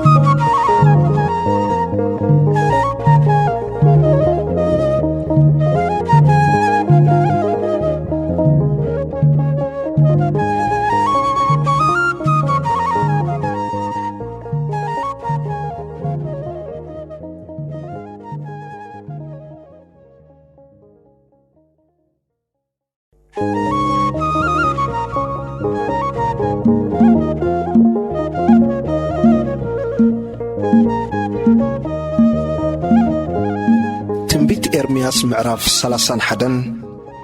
ህዝቢ እስራኤል ናብ ሃገሮም ከም ዝምለሱ ቁጽሪ 1 በቲ ጊዜ እቲ ኣነ ኣምላኽ ኩላቶም ዓሌት እስራኤል ክኸውን እየ ንሳቶም ድማ ህዝበይ ክኾኑ እዮም ይብል እግዚኣብሔር እግዚኣብሔር ከምዚ ይብል ኣሎ እቲ ካብ ሰይፊ ዘምለጠ ህዝቢ ኣብ በረኻ ጸጋ ረኸበ ንእስራኤል ክዕርፎ እኸይድ ኣለኹ እግዚኣብሔር ካብ ርሑቕ ተረኣየኒ ብናይ ዘለዓለም ፍቕሪ ኣፍቀርኩኺ ስለዚ ኸዓ ብምሕረት ሰሓብኩኺ ኣቲ ድንግል እስራኤል ከም ብሓድሽ ክሃልጸኪ እየ እሞ ክትህነጽ ኢኺ ከም ብሓድሽ ድማ ብኸበሮ ኣጋይጽኪ ብሳዕስዒት ሕጉሳት ክትወጽእ ኢኺ ከም ብሓድሽ ኣተኽልቲ ወይኒ ኣብ ኣኽራን ሰማርያ ክትተኽሊ ኢኺ እቶም ተኸልቲ ክተኽሉ ፍሪኡ ኸዓ ክኣርይዎ እዮም እቶም ሓለውቲ ኣብ ኣኽራን ኤፍሬም ንዑናይ ናብ እግዚኣብሔር ኣምላኽና ናብ ጽዮን ንደይብ ኢሎም ዝጽውዑላ መዓልቲ ክኸውን እዩ ቁጽሪ 7 እግዚኣብሔር ከምዚ ይብል ኣሎ ንያዕቆብ ብሓጐስ ድረፍሉ በቲ ርእሲ ህዝብታት እልል በሉ ዓው ኢልኩም ኣመስግኖ እሞ ጐይታይ ንህዝብኻ ነቲ ተረፍ እስራኤል ኣድሕኖ በሉ እነሆ ካብ ሃገር ሰሜን ከምጾም ካብ ወሰን ምድሪ ኸዓ ክእክቦም እየ ምስኦም ድማ ዕውርን ሓንካስን ጥንስትን ቅልውላው ሕርሲ እትታሕዘትን ሓቢሮም ዓብዪ ጉባኤ ኮይኖም ናብዚ ክምለሱ እዮም እናበኸዩ ክመጹ እዮም እናጸለዩ ኸዓ ክመርሖም እየ ንእስራኤል ኣቦ ኮይነ እየ ኤፍሬም ድማ በኽሪ ወደ እዩ እሞ ብዘይዕንቆፍላ ዕረይቲ መንገዲ ናብ ወሓይ ዝማይ ክወስዶም እየ ቁጽሪ 10 ኣቶም ህዝብታት ቃል እግዚኣብሔር ስምዑ ነተን ኣብ ርሑቕ ዘለዋ ደሴታት ከዓ እቲ ንእስራኤል ዝበተኖ ክእክቦ ከም ጓሳ ንመጓሲኡ ድማ ክሕልዎ እዩ ኢልኩም ኣውሪ ኢለን እግዚኣብሔር ንያዕቆብ ተበጅዎ ካብ ኢደቲ ካብኡ ዝሕይል ከዓ ኣናጊፍዎ እዩ እሞ ንሳቶም ክመጹ ኣብ ከረን ጽዮን ከዓ እልል ክብሉ እዮም ናብ በረኸት እግዚኣብሔር ናብ እኽልን ወይንን ናብ ዘይትን ናብቲ ፍረ ኣባጊዕን ኣሓን ሃዲዶም ክእከቡ እዮም ነፍሶም ድማ ከምቲ ማይ ዝሰተያ ኣታኽልቲ ክትከውን እያ ድሕሪዝውን ኣይክቕሕቱውን እዮም ሽዑ እታ ድንግል ብጓይላ ባህ ክብላ ኣጓብዝ ኣረገውትን ድማ ሓቢሮም ክሕጐሱ እዮም ንሓዘኖም ናብ ሓጐስ ክምልሶን ከጸናንዖምን እየ ድሕሪ ጓሂኦም እውን ባህ ከብሎም እየ ንነፍሲ ካህናት ብስብሒ ከጥልሎ እየ ህዝበይ ከዓ ብበረኸተይ ክጸግብ እዩ ይብል እግዚኣብሔር ምሕረት እግዚኣብሔር ኣብ ልዕሊ እስራኤል ቁጽሪ 15 እግዚኣብሔር ከምዚ ይብል ኣብ ራማ ድምፂ ተሰምዐ ዋይዋይታን መሪር ብኽያትን ራሔል ንደቃ በኸየት ተወዲዮም እዮም እሞ ስለ ደቃ ምድባስ ኣቤት ከምዚ ይብል እግዚኣብሔር ግብርኻ ዓስቡ ክረክብ እዩ ካብ ሃገር ጸላኢ ክምለሱ እዮም እሞ ድምፅኺ ካብ ዋይዋይታ ዓይንኺ ድማ ካብ ንብዓት ዕገቲ ይብል እግዚኣብሔር ንድሕራይኪ ከዓ ተስፋ ኣሎኪ ደቅኹውን ናብ ደቦም ክምለሱ እዮም ይብል እግዚኣብሔር ቁጽሪ 18 ኤፍሬም ከዓ ከምዘይጸረየ ዝራብዕ ጌርካ ቀጻዕኻኒ ተቐጻዕኹ ድማ ንስኻ ኢኻ እግዚኣብሔር ኣምላኸይ እሞ ምለሰኒ ክምለስካ እየ ኢሉ ክግዕር ከሎ ኣጸቢቐ ሰማዕክዎ ምስ ተመለስኩ ተጣዓስኩ ምስ ተፈለጠኒ ከዓ ሰለፈይ ወቓዕኩ ጸርፊ ንእስነተይ ጸይረ እየ እሞ ሓፈርኩን ሓነኩን ኤፍሬም ዶ ፍቕር ወደይ እቲ ምጩ ውልደይ ኣይኮነን ብኹራ እኳ እንተ ተዛረብክዎ መመሊሰ እዝክሮ ኣለኹ እሞ ብምኽንያቱ ኣምዑተይ ተበጢሱ እዩ ኣነውን ብሓቂ ክምሕሮ እየ ይብል እግዚኣብሔር ቁጽሪ 21 መሓበርታ መገዲ ኣቑሚ መፈለጣታት ከዓ ትኸሊ ልብኺ ናብታ ኬድክላ ዝነበርካ ጐደናን መገድን ኣቕንዒ ኣብቲ ድንግል እስራኤል ተመለሲ ናብዘን ከተመታትኪ ተመለሲ ኣቲ ዓለወኛ ጓል ክሳዕ መዓዝ ዙንዙን ክትብል ኢኺ እግዚኣብሔር ኣብ ምድሪ ሓድሽ ነገር ፈጢሩ እዩ እሞ ሰበይቲ ንሰብኣይ ክትከቦ እያ መጻኢ ሃብቲ ህዝቢ እግዚኣብሔር ቁጽሪ 23 እግዚኣብሔር ጌታ ሰራዊት ኣምላኽ እስራኤል ከምዚ ይብል ኣሎ ካብ ምርኮ ምስ ኣመለስክዎም ኣብ ሃገር ይሁዳን ኣብ ከተማታትን ኣብቲ መሳፍሮ ጽድቂ ኣብቲ ከረን ቅድስና እግዚኣብሔር ይባርኪ ኢሎም እዚ ቃል እዚ ከም ብሓድሽ ክብልኹ እዮም ንዝጸምአት ነፍሲ ከርውያ ንዝቐሓተወት ዘበለት ነፍሲ ድማ ከጽግባ እየ እሞ ይሁዳን ኩለን ከተማታታን ሓረስቶትን እቶም ምስ መጓሲታት ዝጓዓዙን ሓቢሮም ኣብኣ ክነብሩ እዮም ቁጽሪ 26 ድሕሪዚ ተባራበርኩ እሞ ጠመትኩ ድቃሰይካ ጣዕመኒ እነሆ ንቤት እስራኤልን ንቤት ይሁዳን ብዘርኢ ሰብን ብዘርኢ እንስሳን ዝዘርአለን መዓልታት ክመጻየን ይብል እግዚኣብሔር ክኸውን ካዩ ከምቲ ኣነ ንምምንቋስን ንምዕናውን ንምጉባእን ንምጥፋእን ንምስቓይን ኣብ ርእሲኦም ዝተጋህኩ ከምኡ ድማ ንምህናጽን ንምትካልን ኣብ ርእሶኦም ክተግህ እየ ይብል እግዚኣብሔር በተን መዓልታት እቲኣተን ከም ብሓድሽ እቶም ኣቦታት መጺጽ ዘቢብ በልዑ እሞ ነስናን እቶም ውሉድ ከከወ ኣይክብሉን እዮም ነፍሲ ወከፍሲ ብኣበሳኡ ደኣ ይመውት እቲ መጺጽ ዘቢብ ዝበልዐ ከዓ ኣስናኑ ይክክዎ ቁጽሪ 31 እነሆ ምስ ቤት እስራኤልን ምስ ቤት ይሁዳን ሓድሽ ኪዳን ዝኣትወለን መዓልታት ክመጻየን ይብል እግዚኣብሔር ከምቲ ካብ ሃገር ምስሪ ብኢዶም ሒዘ ከውፅኦም ከለኹ ምስ ኣቦታቶም ዝኣትኽዎ ኪዳን ኣይኮነን ኣነ ጐይቶኦም ክነሰይሲ ንሳቶም ነቲ ኪዳን ኣፍረስዎ ይብል እግዚኣብሔር ድሕሪ እዘን መዓልታት እዚኣተን ምስ ቤት እስራኤል ዝኣትዎ ኪዳንሲ እዚ ደኣ እዩ ሕጌ ኣብ ውሽጦም ከንብር ኣብ ልቦም ከዓ ክጽሕፎ ኣነ ኣምላኾም ክኸውን እየ ንሳቶም ድማ ህዝበይ ክኾኑ እዮም ይብል እግዚኣብሔር ኣነ ኣበሶኦም ይቕረ ክብለሎም ሓጢኣቶም ድማ ድሕሪዚ ኣይክዝክርን እየ እሞ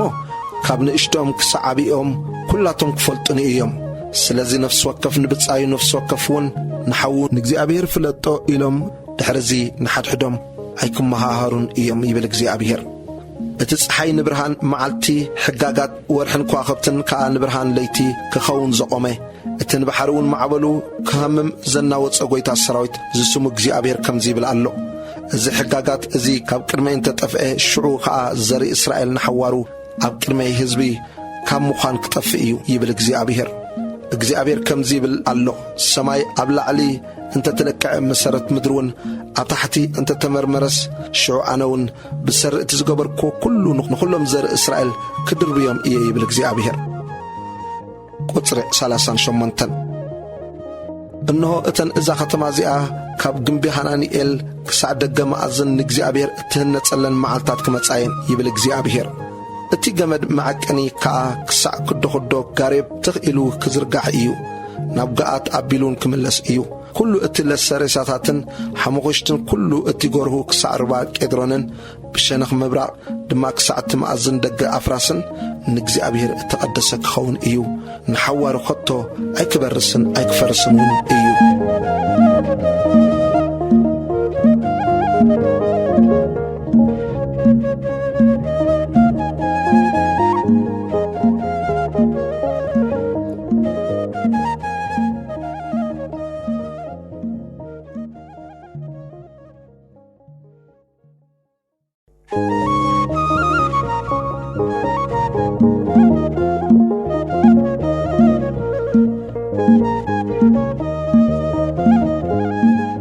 ትንቢት ኤርምያስ ምዕራፍ 32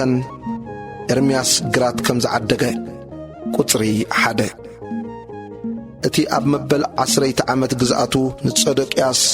ንጉስ ይሁዳ ንበኩልናት ጸርካ መበል 18 ዓመት ግዝኣቱ ካብ እግዚአብሔር ናብ ኤርምያስ ዝመጸ ቃል እዚ እዩ ሽዑ ድማ ጭፍራ ንጉስ ባቢሎን ንኢየሩሳሌም ከቢቦምዋ ነበሩ ነቢ ኤርምያስካ ኣብቲ ኣብ ቤት ንጉስ ዘሎ ቤት ማእሰርቲ ኣብቲ ወገፊኡ ተኣሲሩ ነበረ ጸደቅያስ ንጉስ ይሁዳ ከምዚ ኢሉ ኣሲርዎ ነበረ ስለምንታይ ተነበኻን በልካን እግዚአብሔር ከምዚ ይብል ኣሎ እነሆ ኣነ ነዛ ከተማ እዚኣ ኣብ ኢድ ንጉስ ባቢሎን ኣሕሊፈ ክህባኤ ንሱን ክሕዛ እዩ ጸደቅያስ ንጉስ ይሁዳ ድማ ርግጽ ኣብ ኢድ ንጉስ ባቢሎን ክወሃብ እዩ ኣፍ ንኣፍ ክዛረቦ እዩ ዓይንቱ ኸዓ ዓይኑ ክሪኣ እየን እምበር ካብ ኢድ ከለዳውያን ኣይከምልጥን እዩ ንጸደቅያስ ድማ ናብ ባቢሎን ክማርኾ ኣነ ክሳዕ ዝዝክሮውን ኣብኡ ክጸንሕ እዩ ምስ ከለዳውያን እንተተዋጋእኩም ኣይክቖንዓኩምን እዩ ይብል እግዚአብሔር ቁጽሪ 6 ኤርምያስ ከዓ ከምዚ ዝብል ቃል እግዚአብሔር ናባይ መጸ በለ እነሆ ሃናሚኤል ወዲ ሻሎም ሓዊ ኣቦኻ ነታ ኣብ ኣናቶት ዘላ ግራተይ መሰል ብብጃው ኣለካ እሞ ተሻየጣ ክብለካ ናባኻ ክመጽ እዩ ሃናሚኤል ወዲ ሓዊ ኣቦይ ድማ ከም ቃል እግዚአብሔር ናብቲ ወገፈ ቤት ማእሰርቲ መጺኡ ነታ ኣብ ኣናቶት ኣብ ምድሪ ብንያም ዘላ ግራተይ ኮታ ተሻየጣ መሰለ ርስቲ ኣለኳ ምብጃው ድማ ግቡእካ እዩ እሞ ናኻ ተሻየጣ በለኒ ሽዑ እዚ ናይ እግዚአብሔር ቃል ምዃኑ ኣስተውዓልኩ ነታ ኣብ ኣናቶት ዘላ ግራት ከዓ ካብ ሃናሚኤል ወዲ ሓዊ ኣቦይ ተሻየጥክዋ እሞ ነቲ ገንዘብ 17 ሲቃል ብሩር መዘንኩሉ ኣብ መጽሓፍ ጽሒፈ ከዓ ሓተምክዎ ምስክር ጸዊዐ ድማ ነቲ ገንዘብ ብሚዛን መዘንኩሉ ነታ መጽሓፍ መሸጣ ነታ ከም ሕግን ውዕልን ኮይና እተሓትመትን ነታ እተቐልዐትን ወሲደ ነታ መጽሓፍ መሸጣ ንባሩክ ወዲ ኑርያ ወዲ ማህስያ ኣብ ቅድሚ ሃናሚኤል ወዲ ሓዊ ኣቦይን ኣብ ቅድሚ እቶም ኣብ መጽሓፍ መሸጣ እተጻሕፉ ምስክርን ኣብ ቅድሚ ኩሎም እቶም ኣብ ወገፈ ቤት ማእሰርቲ ተቐሚጦም ዝነበሩ ኣይሁድን ሃብክዎ እግዚአብሔር ጌታ ሰራዊት ኣምላኽ እስራኤል ኣብዚ ሃገር እዚኣ ኣባይትን ጎርሁን ኣታኽልቲ ወይንን ከም ብሓድሽ ክሻየጡ እዮም ይብል ኣሎ እሞ እግዚአብሔር ጌታ ሰራዊት ኣምላኽ እስራኤል እዘን ጽሑፋት እዚአን እታ ሕትምቲ መጽሓፍ መሸጣን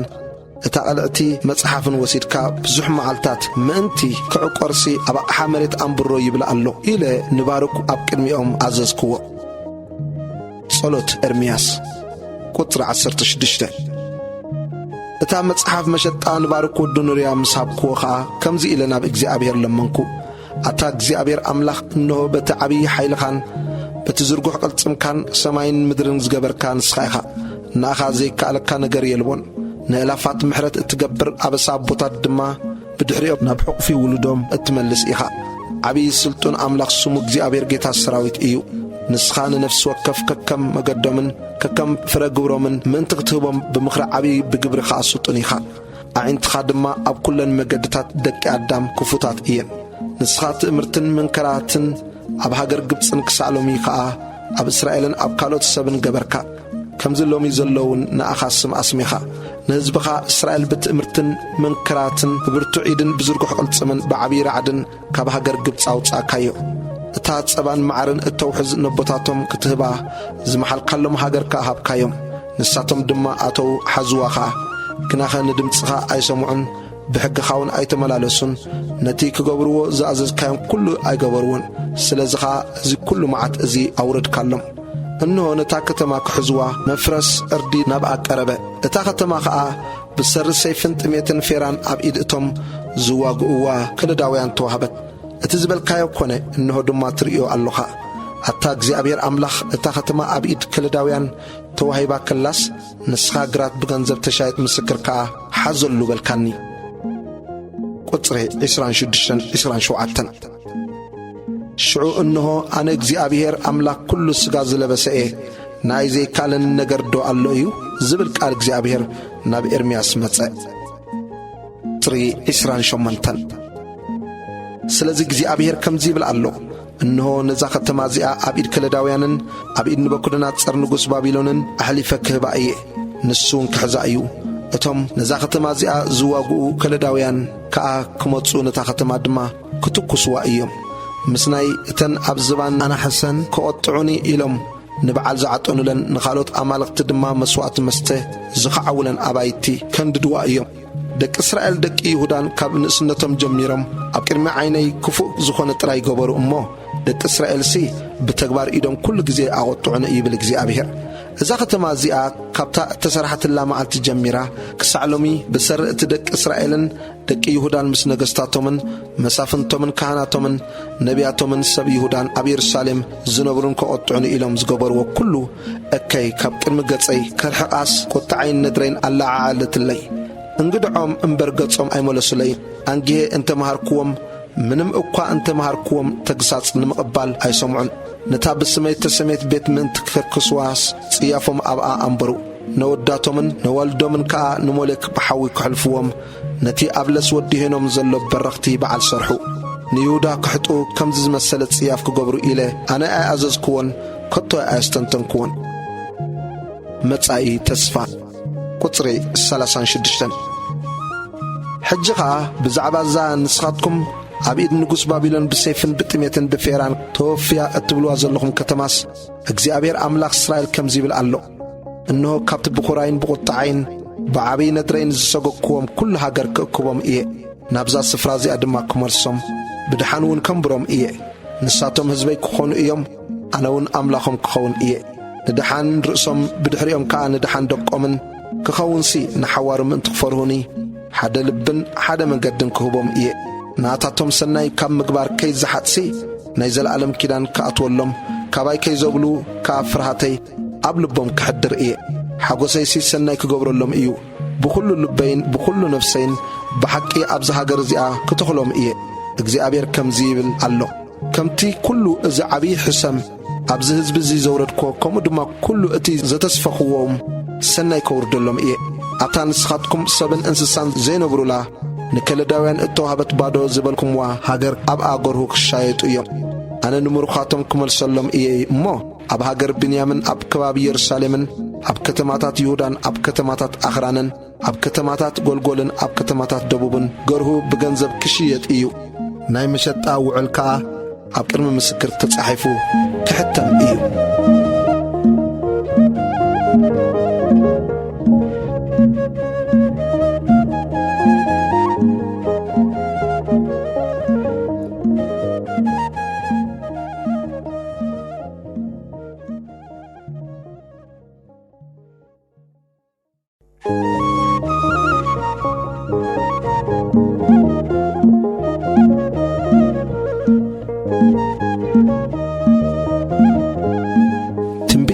ኤርምያስ ምዕራፍ 33 ካልኣይ መጽአ ተስፋ ቁጽሪ 1 ኤርምያስ ገና ኣብቲ ቤት ማእሰርቲ ተኣሲሩ ኸሎ ካልኣይ ሳዕ ከም ዝብል ቃል እግዚአብሔር ናብኡ መጸ እቲ ዝገብሮ ዘሎ እግዚአብሔር ከጽንዕ ዘዳሉ እግዚአብሔር ከዓ ዝስሙ ከምዚ ይብል ኣሎ ጸዋዓኒ እሞ ክምልሰልካ ዘይትፈልጦ ዓብይን ስውርን ነገር ከዓ ክነግረካየ እግዚአብሔር ኣምላኽ እስራኤል ብዛዕባ እቲ ብምፍራስ ዕርድን ብሰይፍን ዝፈርስ ዘሎ ኣባይቲ እዛ ከተማ እዚኣን ኣባይቲ ነገሥታት ይሁዳን ከምዚ ይብል ኣሎ ምስ ከለዳውያን ክዋግኡ መጺኦም ነታ ብሰሪ ኩሉ እኮዮም ገጸይ ዝኸወል ኩላ ከተማ ብሬሳታት እቶም ኣነ ብቁጣዓይን ብነድረይን ዝወቓዕክዎም ሰብ ክመልእዋ እዮም እንሆ ኣነ ክሰፍፍን ክፍውሳን እየ ኣነ ክሕውዮም ብዝሒ ሰላም ሓቅን ድማ ክገልጸሎም እየ ንምርኮ ይሁዳን ንምርኮ እስራኤልን ክመልስ እየ ከም ቀደሞም ከዓ ክሃንጾም እየ ኣነ ካብ ኩሉ እቲ ዝበደሉኒ ኣበሶኦም ከጽርዮም እየ ነቲ ዝበደሉንን ብእኡ ከዓ ካባይ ዝዓለውሉን ኣበሶኦም ይቕረ ክብለሎም እየ ንስኻ ኣብ ቅድሚ እቶም ነቲ ዝገብረሎም ዘለኹ ኩሉ ሰናይ ዝሰምዑ ኩላቶም ህዝብታት ምድሪ ንስም ደስታን ንምስጋናን ንኽብርን ክትኮነኒ እያ። ብምኽንያት እቲ ኣነ ዝህባ ኩሉ ሰናይን ኩሉ ሰላምን ድማ ክፈርሁን ራዕራዕ ክብሉን እዮም። እግዚኣብሔር ከምዚ ይብል ኣሎ፣ ምርኮ እቲ ሃገር መሊሰ ከም ቀደማ ክገብራ እየ እሞ ኣብዚ ንስኻትኩም ሰብን እንስሳን ዘይብሉ ምድረ በዳ እትብልዎ ዘለኹም ስፍራን ኣብዘን ሰብን ኣብአን ዝነብርን እንስሳ ዘይብለን ዝባደማ ከተማታት ይሁዳን ኣደባባያት ኢየሩሳሌምን ከም ብሓድሽ ድምፂ ሓጎስን ድምፂ እልልታን ድምፂ መርዓውን ድምፂ መርዓትን ድምፂ እቶም መስዋዕቲ ምስጋና ናብ ቤት እግዚኣብሔር እናቕረቡ እግዚኣብሔር ሰናይ እዩ ጸጋኡ ድማ ንዘለዓለም ይነብር እዩ እሞ ንእግዚኣብሔር ጌታ ሰራዊት ኣመስግንዎ ዝብሉ ክስማዕ እዩ ይብል እግዚአብሔር። እግዚአብሔር ጌታ ሰራዊት ከምዚ ይብል ኣሎ፣ ኣብዛ ሰብን እንስሳን ዘይብላ ዝባደመት ስፍራን ኣብ ኩለን ከተማታታን ከም ብሓድሽ ምሕደሪ እቶም መጓሲታቶም ዘስፍሩ ጓሶት ክኸውን እዩ። ኣብ ዓድታት ኣኽራንን ኣብ ከተማታት ጐልጐልን ኣብ ከተማታት ደቡብን ኣብ ምድሪ ብንያምን ኣብ ከባቢ ኢየሩሳሌምን ኣብ ከተማታት ይሁዳን እተን መጓሲታት ከም ብሓድሽ ብትሕቲ ኢድ እቲ ቖጻሪአን ክሓልፋ እየን ይብል እግዚአብሔር። ቁጽሪ 14 እነሆ እቲ ብዛዕባ ቤት እስራኤልን ብዛዕባ ቤት ይሁዳን እተዛረብክዎ ጽቡቕ ቃል ዝፍጸመለን መዓልታት ክመጻየን ይብል እግዚአብሔር። በተን መዓልታት እቲአንን እቲ ዘመን እቲ ንዳዊት ጨንፈር ጽድቂ ከተጣዓሉ እየ፣ ንሱን ኣብ ምድሪ ፍትሕን ጽድቅን ክገብር እዩ። በተን መዓልታት እቲአን ይሁዳ ክድሕን እዩ፣ ኢየሩሳሌም ከዓ ብድሓን ክትነብር እያ። እግዚአብሔር ጽድቅና እዩ ተባሂላ ከዓ ክትስመዕ እያ። እግዚአብሔር ከምዚ ይብል ኣሎ፣ ካብ ዳዊት ኣብ ዝፋን ቤት እስራኤል ዝቕመጥ ሰብኣይ ከቶ ኣይክሳኣንን እዩ። ካብ ሌዋውያን ካህናት ኩሉ መዓልቲ መስዋዕት ምሕራር ዝስውእን መስዋዕት ብልዒ ዘትክኽን መስዋዕት ሕሩድ ዘቐርብን ሰብኣይ ኣብ ቅድመይ ከቶ ኣይክሳኣንን እዩ። ከምዚ ዝብል ቃል እግዚአብሔር ናብ ኤርምያስ መጸ። እግዚአብሔር ከምዚ ይብል ኣሎ፣ ንኺዳነይ ምስ መዓልትን ንኺዳነይ ምስ ለይትን ለይትን መዓልትን በቢግዚኡ ከይከውን ከተፍርሱ እንተ ደኣ ተኻኢልኩምሲ ሽዑ ኸዓ ኣብ ዝፋን ዝቕመጥ ውሉድ ከይርከብ እቲ ምስ ዳዊት ባርያይ ዝኣተኽዎ ኺዳን ክፈርስ እዩ።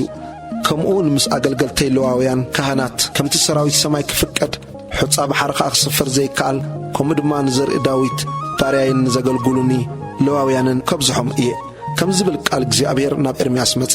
እዞም ሕዝቢ እዚኦም እግዚአብሔር ነዞም ዝሓረዮም ክልተ ነገድ ደርቢዎም እዩ እናበሉ ዝዛረብዎ ዘለውስ ኣይትሪኦም ዲኻ? ኣብ ቅድሚኦም ድሕርዚ ሕዝቢ ከም ዘይኮኑ ገይሮም ይንዕቕዎም ኣለዉ። እግዚአብሔር ከምዚ ይብል ኣሎ፣ ኪዳነይ ምስ መዓልትን ለይትን እንተ ዘይጸንዐ ንሰማይን ንምድርን ስርዓት እንተ ዘይሓገግኩ ሽዑ ኸዓ ኣነን ድሕርዚ ኣብ ልዕሊ ዘርኢ ኣብርሃምን ይስሐቅን ያዕቆብን ዝገዝኡ ካብ ዘርኡ ከየተንስእስ ንዘርኢ ያዕቆብን ባርያይ ዳዊትን ክድርብዮ እየ፣ ንምርኮኦም ክመልሶ እየ እሞ ክምሕሮም እውን እየ።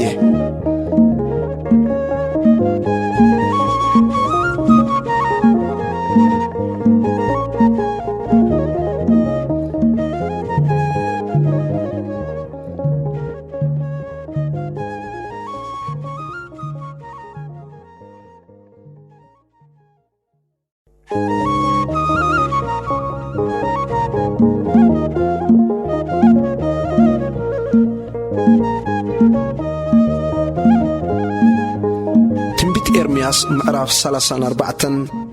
ንሰዶቅያስ ዝተነግሮ መልእኽቲ ቁጽሪ 1-2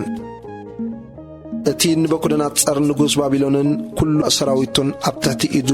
ዝግዝኡ ኩሎም መንግስታትን ምድርን ኩሎም ህዝብታትን ምስ ኢየሩሳሌምን ምስ ኩለን ከተማታታን ክዋግኡ ከለዉ እግዚአብሔር ኣምላኽ እስራኤል ከምዚ ይብል ኣሎ ዝብል ካብ እግዚአብሔር ናብ ኤርምያስ ዝመጸ ቃል እዚ እዩ። ናብ ሰዶቅያስ ንጉስ ይሁዳ ኬድካ እግዚአብሔር ከምዚ ይብል ኣሎ ኢልካ ንገሮ፣ እነሆ ኣነ ነዛ ከተማ እዚኣ ናብ ኢድ ንጉስ ባቢሎን ክውፍያ እየ፣ ንሱውን ብሓዊ ከንድዳ እዩ። ንስኻ ኸዓ ብርግጽ ተታሒዝካ ናብ ኢዱ ክትውፈ ኢኻ እምበር ካብ ኢዱ ኣይክተምልጥን ኢኻ።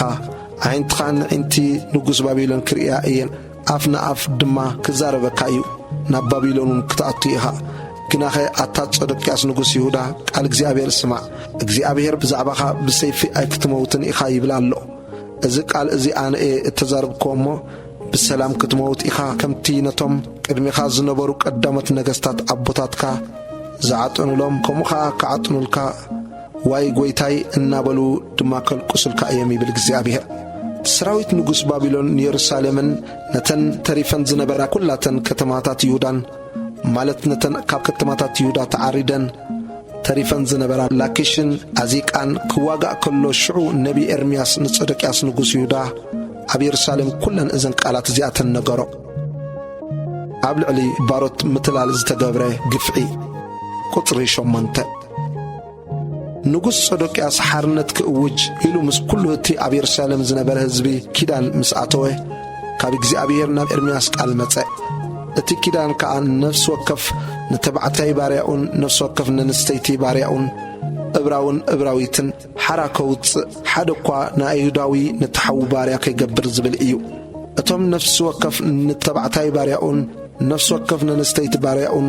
ሓራ ከውፅኡ ድሕርዚ ከዓ ባሮት ከይገብርዎም ኪዳን ዝኣተዉ ኩሎም መሳፍንትን ኩሎም ህዝብን ተኣዘዙ ሓራውን ኣውፅዎ። ድሓር ግና መሊሶም ነቶም ሓራ ውፅኦሞም ዝነበሩ ተባዕትዮን ኣንስትዮን ባሮት ከም ብሓድሽ ኣምለስዎም። ተባዕትዮን ኣንስትዮን ባሮት ገይሮም ድማ ገዝእዎም። ቁጽሪ 12 ስለዚ ካብ እግዚኣብሔር ከም ዝብል ቃል እግዚኣብሔር ናብ ኤርምያስ መጸ። እግዚኣብሔር ኣምላኽ እስራኤል ከምዚ ይብል ኣሎ፣ ኣነ በታ ንቦታትኩም ካብ ሃገር ግብፂ ካብ ቤት ባርነት ዘውፃኹላ መዓልቲ ምሳታቶም ኪዳን ኣትኹ በልክዎም ከዓ 7 ዓመት ምስ ተፈጸማ ነፍሲ ወከፍኩም ነቲ ባዕሉ ኣባኻ እተሸጠ እሞ 6 ዓመት ተገዛእካ ዕብራዊ ሓው ካባኻ ሓራ ውፃእዮ። ግናኸ ኣቦታትኩምሲ ኣይሰምዑንን ብእዛኖም ውንፅን ኣይበሉን። ንስኻትኩም ሎሚ ተመለስኩም ነፍሲ ወከፍ ንብጻዮ ሓራ ምውፃእ ብምእዋጁ ከዓ ኣብ ቅድሚ ዓይነይ ቁኑዕ ገበርኩም። ኣብታ ብስመይ እተሰሜት ቤት ድማ ኣብ ቅድመይ ኪዳን ኣተኹም። ግናኸ ከም ብሓድሽ ተመለስኩም ንስመይ ድማ ኣርከስኩምዎ። ነቶም ሓራ ኣውፂእኹም ከም ድላዮም ይኺዱ ዝፈንኹምዎም ነፍሲ ወከፍኩም ንተባዕታይን ንንስታይትን ባሮቱ ኣምለሰ። ተባዕትዮን ኣንስትዮን ባሮትኩም ጌርኩም ከዓ ገዛእኩምዎም። ስለዚ እግዚኣብሔር ከምዚ ይብል ኣሎ፣ ነፍሲ ወከፍ ንሓውን ነፍሲ ወከፍ ንብጻዩን ሓርነትን ንምእዋጅ ኣይሰማዕኹምንን። እንሆ ኣነ ከዓ ንሰይፍን ንፌራን ንጥሜትን ሓርነት እእውጀልኩም ኣለኹ። ንኹሎም መንግሥታት ምድሪ መሰኪሕ ክትኮኑ ድማ ኣሕሊፈ ክህበኩም እየ ይብል እግዚኣብሔር። ኣነ ነቶም ኪዳነይ ዘፍርሱ ነቲ ምራኽ ኣብ ክልተ ጨንዲሖም ብመንጎ እቲ ጭንዱሕ ከዓ ሓሊፎም ነቲ ኣብ ቅድመይ ዝኣተውዎ ቃላት ኪዳን ዘይሓለዉ ሰባት ብመንጎ ጭንዳሕ እቲ ምራኽ ዝሓለፉ መሳፍንቲ ይሁዳን መሳፍንቲ የሩሳሌምን ስሉባትን ካህናትን ኩሉ ህዝቢ እቲ ሃገርን ነዚኣቶም ኣብ ኢድ ጸላእቶምን ኣብ ኢድ እቶም ነፍሶም ዝደልዩን ኣሕሊፈ ክህቦም እየ። ሬሳታቶም ከዓ ንዕዋፍ ሰማይን ንኣራዊት ምድርን ብልዒ ክኸውን እዩ። ንጸደቅያስ ንጉስ ይሁዳን ንመሳፍንቱን ናብ ኢድ ጸላእቶምን ናብ ኢድ እቶም ነፍሶም ዝደልዩ ሰባትን ናብ ኢድ እቲ ካባኻትኩም ዝረሓቐ ሰራዊት ንጉስ ባቢሎንን ኣሕሊፈ ክህቦም እየ። እንሆ ኣነ ክእዝዝ እየ እሞ ናብዛ ከተማ እዚኣ ክመልሶም እየ። ንሳቶም ክዋግእዋ ክሕዝዋ ብሓዊ ድማ ከንድድዋ እዮም። ነተን ከተማታት ይሁዳ ከዓ ሓደ እኳ ዘይነብረን ምድረ በዳ ክገብረን እየ ይብል እግዚኣብሔር።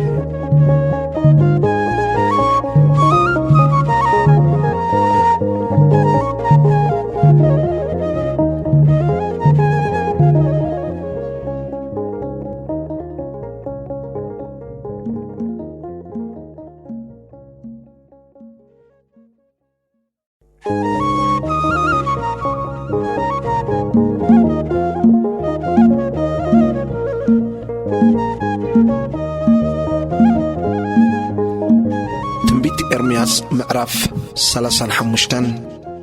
ኤርምያስን ነቢት ዘይሰተየ ደቂ ሬካብን ቁጽሪ 1 እቲ ብዘመን ያቄም ወዲ ዮስያስ ንጉስ ይሁዳ ካብ እግዚኣብሔር ናብ ኤርምያስ ዝመጸ ቃል ከምዚ ዝብል እዩ። ናብ ቤት ራኬብ ኪድ እሞ ተዛረቦም ናብ ሓንቲ ክፍሊ ቤት ናይ መቕደስ እግዚኣብሔር ድማ ኣእትዎም ወይኒ ክሰትዩን ሃቦም። ሽዑ ንያዛንያ ወዲ ኤርምያስ ወዲ ካባጸንያን ንሕዋቱን ንኹሎም ደቁን ንኹሎም ቤት ራኬብን ወሰድክዎም ናብ ቤት እግዚኣብሔር ናብታ ኣብ ጥቓ ክፍሊ ቤት መሳፍንቲ ኣብ ልዕሊ ክፍሊ ቤት ማእስያ ወዲ ሻሎም ሓላው ደገ ዘላ ክፍሊ ቤት ደቂ ካናን ወዲ ኤግድልያ ናይ ኣምላኽ ሰብ ኣእትኽዎም። ኣብ ቅድሚ እቶም ደቂ ቤት ሬካብ ከዓ ወይኒ ዝመልኣ ሰራሙን ዋናጩን ቀሪበ ወይኒ ስተዩ በልክዎም። ንሳቶም ግና መለሱ፣ የናዳብ ወዲ ሬካብ ኣቦና ኣባይቲ ኣይትስርሑ፣ ዘርኢ ኣይትዝርኡ፣ ኣታኽልቲ ወይኒ ኣይትትከሉ፣ ኣይተጥርዩውን። ኣብታ ኣጋይሽ ኮንኩም ሰፊርኩምዋ ዘለኹም ሃገርሲ ዕድሜኹም ምእንቲ ክነውሕ ኩሉ ዘመንኩም ኣብ ድንኳን ንበሩ። ንስኻትኩምን ደቅኹምን ንዘለዓለም ወይኒ ኣይትስተዩ ኢሉ ኣዚዙናዩ እሞ ወይኒ ኣይንሰትን ኢና። ድማ ንሕናን ኣንስትናን ኣወዳትናን ኣዋልድናን ብኹሉ ዘመንና ወይኒ ከይንሰቲ ندمص يناداب ود ريكاب أبونا بتزعززنا كله تعزيزنا يئنا إن نبرلن أبايتي أين سرحن أتخلت وينن قرون زرئن أين ترن بارسي كمتي يناداب أبونا زعززنا كله جيرنا تعزيزنا يئنا أمو أبدون قوان إنا أن نبرزلنا قنا خان بوكلنا تصر نقص بابيلون نبزها قرزي أمس وطأي كاب قص سراويت كالداويانن كاب قص سراويت سراويانن نعنا ينابي رسالم نقعز إلنا بزخمزي أبي رسالم تقميتنا لنا قطر 10:10 شعوتي أجزي أبي رجيت السراويت أملاخ إسرائيل كمزي بالله زبل قال أجزي أبي هرناب إرمياس مسا كيد أمه نسب يهودان نتوما أبي رسالم زنوبرن قالين نمسمع سيد تكسات دعاء تقبلون إيهم يبل أجزي أبي هر الكان قرم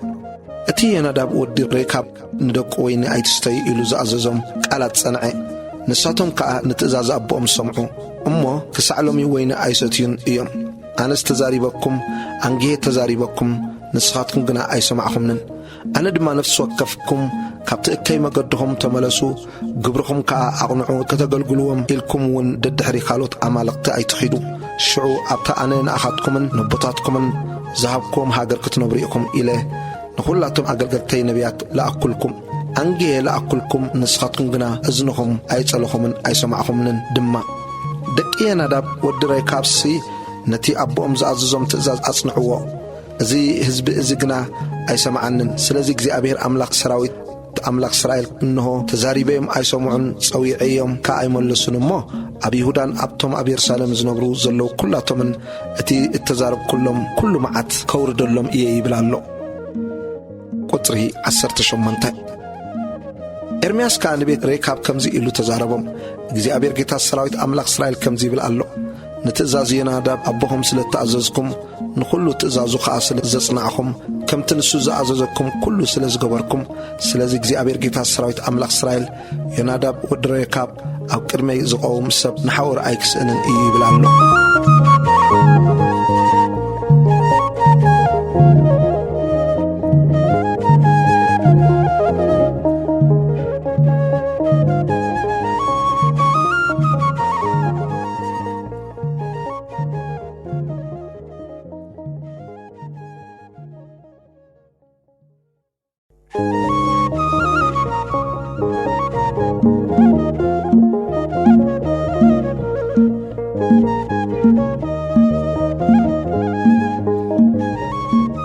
إرمياس معراف 36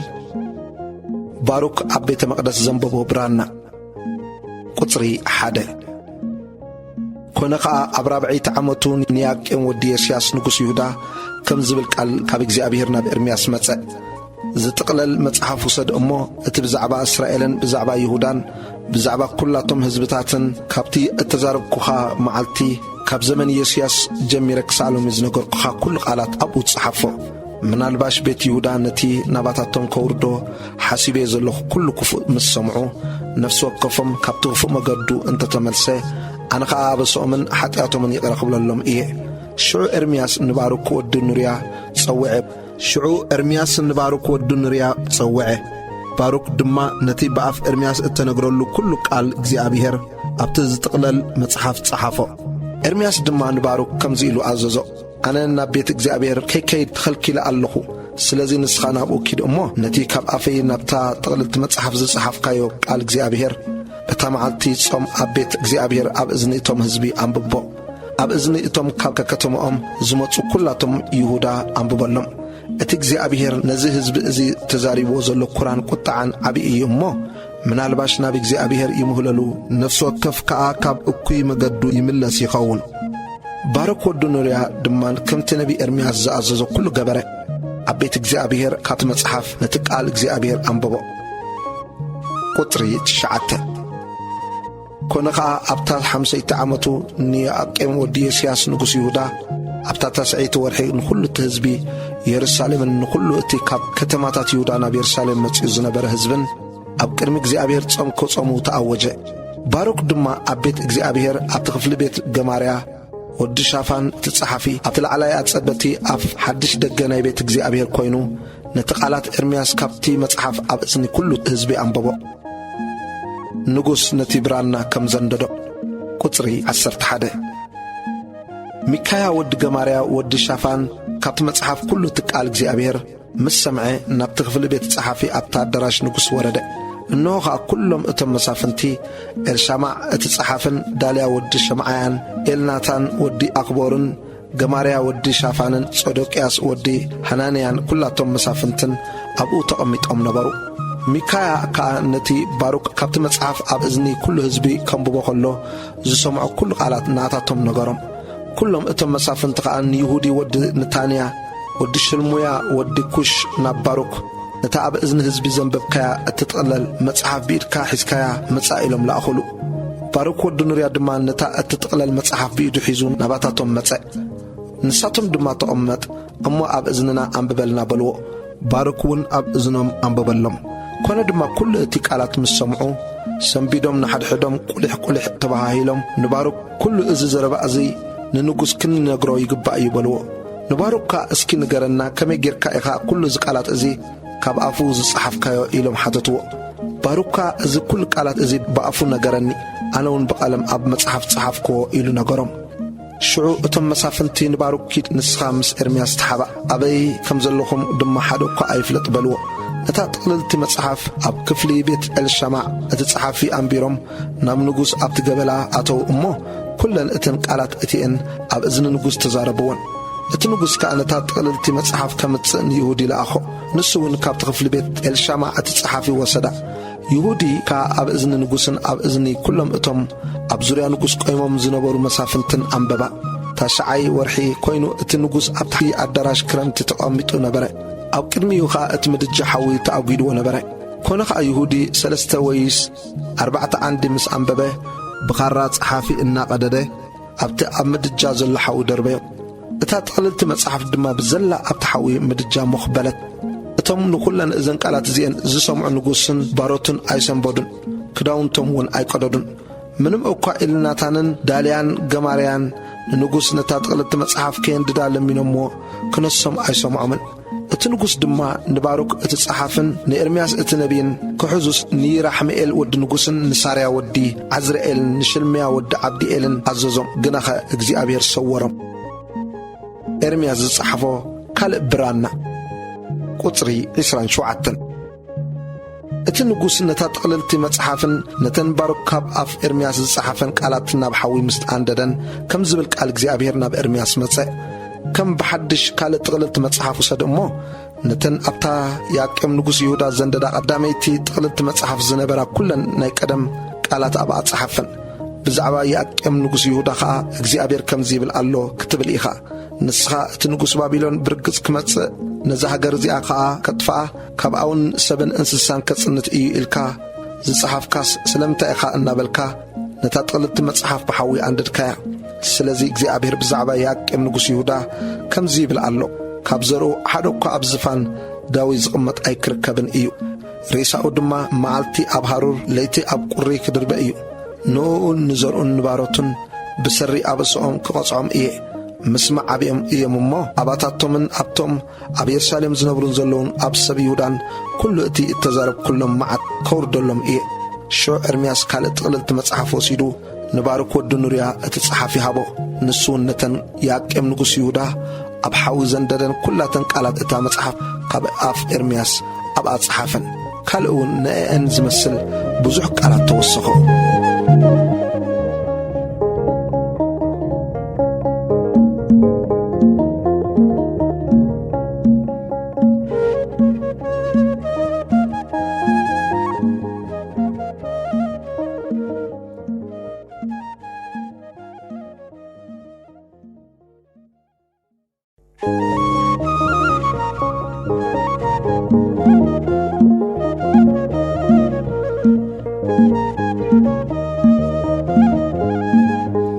ትንቢት ኤርምያስ ምዕራፍ 37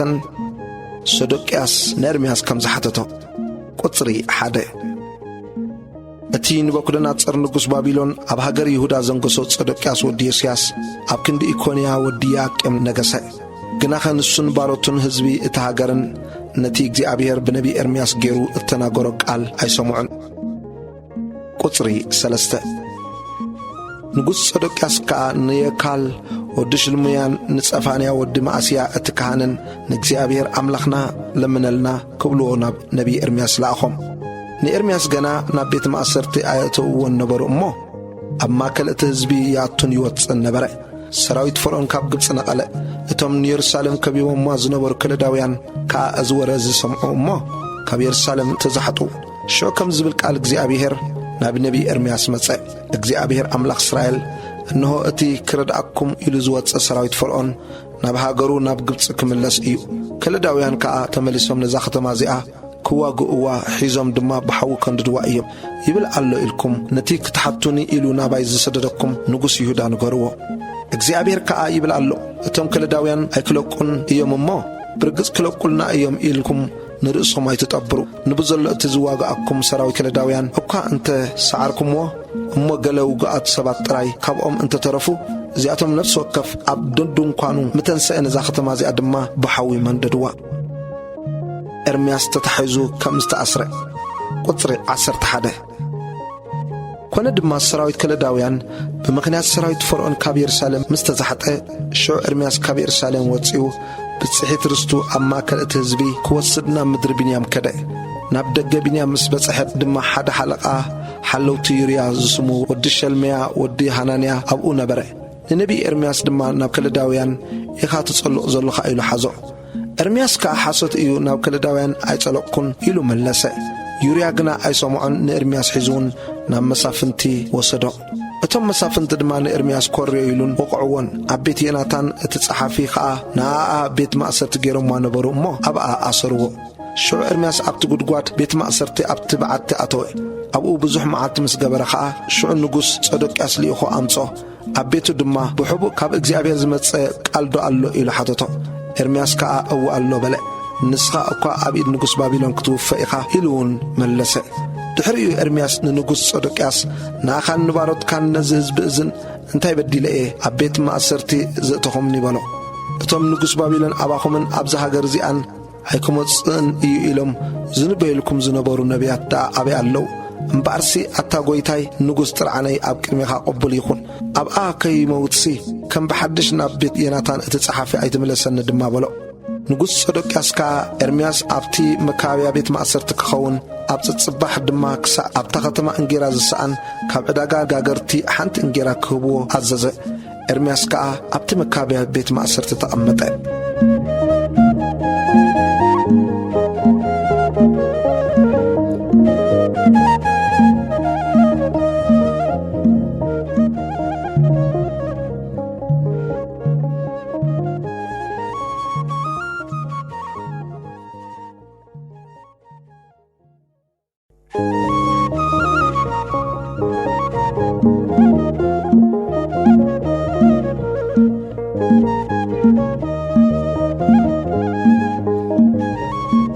ትንቢት ኤርምያስ ምዕራፍ 38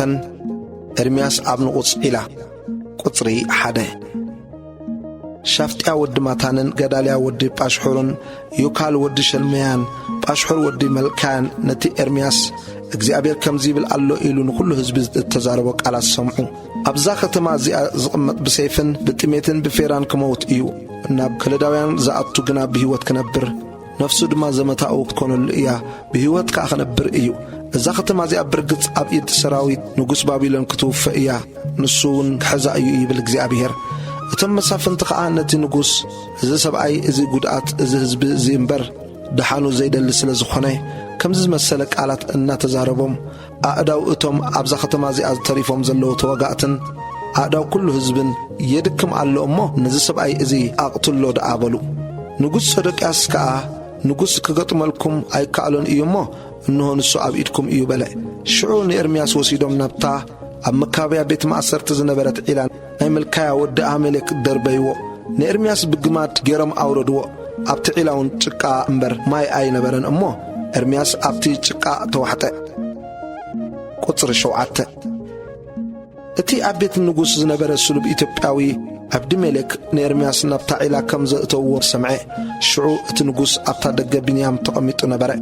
ዓብድሜሌክ ከዓ ካብ ቤት ንጉሥ ወፂኑ ንጉሥ ኣታ ጐይታይ ንጉሥ እዞም ሰባት እዚኣቶም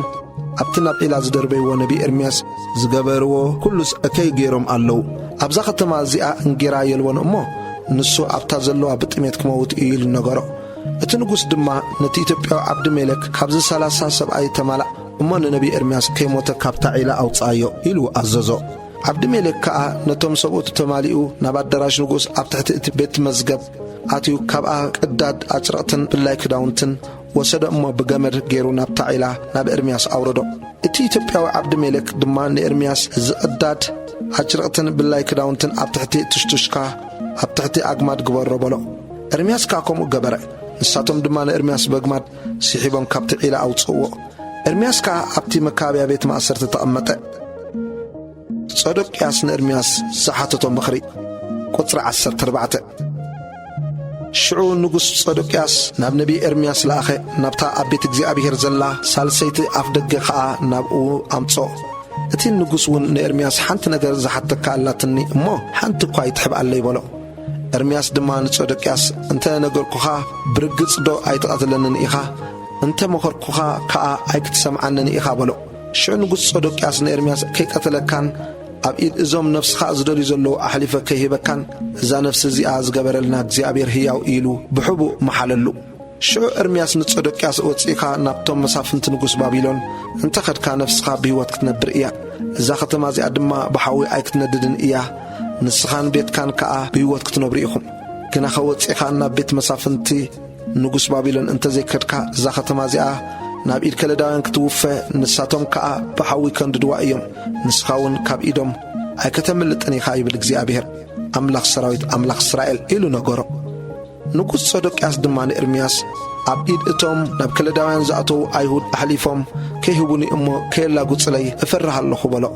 ኤርምያስ ከዓ ኣሕሊፎም ኣይክህቡኻን እዮም በለ። ክቐንዓካ ነፍስኻ እውን ብሕይወት ክትነብርሲ ኣብዛ ኣነ ዝብለካ ዘለኹ ቃል ንድምፂ እግዚኣብሔር ደኣ ስማዕ። ኣይወፅን ኢልካ እንተ ኣቤኻ ግና እቲ እግዚኣብሔር ዘርአየኒ ነገር እዚ እዩ። እንሆ ኩለን እተን ኣብ ቤት ንጉስ ይሁዳ ተሪፈን ዘለዋ ኣንስቲ ናብቶም መሳፍንቲ ንጉስ ባቢሎን ከውፅእወን እዮም እሞ ፈተውትኻ ጠበሩኻን ኣስድዑኻን ኣእጋርካ ኣብ ተኺላት ተሸርባ ንሳቶም ከዓ ኣድሓርሓሩ ኹብላ እየን። ኩለን ኣንስትኻን ደቅኻን ናብ ከለዳውያን ከውፅእዎም እዮም። ንስኻ እውን ብኢድ ንጉስ ባቢሎን ክትተሓዝ ኢኻ እምበር ካብ ኢዶም ኣይከተምልጥን ኢኻ። እዛ ከተማ እዚኣ ድማ ብሰርኻ ብሓዊ ክትነድድ እያ በለ። ሽዑ ጸዶቅያስ ንኤርምያስ ከይትመውትሲ ነዘን ቃላት እዚአን ሓደ እኳ ኣይፍለጠን በሎ። እቶም መሳፍንቲ ምሳኻ ከም እተዛረብኩ እንተሰምዑ ናባኻ መጺኦም ድማ ንንጉስ እንታይ ከም ዝበልካዮ እቲ ንጉስ ድማ እንታይ ከም ዝበለካ ከይሓባእኻ ንገረና እሞ ኣይክንቀትለካን ኢና እንተበሉኻ ንስኻ ድማ ኣብኣ ከይመውትሲ ናብ ቤት ዮናታን ከም ብሓድሽ ኣይትምለሰኒ ኢለ እየ ኣብ ቅድሚ ንጉስ ዝለመንኩ በሎም። ኩሎም እቶም መሳፍንቲ ናብ ኤርምያስ መጺኦም ሓተትዎ። ንሱኻ ከምተን እቲ ንጉስ ዝኣዘዘን ኩለን ቃላት ገይሩ ተዛረቦም። እቲ ነገር ኣይተሰምዐን ነበረ እሞ ትም ኢሎም ከድሉ። ኤርምያስ ድማ ክሳዕታ ኢየሩሳሌም ተተሓዘትላ መዓልቲ ኣብ መካበያ ቤት ማእሰርቲ ተቐሚጡ ነበረ። ኢየሩሳሌም ክትተሓዝ ከላ ከዓ ኣብኣ ነበረ።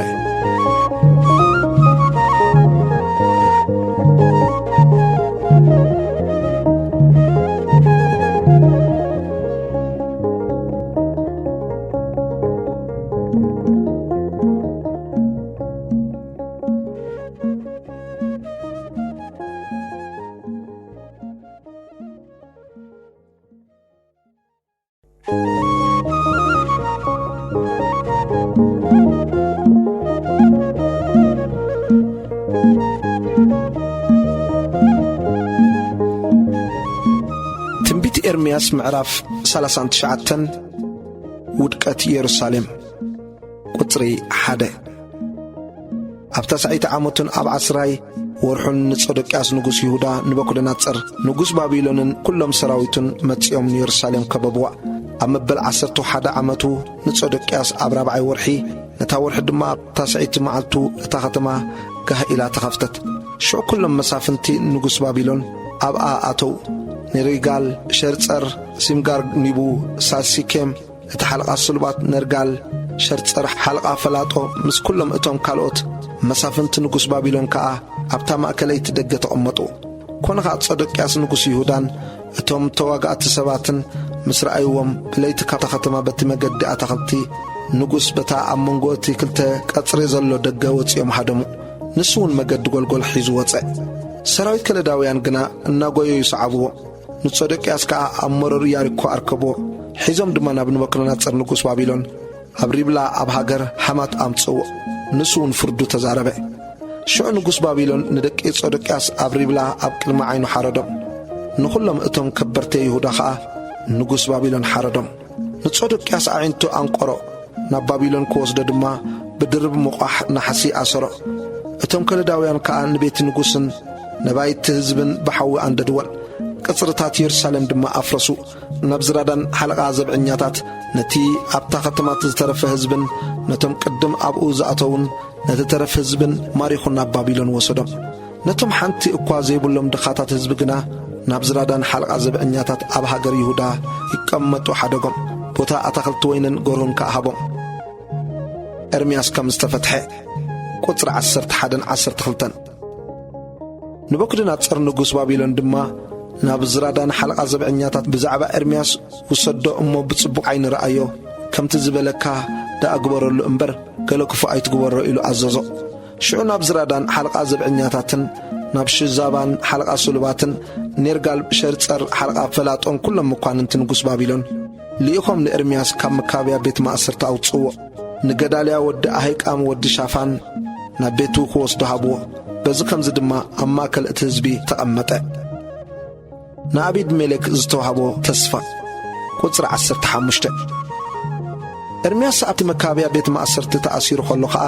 ከም ዝብል ቃል እግዚኣብሔር ናብኡ መጸ ኬድካ እግዚኣብሔር ጌታ ሰራዊት ኣምላኽ እስራኤል ከምዚ ይብል ኣሎ ኢልካ ነቲ ኢትዮጵያዊ ኤብድሜሌክ ንገሮ እንሆ ነተን ኣብዛ ከተማ እዚኣ እተዛረብክዎን ቃላት ንመዓታ እምበር ንድሓና ዘይኮነ ከውርደላ እየ በታ መዓልቲ እቲኣኻ ኣብ ቅድሜኻ ክፍጸማ እየ በታ መዓልቲ እቲኣ ከናግፈካየ ንስኻ ድማ ኣብ ኢድቶም እትፈርሆም ዘለኻ ሰባት ኣይክትወሃብን ኢኻ ይብል እግዚኣብሔር ኣባይ ስለ እተወከልካ ኣነ ብርግጽ ከድሕነካ እየ እሞ ነፍስኻ ዘመተ ክትኮነልካ እያ እምበር ብሰይፊ ኣይክትወድቕን ኢኻ ይብል እግዚኣብሔር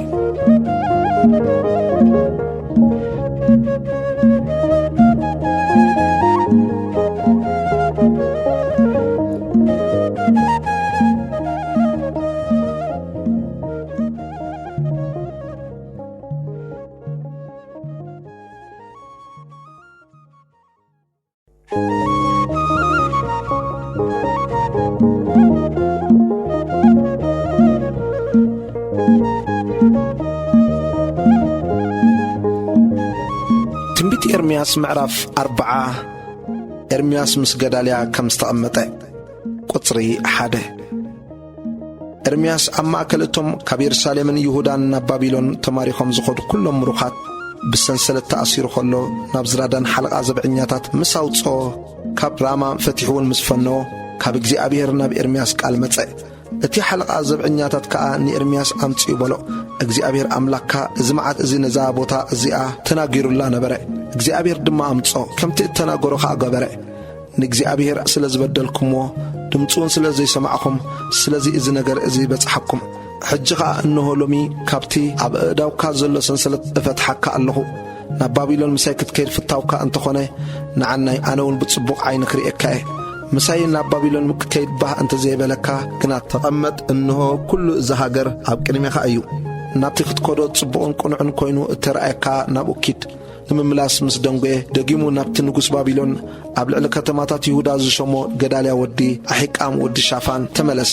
ምስኡውን ኣብ ማእከል ህዝቢ ተቐመጥ ወይስ ኣብቲ ቁኑዕ ኮይኑ እተረኣየካ ኪድ በሎ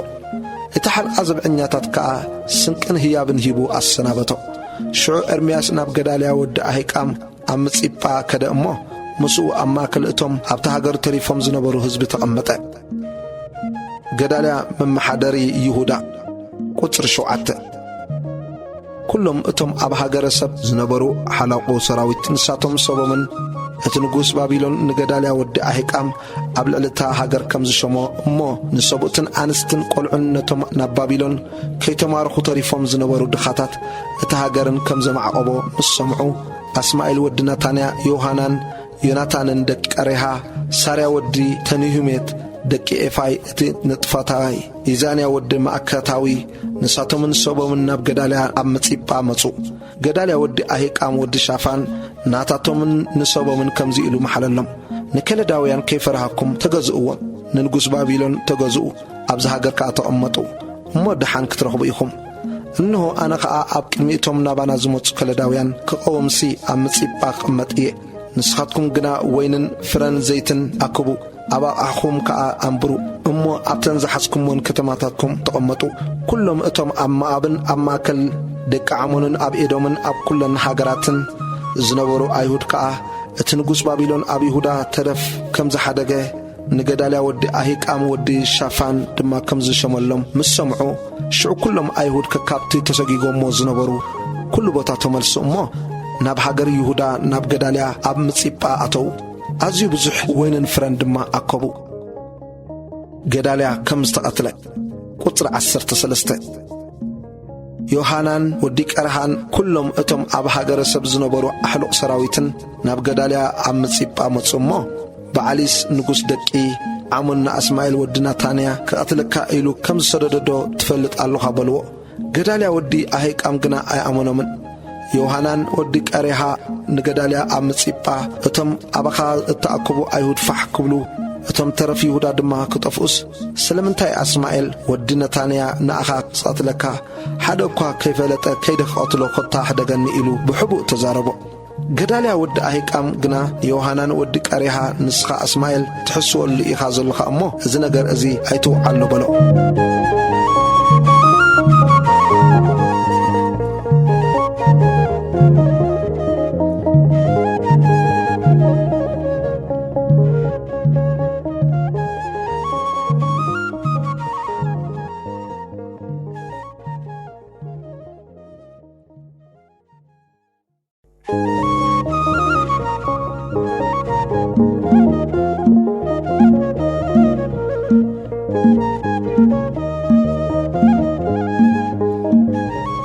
ትንቢት ኤርምያስ ምዕራፍ 41 ቁጽሪ 1 ኮነ ኸዓ ኣብታ ሰብዒት ወርሒ እቲ ካብ ዘርኢ ንጉስን ካብ መኳንንቲ ንጉስን ዝነበረ ኣስማኤል ወዲ ናታንያ ወዲ ኤልሻማዕ 10 ሰብ ሒዙ ናብ ገዳልያ ወዲ ኣሂቃም ናብ ምጺጳ መጸ ኣብኣ ኣብ ምጺጳ ሓቢሮም እንጌራ በልዑ ሽዑ ኣስማኤል ወዲ ናታንያ እቶም ምስኡ ዝነበሩ 10 ሰብን ተንሲኦም ነቲ ንጉስ ባቢሎን ኣብ ልዕሊ ተሃገር ሸይምዎ ዝነበረ ገዳልያ ወዲ ኣሂቃም ወዲ ሻፋን ብሰይፊ ቀንጺሎም ቀተልዎ ኣስማኤል ከዓ ነቶም ምስ ገዳልያ ኣብ ምጺጳ ዝነበሩ ኩላቶም ኣይሁድን ነቶም ከለዳውያን ኣብኡ ዝጸንሑ ተዋጋእትን ቀተሎም ኮነ ኸዓ ኣብ ጽባሕ እቲ ንገዳልያ ዝቐተለሉ ሓደ እኳ ከይፈለጦ ኸሎ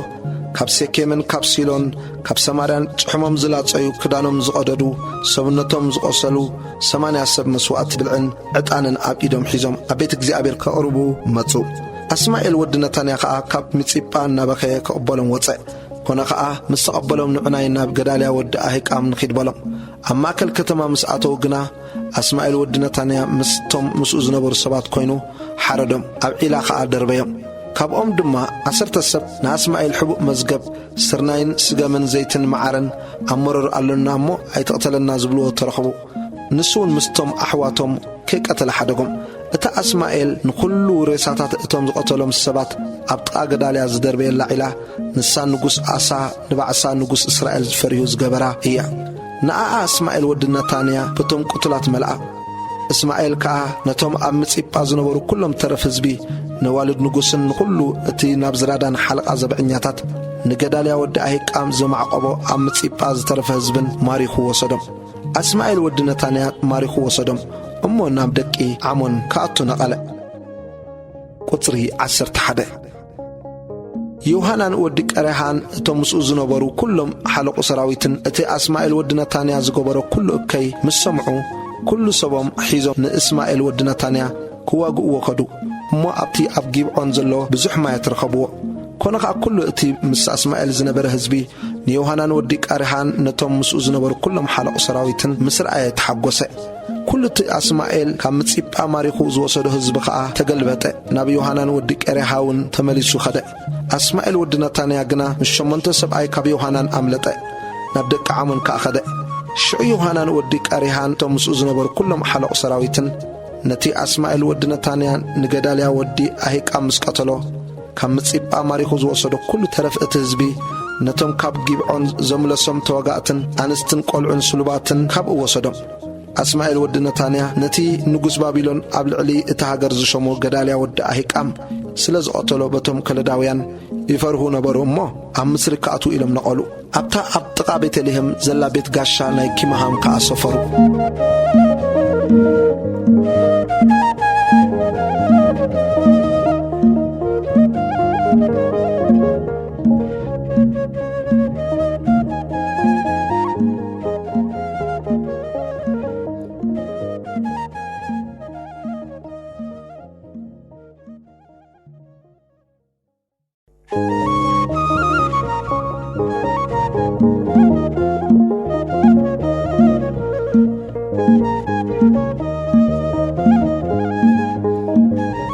ትንቢት ኤርምያስ ምዕራፍ 42 እቶም ህዝቢ ክጽልየሎም ንኤርምያስ ሓተትዎ ቁጽሪ 1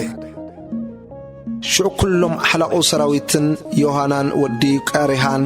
ይዛንያ ወዲ ሆሸዓያን ኩሉ እቲ ህዝቢ እውን ካብ ንእሽቶ ክሳብ ይቀረቡ ንነቢ ኤርምያስ ድማ ዓይንትኻ ይርአና ከም ዘለዋ ካብ ብዙሓት ሒደት ተሪፍና ኢና እሞ ልማኑና ኮታ ኣብ ቅድሜኻ ይብጻሕ እግዚአብሔር ኣምላካ እንኸደላ መገድን እንገብሮ ግብርን ክሕብረልናስ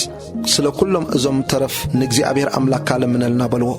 ነቢ ኤርምያስ ካ ሰሚዐ ኣለኹ እንሆ ከምቲ ቃልኩም ገይረ ንእግዚአብሔር ኣምላክኩም ክልሙኖ እየ እግዚአብሔር ዝምልሰልኩም ዘበለ ቃል ድማ ክነግረኩም ሓንቲ እኳ ኣይከሓብኣልኩምን እየ በሎም ንሳቶም ከዓ ንኤርምያስ ከምቲ እግዚአብሔር ኣምላካ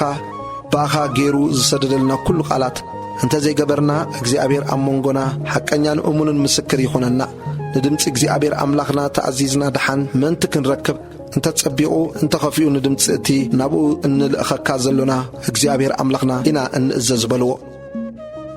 እግዚአብሔር ንጸሎት ኤርምያስ ዝሃቦ መልሲ ቁጽሪ 7 ኮነ ከዓ ድሕሪ 10 መዓልቲ ቃል እግዚአብሔር ናብ ኤርምያስ መጸ ንሱ ከዓ ንዮሃናን ወዲ ቄሬሃን ነቶም ምስኡ ዝነበሩ ኩሎም ሓለቑ ሰራዊትን ንኹሉ እቲ ህዝቢ ካብ ንእሽቶ ክሳብ ዓብይን ጸውዖም በሎም ከዓ እቲ ልማኖኹም ኣብኡ ከቕርበልኩም ዝለኣኩምኒ እግዚአብሔር ኣምላኽ እስራኤል ከምዚ ይብል ኣሎ ነቲ ዝገበርክኹም እኩይ እተዓጸሉ ኣለኹም እሞ ኣብዚ ሃገር እዚኣ እንተ ተቐሚጥኩምሲ ካህንጸኩም እምበር ኣይከፍርሰኩምን እየ ክተኽለኩም እምበር ኣይክምንቅሰኩምን እየ ኣነ ከድሕነኩም ካብ ኢዱ እውን ከናግፈኩምሲ ምሳኻትኩም እየ እሞ ነቲ እትፈርህዎ ዘለኹም ንጉስ ባቢሎን ኣይትፍርህዎ ይብል እግዚአብሔር ክምሕረኩም እየ ንሱ ከዓ ከም ዝምሕረኩምን ናብ ሃገርኩም ከም ዝመልሰኩምን ክገብር እየ ግና ኸንድምፂ እግዚአብሔር ኣምላክኩም እንተ ዘይተኣዘዝኩም እሞን ኣይፋልናን ናብታ ውግእ ዘይንርኤላ ቃና መለኸት ዘይንሰምዓላ እንጌራ ዘይንጠምየላ ሃገር ግብፂ ግዒዝና ክንቅመጥ ኢና እምበር ኣብዚ ሃገር እዚኣስ ኣይንቐመጥን እንተበልኩም እምበኣርስከ ኣቱም ተረፍ ይሁዳ እግዚአብሔር ጌታ ሰራዊት ኣምላኽ እስራኤል ከምዚ ይብል ኣሎ እሞ ቃል እግዚአብሔር ስምዑ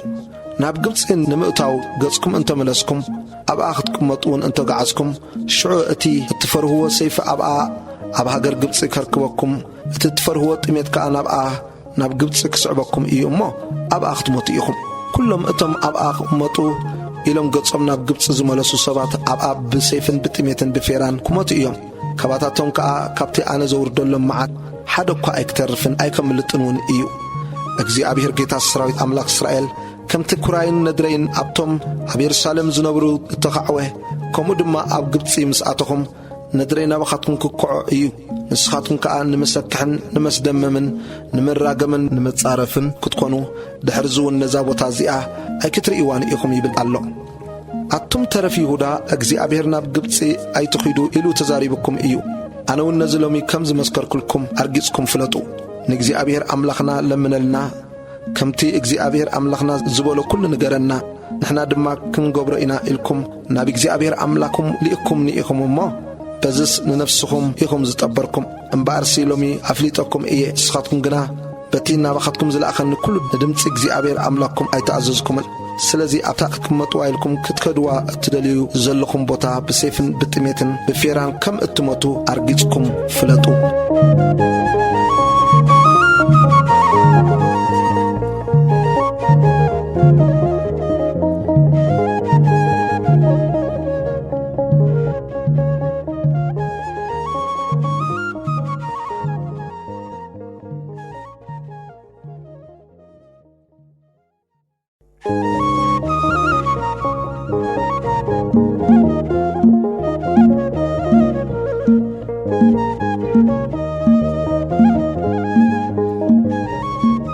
ኤርምያስ ምዕራፍ 43 ኤርምያስ ናብ ግብፂ ከም ዝተወስደ ቁጽሪ 1 ኮነ ድማ ኤርምያስ ንኹሉ ዝቃል እግዚአብሔር አምላኾም ከምቲ እግዚአብሔር አምላኾም ናባታቶም ዝለኣኾ ንኹሉ እቲ ህዝቢ ኩለን እተን ቃላት ምንጋር ምስ ወድአ ሽዑ አዛርያ ወዲ ሆሻዕያን ዮሐናን ወዲ ቃሬሓን ኩሎም እቶም ዕቡያት ሰብኡትን ኤርምያስ አታ ሓሶት ተዛሪብካ ባርክ ወዲ ኑርያ ደኣ እዩ ናብ ኢድ ከለዳውያን ክንውፈን ንሳቶም ክቐትሉናን ናብ ባቢሎን ክማርኹናን ኢሉ ዘነድረካ ዘሎ እምበር እግዚአብሔር አምላኽናስ ኣብኡ ክትቅመጡ ናብ ግብፂ ኣይትገዓዙ በሎም ኢሉ ኣይለኣኸካን በልዎ ዮሐናን ወዲ ቃሬሓን ኩሎም ሓላቑ ሰራዊትን ኩሉ እቲ ህዝብን ነቲ ኣብ ሃገር ይሁዳ ተቐሚመጡ ዝብሎም ቃል እግዚአብሔር ኣይተኣዘዝዎን ዮሐናን ወዲ ቃሬሓን ኩሎም ሓላቑ ሰራዊትን ነቶም ካብ ኩሎም እቶም ተሰጊጎምዎም ዝነበሩ ህዝብታት ናብ ሃገር ይሁዳ ክቕመጡ እተመልሱ ኩሎም ተረፍ ይሁዳ ምሳታቶም ወሰዱ ሰብኡትን ኣንስትን ቆልዑን ኣዋልድን ንጉስን ኩሎም እቶም ናብ ዝራዳን ሓለቓ ዘብዕኛታት ምስ ገዳልያ ወዲ ኣሂቃም ወዲ ሻፋን ዝሓደጎም ሰባትን ምሳታቶም እውን ነቢ ኤርምያስ ንባርክ ወዲ ኑርያን ወሰዱ ንድምፂ እግዚአብሔር ኣይሰምዑን እሞ ናብ ግብፂ ገዓዙ ክሳዕ ታጲነስ ከዓ በጽሑ ቁጽሪ 8 ሽዑ ኣብ ታጲነስ ከም ዝብል ቃል እግዚአብሔር ናብ ኤርምያስ መጸ ዓበይቲ ኣእማን ብኢድካ ውሰድ እሞ ኣብታ ኣብ ደገ ቤት ፈርዖን ኣብ ታጲነስ ዘላ ጭቃ ናይ እቶን ጡብ ኣብ ቅድሚ ኣዒንቲ እቶም ሰብኡት ይሁዳ ሕብኣየን እግዚአብሔር ጌታ ሰራዊት ኣምላኽ እስራኤል ከም ዝብል ኣለውን በሎም እንሆ ኣነ ንግልያይ ንበኩርናፀር ንጉስ ባቢሎን ልኢኸ ከምጽኦ እየ ንዝፋኑ ድማ ኣብ ልዕሊ እዘን ዝሓባእክወን ኣእማን ከምብሮ እየ ንስኻ ድንኳን መንግስቱ ኣብ ልዕሊአን ክዝርግሕ እዩ ንሱ ክመጽእ ንሃገር ግብፂ ከዓ ክወቕዓ እዩ እሞ ዝመውት ንሞት ዝማረኽ ንምርኮ ዝስየፍ ንሰይፍ ክውፈእ እዩ ኣብ ኣባይቲ ኣማልኽቲ ግብፂ ድማ ሓዊ ክትኩስ እየ ንሱ ከዓ ከንድደንን ክማርኾምን እዩ ጓሳ ብኽዳኑ ከም ዝኽደን ንሃገር ግብፂ ክኽደና ካብኣ እውን ብድሓን ክወፅእ እዩ ንሱ ድማ ነቲ ኣብ ሃገር ግብፂ ዘሎ ኣዕኑድ ቤት ሸምሽ ክሰባብር ነቲ ኣባይቲ ኣማልኽቲ ግብፂ እውን ብሓዊ ከንድዶ እዩ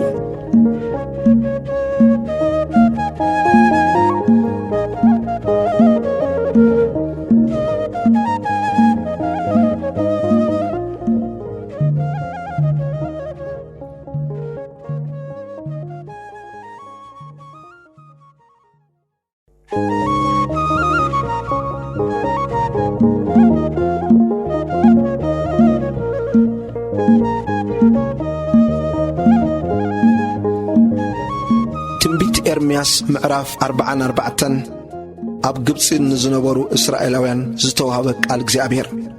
ቁጽሪ 1 ብዛዕባ እቶም ኣብ ሃገር ግብፂ ዝነበሩ ኣብ ሚግዶል ኣብ ታጲነስ ኣብ ኖፍ ኣብ ሃገር ጳጥሮስ ተቐሚጦም ዝነበሩ ኩሎም ኣይሁድ ናብ ኤርምያስ ዝመጸ ቃል እዚ እዩ እግዚአብሔር ጌታ ሰራዊት ኣምላኽ እስራኤል ከም ዝብል ኣሎ ብሰር እቲ ንሳቶም ኮነ ንስኻትኩም ኮነ ኣቦታትኩም ኮነ ንዘይፈለጥዎም ካልኦት ኣማልኽቲ ከገልግሉን ዕጣን ከዓጥኑን እናኸዱ ክቐጥዑን ኢሎም ዝገበርዎ ኩሉ ክፍኣቶም ኩሉ እቲ ኣነ ኣብ የሩሳሌምን ኣብ ኩለን ከተማታት ይሁዳን ዘውረድክዎ ኩሉ መዓት ርኢኹምዎ ኣለኹም እነሆ ከዓ ሎሚ ባዲመን ሓደ እኳ ዝነብረለን የልቦን ኣነስ ንኹላቶም ባሮተይ ነቢያት ለኣኩልኩም እዚ ዝጸልኦ ዘለኹ ርኹስ ነገር ኮታ ኣይትግበሩ ኢለ አንኪየ ለኣኩ ንሳቶም ግና ንኻልኦት ኣማልኽቲ ምዕጣን ክሓድጉ ካብ ክፍኣቶም ድማ ክምለሱ ኣይተኣዘዙን ኣእዛኖም ከኣጽና የበሉን ስለዚ ድማ ጣዓይን ኩራይን ተኻዕወ ኣብ ከተማታት ይሁዳን ኣብ ኣደባባያት የሩሳሌምን ነደደ ንሳተን ድማ ከም ዝሎሚ ኮይነንኦ ዘለዋ ዑናን ምድረ በዳን ኮና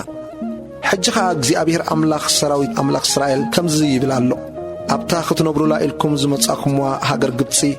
ንኻልኦት ኣማልኽቲ ዕጣን ብምዕጣንኩም ብግብሪ ኢድኩም እናኣኸሪኹምኒ ሰብኣይን ሰበይትን ቆልዓን ዕሸልን ሓደ እኳ ከይተረፈ ካብ ማእከል ይሁዳ ክትጸንቱ ኣብ ኩሎም ህዝብታት ምድሪ ድማ መራገምን መጻረፍን ኮንኩም ክትጸንቱ ስለምንታይ ኢኹም ኣብ ነፍስኹም ክንዲ ዝዓብዪ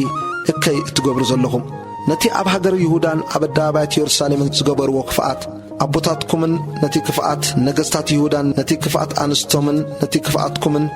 ነቲ ክፍኣት ኣንስትኹምን ዶ ረሲዕኹም ወይኹም ክሳዕ ሎሚ ኣይተደቆሱን ኣይፈርሁን በቲ ኣነ ኣብ ቅድሚኹምን ኣብ ቅድሚ ኣቦታትኩምን ዘንበርክዎ ሕጋገይን ስርዓተይን ድማ ኣይተመላለሱን ስለዚ እግዚአብሔር ጌታ ሰራዊት ኣምላኽ እስራኤል ከምዚ ይብል ኣሎ እንሆ ንመዓትን ንኩሉ ይሁዳን ከጽንትን ገጸይ ናባኻትኩም ክመልሶ እየ ነቶም ኣብ ሃገር ግብጽ ክቕመጡ ኢሎም ናብኣ ክጉዕዙ ገጾም ዝመለሱ ተረፍ ይሁዳ ክወስዶም እየ እሞ ኩሎም ክኽመሙ ኣብ ሃገር ግብጽ ክወድቁ ካብ ንእሽቶ ክሳብ ዓብዪ ብሰይፍን ብጥሜትን ክኽመሙ ብሰይፍን ብጥሜትን ክሞቱ እዮም። ንመሰክሕን ንመስደመምን ንመራገምን ንመጽረፍን ከኣ ክኾኑ እዮም። ከምቲ ንኢየሩሳሌም ብሰይፍን ብጥሜትን ብፌራን ዝቐጻዕኽዋ ከምኡ ድማ ነቶም ኣብ ሃገር ግብጽ ተቐሚጦም ዘለዉ ቖጽዖም እየ። ብጀካ ገለ ህዱማት ኣይክምለሱን እዮም እሞ ካብቶም ናብ ሃገር ይሁዳ ክነብሩ ኢሎም ናብኣ ክምለሱ እናናፈቑ ናብ ሃገር ግብጽ ኣብኣ ክቕመጡ ኢሎም ዝመጹ ተረፍ ይሁዳ ሓደ እኳ ዘምልጥ ወይ ዝተርፍ እየልቦን። ቁጽሪ 15 ሽዑ ኩሎም እቶም ኣንስቶም ንኻልኦት ኣማልኽቲ ከም ዝዓጥና ዝፈለጡ ሰብኡትን ኩለን እተን ኣብኣ ቈይመን ዝነበራ ብዙሓት ኣንስትን ኩሉ እቲ ኣብ ሃገር ግብጺ ኣብ ጳጥሮስ ዝቕመጥን ህዝብን ንኤርምያስ ከምዚ ኢሎም መለስሉ። እቲ ብስሚ እግዚኣብሔር እተዛረብካና ቃል ኣይንሰምዓካን ኢና።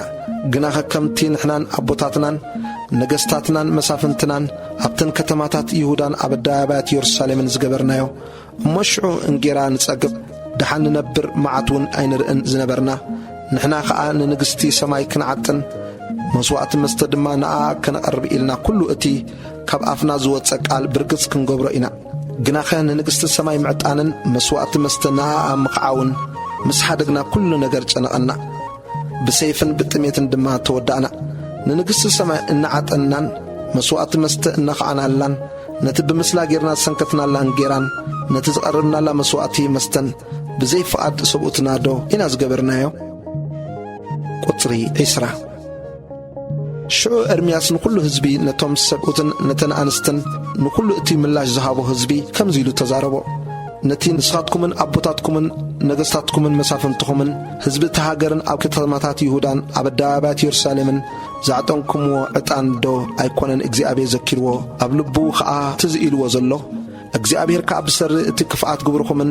ብሰሪ እቲ ዝገበርኩምዎ ርኽሰትን ካብዚ ንንየው ክዕገስ ኣይከኣለን። ስለዚ ሃገርኩም ከምዚ ሎሚ ኰይናቶ ዘላ ሓደ እኳ ዝነብረላ ዘይብላ ምድረ በዳን መሰክሕን መራገምን ኰነት። ዕጣን ስለ ዝዓጠንኩምን ንእግዚኣብሔር ስለ ዝበደልኩምን ንድምፂ እግዚኣብሔር ስለ ዘይሰማዕኹምን ከም ሕጉን ከም ስርዓቱን ከም ምስክሩን ስለ ዘይተመላለስኩምን ስለዚ እዩ ከምዚ ሎሚ ኰይኑ ዘሎ እዚ መዓት እዚ ዝወረደኩም። ቁጽሪ 24 ኤርምያስ ድማ ንኩሉ እቲ ህዝብን ንኩለን እተን ኣንስትን ኣቱም ኣብ ሃገር ግብጽ ዘለኹም ኩልኻትኩም ይሁዳ ቃል እግዚኣብሔር ስምዑ በሎም። እግዚኣብሔር ጌታ ሰራዊት ኣምላኽ እስራኤል ከምዚ ይብል ኣሎ፣ ንስኻትኩምን ኣንስትኹምን ንንግሥቲ ሰማይ ክንዓጥን መስዋዕቲ መስተ ክንክዕወላ እተመባጻዕናዮ መብጻዕና ብርግጽ ክንፍጽሞ ኢና ኢልኩም ብኣፍኩም ተዛሪብኩምዎ በዳውኩም ከኣ ፈጺምኩምዎ ኢኹም። ሕራይ መብጻዕኹም ፈጽሙ መብጻዕኹም ከኣ መልኡ። ስለዚ ኣቱም ኣብ ሃገር ግብጽ ተቐሚጥኩም ዘለኹም ኩልኹም ሰብ ይሁዳ ቃል እግዚኣብሔር ስምዑ። እንሆ ኣብ ኩላ ሃገር ግብጺ እግዚኣብሔር ኣምላኽ ሕያው እዩ ኢሉ ብኣፍ ሓደ ኣይሁዳዊ እኳ ስመይ ድሕርዚ ከይስመ በቲ ዓባይ ስመይ እምሕል ኣለኹ ይብል እግዚኣብሔር። እንሆ ኣነ ንሕሰም እምበር ንድሓን ዘይኮነ ክተግሃሎም እየ እሞ ኩላቶም ኣብ ሃገር ግብጽ ዘለዉ ሰብ ይሁዳ ብሰይፍን ብጥሜትን ጥራስ ክሳዕ ዝውድኡ ክጠፍኡ እዮም። እቶም ካብ ሰይፊ ዘምለጡ ካብ ሃገር ግብጺ ናብ ሃገር ይሁዳ ሒደት ኮይኖም እዮም ዝምለሱ። ኩሎም እቶም ኣብኣ ክቕመጡ ናብ ሃገር ግብጽ ዝመጹ ተረፍ ይሁዳ ናተይ ወይስ ናቶም ኣየናይ ቃል ክውን ከም ዝኾነ ክፈልጡ እዮም።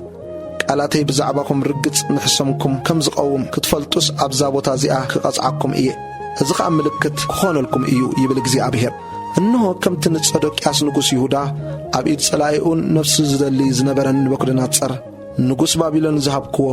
ከምኡ ኸዓ ንፈርዖን ሆፍራ ንጉሥ ግብጺ ኣብ ኢድ ጸላእቱን ኣብ ኢድ እቶም ነፍሱ ዝደልዩን ክህቦ እየ ይብል እግዚኣብሔር።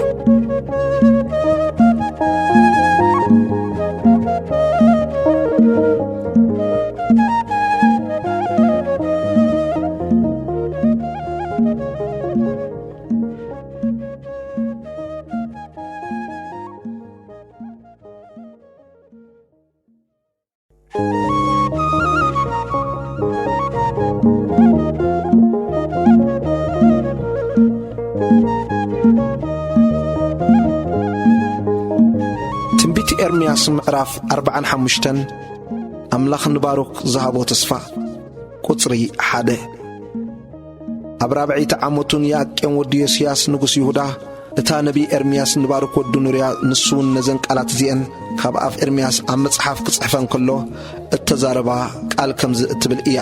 ኣታ ባርክ እግዚኣብሔር ኣምላኽ እስራኤል ብዛዕባኻ ከምዚ ይብል ኣሎ፣ ንስኻስ እግዚኣብሔር ኣብ ርእሲ ቃንዛይ ሓዘን ወሲኹኒ እዩ እሞ ወይለይ ብብኽያተይ ደኸምኩ ዕረፍቲውን ሰኣንኩ ትብል ኣለኻ። እግዚኣብሔር ከምዚ ይብል ኣሎ በሎ፣ እንሆ ነቲ ዝሰራሕክዎ ኤፍርሶ ነቲ ዝተኸልክዎ ኸዓ እምንቁሶ ኣለኹ። እዚ እውን ኣብ ኩላ ተሃገር ክገብሮ እየ። ንስኻንዶ ንርእስኻ ዓቢይ ነገር ትደሊ ኣለኻ? ኣይትድለዮ። እንሆ መዓት ኣብ ስጋ ዘለበሰ ዘበለ ኩሉ ከውርድ እየ። ነፍስኻ ግና ኣብ እትኸዶ ኩሉ ቦታ ዘመተ ክትኮነልካስ ክህበካ እየ ይብል እግዚኣብሔር።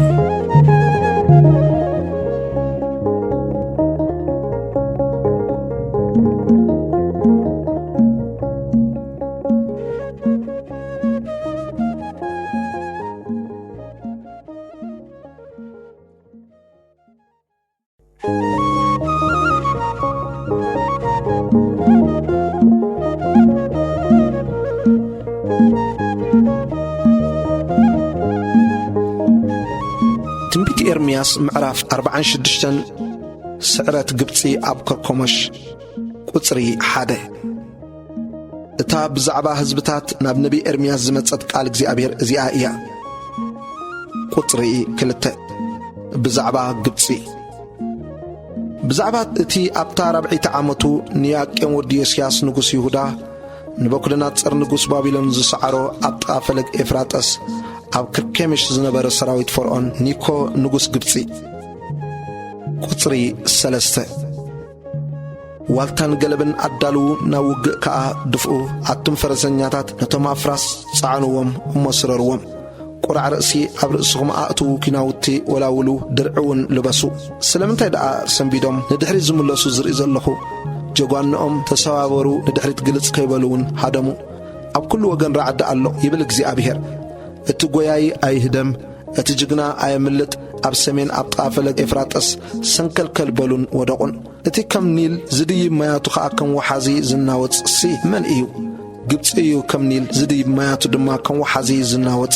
ንሱውን ኣነ ክድይብ ንምድሪ ክኸድና ነተን ከተማታትን ኣብአን ዝነብሩን ከኣ ከጥፍእ እየ ይብል ኣሎ።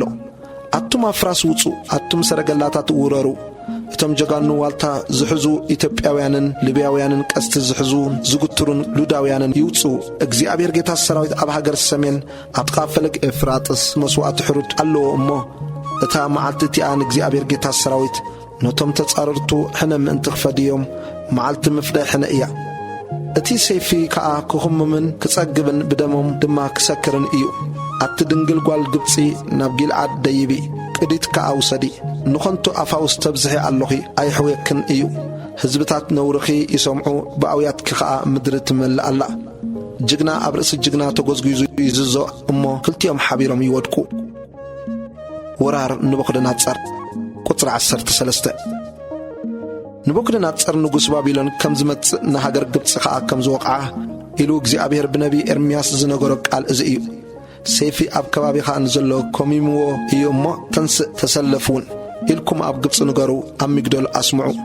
ኣብ ኖፍን ኣብ ታሃጲነስን ኣስምዑ። ስለምንታይ ጀጋኑኻ ኣብ ምድሪ ጻሕ በሉ? እግዚኣብሔር ደፊእዎም እዩ እሞ ክቖሙ ኣይከኣሉን። ንሱ ንብዙሓት ሰንከልከል ኣበሎም፣ ኣብ ልዕሊ ሓድሕዶም ድማ ወድቑ እሞ ተንስኡ፣ ካብዚ ዝጭኩን ሰይፊ ናብ ህዝብናን ናብታ እተወለድናላ ሃገርናን ንምለስ በሉ። ኣብኡ ኸዓ ፈርዖን ንጉሥ ግብፂ ጠፊኡ እቲ ምዱግ ጊዜ እውን ሓሊፍዎ ኢሎም ጸደሩ። እቲ እግዚኣብሔር ጌታ ሰራዊት ስስሙ ንጉሥ ይብል ኣሎ፣ ኣነ ህያው እየ፣ ከም ታቦር ኣብ ኣኽራን ከም ቀርሜሎስ ኣብ ጥቓ ባሕሪ ክመጽእ እዩ። ኖፍ ምድረ በዳ ክትከውን ሓደ እኳ ዘይነብረላ ኮይና ክትነድድ እያ እሞ ኣቲ ኣብ ግብፂ እትነብር ዘሎ ጓል ንምምራኽ ኣቑሑኺ ኣዳልዊ። ግብፂ ምልምል ኣርሒ እያ፣ መጥፊእኣ ይመጽእ፣ ካብ ሰሜን ይመጽእ ኣሎ። እቶም ኣብ ማእከላ ዘለዉ ዓስቢ ዓሳብ ድማ ከም ስቡሓት ኣርሑ እዮም። መዓልቲ ጥፍኣቶም ጊዜ ቅጽዓቶም ወሪድዎም እዩ እሞ ንሳቶም እውን ኲላቶም ግልብጥ ኢሎም ሃደሙ ኣይቆሙን ከኣ። ምስ ጭፍራ ይመጹ፣ ከም ፈለጽቲ ዕንጨይቲ ድማ ብመሳውርቲ ይወርዋ ኣለዉ እሞ ደሃያ ከም ናይ ተመን ኮይኑ ይስማዕ ኣሎ። ንሳቶም ክቝጸሩ ዘይከኣሉ ካብ አንበጣ ዝበዝሑ እዮም፣ ነዚ ዘይሕለፍ ዱራ ይቖርጹ ኣለዉ ይብል እግዚኣብሔር። ጓል ግብፂ ነወረት፣ ኣብ ኢድ ህዝቢ ሰሜን ተወፈየት። እግዚአብሔር ጌታ ሰራዊት አምላክ እስራኤል እነሆ ንአሞን ካብኖን ንፈርዖንን ንግብፅን ናማልኽታን ነገሥታታን ከምኡውን ንፈርዖንን ነቶም ዝውከልዎን ክቐጽዖም እየ ይብል ኣሎ። ኣብ ኢድ እቶም ነፍሶም ዝደልዩ ኣብ ኢድ ንበኩልናጸር ንጉሥ ባቢሎንን ኣብ ኢድ ባሮትን ክሕልፎም እየ። ድሕርዚ ግና ከምቲ ብዘመን ጥንቲ ዝነበረ ክነብሩላ እዮም ይብል እግዚኣብሔር። ቁጽሪ 27 እምበኣርሲ ኣታ ያዕቆብ ባርያይ ኣይትፍራህ፣ ኣታ እስራኤል ኣይትሰንብድ። እንሆ ኣነ ንኣኻ ካብ ርሑቕ ንዘርእኻ ድማ ካብታ ተማሪኾምዋ ዘለዉ ሃገር ከድሕነኩም እየ እሞ ያዕቆብ ክምለስ ክዓርፍን ክሃድእን እዩ፣ ዘሰንብዶ ድማ የብሉን። ኣታ ባርያይ ያዕቆብ ኣነ ምሳኻ እየ እሞ ኣይትፍራህ። ንኹሎም እቶም ናባታቶም ፋሕ ዘበልኩኻ ሕዝቢ ብጥራስ ከጥፍኦም እየ፣ ንኣኻ ግና ብጥራስ ኣይከጥፍኣካን እየ። ብልክዕ ደኣየ ዝቐጽዓካ እምበር ከይቀጽዓኹስ እኳ ኣይሓድገካን እየ ይብል እግዚኣብሔር።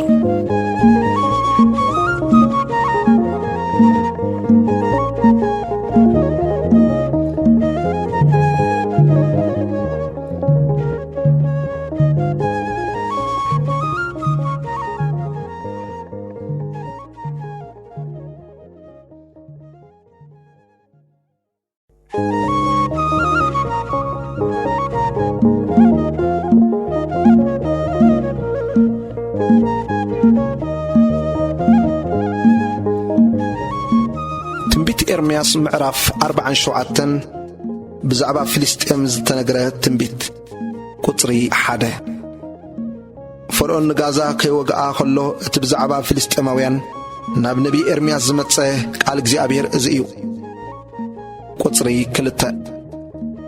እግዚኣብሔር ከምዚ ይብል ኣሎ፣ እንሆ ማያት ካብ ሰሜን ይድይብ፣ ደምሳሳይ ውሒዝ ይኸውን፣ ነቲ ሃገርን ኣብኣ ዘሎ ኩሉን ነተን ከተማታትን ኣባታትን ዝነብሩን ይድምስስ። እቶም ሰብ ከዓ ይጭርሑ፣ እቶም ኣብቲ ሃገር ዝነብሩ ኩሎም እውን የእውዩ። እግዚኣብሔር ነቶም ካብ ደሴት ካፍቶር ዝተረፉ ፍልስጥኤማውያን ከጥፎም እዩ እሞ ንድባበ ኩሎም እቶም ተረፍ ደገፍቲ ጢሮስን ሲዶንን እታ ኩሎም ፍልስጥኤማውያን ዝጠፍኡላ መዓልቲ ስለ ዝመጸት ብሰርእቲ ኳሕኳሕ ናይ ሸዃኑ እቶም ሓያላት ኣፍራሱን ብሰርእቲ ህማም ናይ ዓረብያታቱን ብሰርእቲ ሓርገምገም ዕንክሊል ሰረገላታቱን ኣቦታት ኣእዳዎም ወለሊ ኢልዎም ንደቆም ግልጽ ኣይክብሉን እዮም። ጋዛ በርሐት፣ ኣስቃሎን ጠፍአት። ተረፍ ቃላታተን ክሳዕ መዓዝ ከተምልጥ ኢኺ? ኣየ ኣታ ሰይፊ እግዚኣብሔር መዓዝኮን ክትዓርፍ ኢኻ? ናብ ቤትካ ተመለስ፣ ዕረፍ፣ ህዳእ። እግዚኣብሔር ኣዚዙካ እዩ እሞ ከመይ ጌርካ ኸ ክትዓርፍ ናብ ኣስቃሎንን ናብ ገምገም ባሕርን ልኢኽዎ ኣሎ።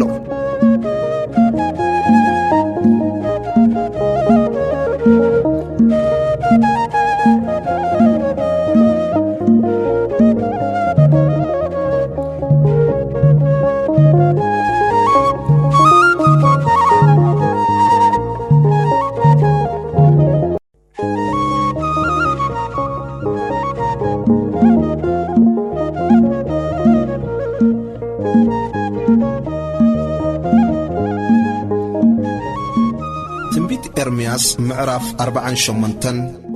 ዕንወት ሞዓብ። ቁጽሪ 1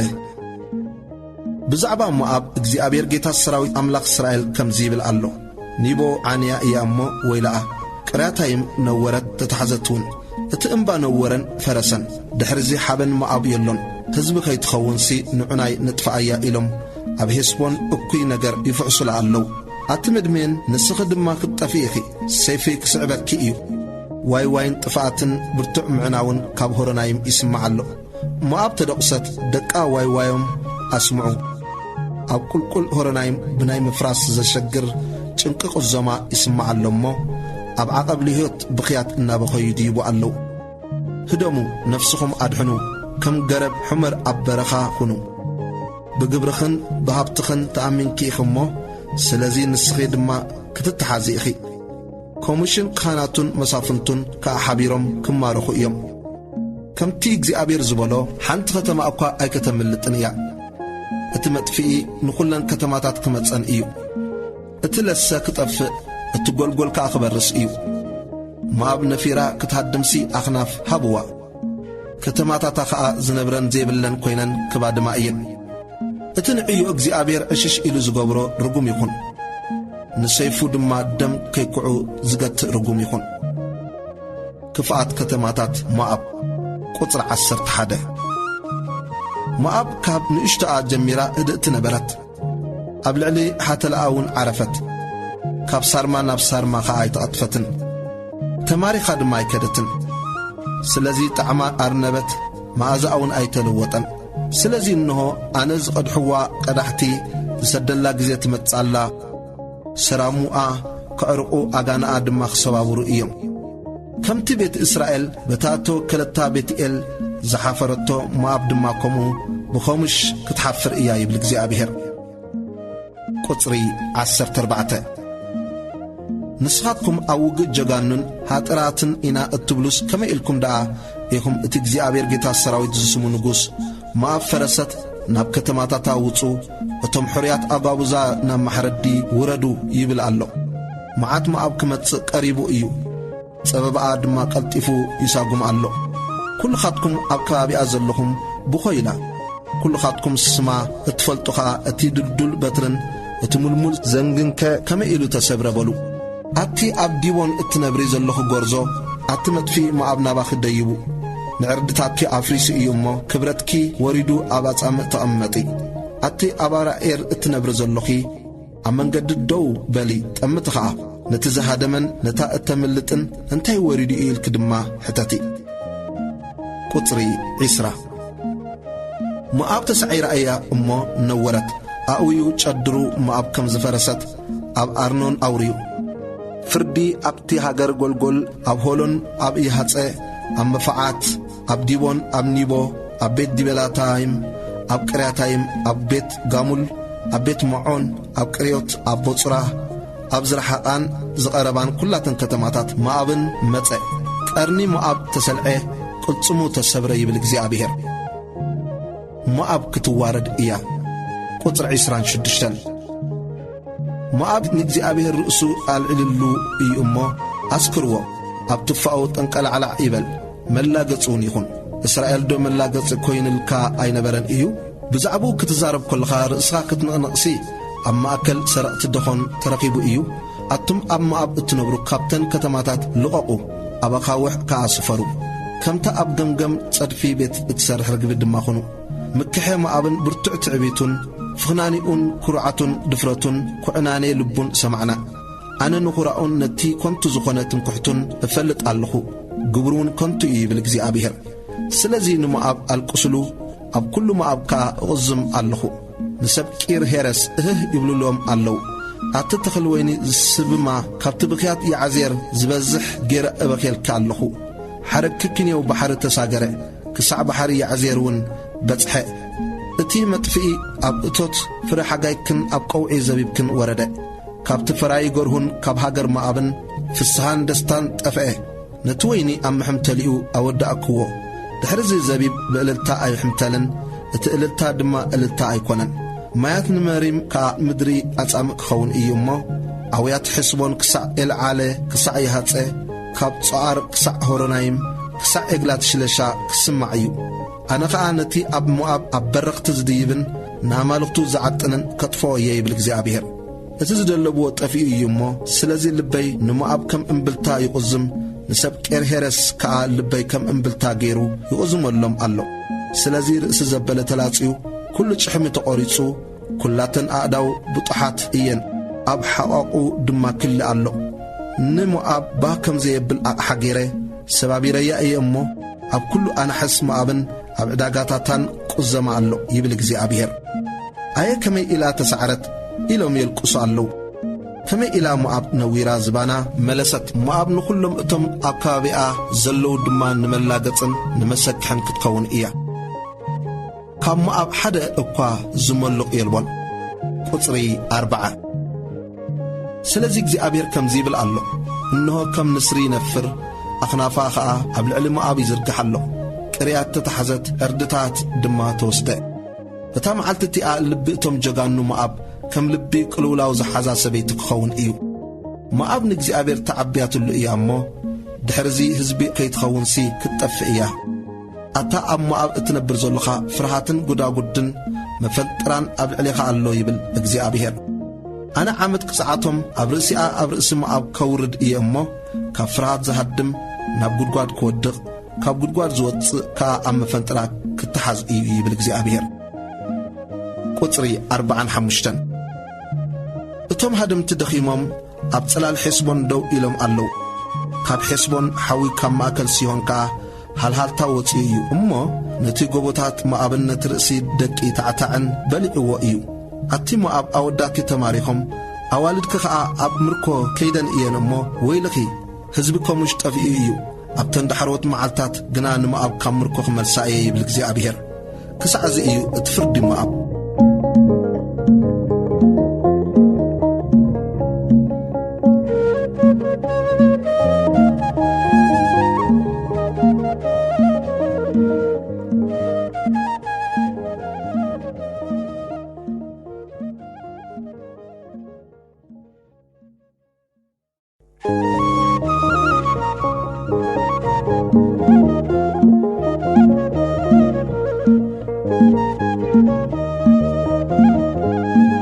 ትንቢት ኤርምያስ ምዕራፍ 49 ፍርዲ እግዚኣብሔር ኣብ ልዕሊ አሞን ቁጽሪ 1 ብዛዕባ ደቂ አሞን እስራኤል ዶ ውሉድ የብሉን እዩ ወይስ ወራስ ዶ የብሉን እዩ? ስለምንታይ ዳ እቲ ንጉሶም ንጋድ ዝርስተያ ሕዝቡ ከዓ ኣብ ከተማታታ ዝሰፍር ይብል እግዚኣብሔር። ስለዚ እንሆ እተን ጭድርታ ውግእ ኣብ ልዕሊ ረባሕ ናይ ደቂ አሞን ዝስማዓለን መዓልታት ክመጻየን ይብል እግዚኣብሔር። ንሳ ኩምራ ድብነት ክትከውን እተን ኣዋልዳ ከዓ ብሓዊ ሞኽ ክብላ እየን። ሽዑ ከዓ እስራኤል ነቶም ወሪሶምዋ ዝነበሩ ክትወርሶም እያ ይብል እግዚኣብሔር። ኣቲ ሒስቦን ዓይ ፈሪሳ እያ እሞ ኣእውይ ኣትን ኣዋልድ ረባሕ ክሊ ተዓጠቓ ዋይ ዋይ በላ ንጉሶም ምስ ካህናቱን መሳፍንቱን ሓቢሩ ክማርኽ እዩ እሞ ኣብቲ መካብያ እናዘርክን ኣልቅሳ። ኣቲ መን እዩ ዝመጸኒ ኢልኪ ብመዝገብኪ ተኣሚንኪ ዘለኹ ጠላሚት ጓል ስለምንታይ በተን ለስታትኪ እትሕበኒ? እቲ ለሰኺ ክድምሰስ እዩ። እንሆ ካብ ኩሉ ካባኺ ፍርሃት ከም ጻልኪ እየ።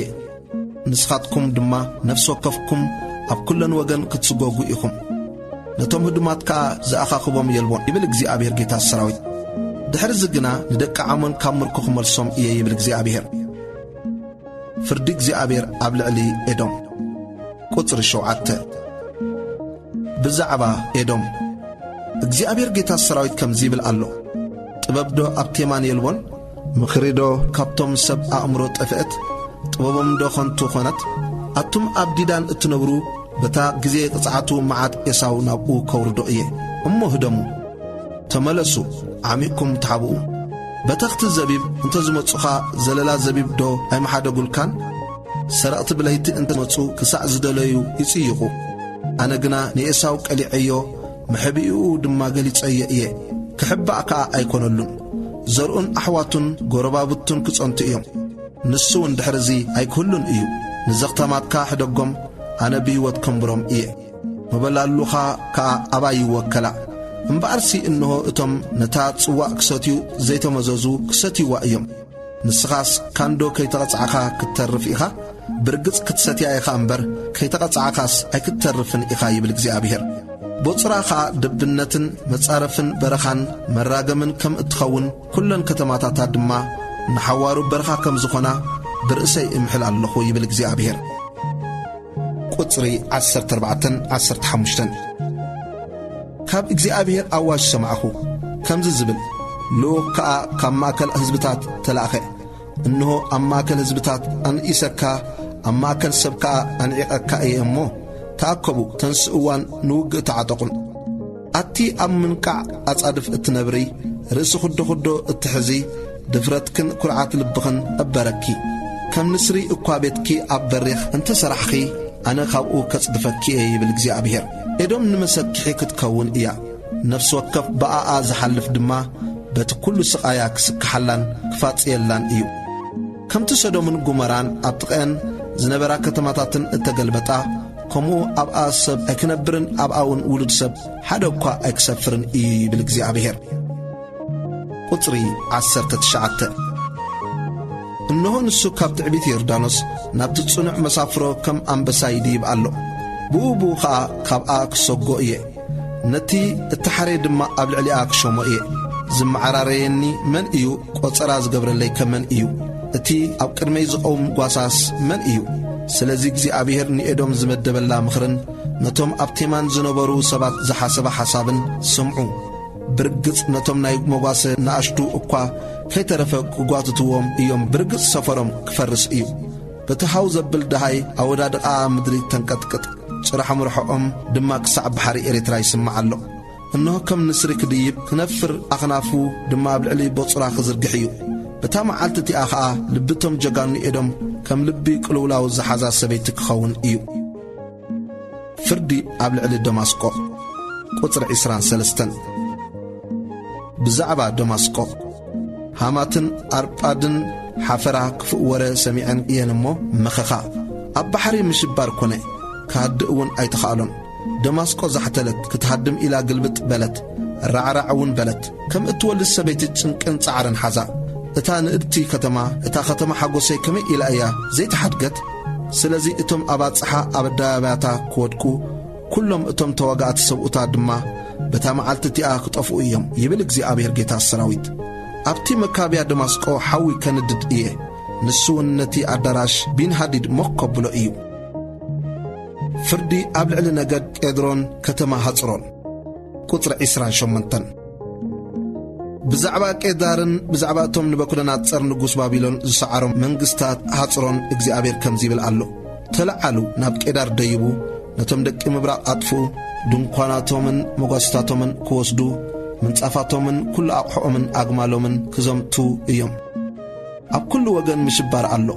نابلو كتشدرو لهم إيوم أتم أبها تصر اتنبرو نبكلنا تصر نقوس بابيلون مخرمت ديبلكم هكانا هكينلكم اللهم هدمو قلطفكم رحاقو عميقكم تحابقو يبلغ زي أبيهر نتتعيموون هاديون زنبر معادصون مشاقورن زيبولو بحيتو زنبر هزب تلعالوون دايبوون يبلغ زي أبيهر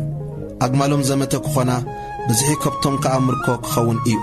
نخلهم اتم وسن تحمام زلاتيو أب كل النفاسات كبتنهم كاب كل وغنهم دما معاكم تصالهم إيه يبلغ زي أبيهر هاتصر مسافره وخارو كتكون نحوارو كتبادم إياه أب أسب أيكنبرن أب أون ولد سب حدوكوا أيكسفرن إيو فردق زي أبيهر قبل علي إعلام قطري 34 أبتي مجمرتا منقصة صدوق ياس نقص يهودا بزعبا إعلام نام نبي إرمياس زمتسك آلك زي أبيهر إزي إيو قطري 35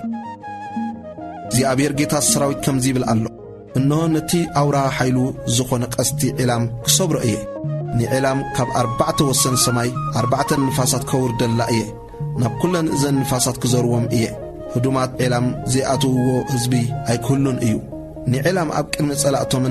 أب كلمتهم نفسهم زدليون كرعدهم معات اتقوهري كتعاي كور دلهم كسعزت فهم كعاد الدحريهم سيفي كسدد إيه يبلغ زي أبيهر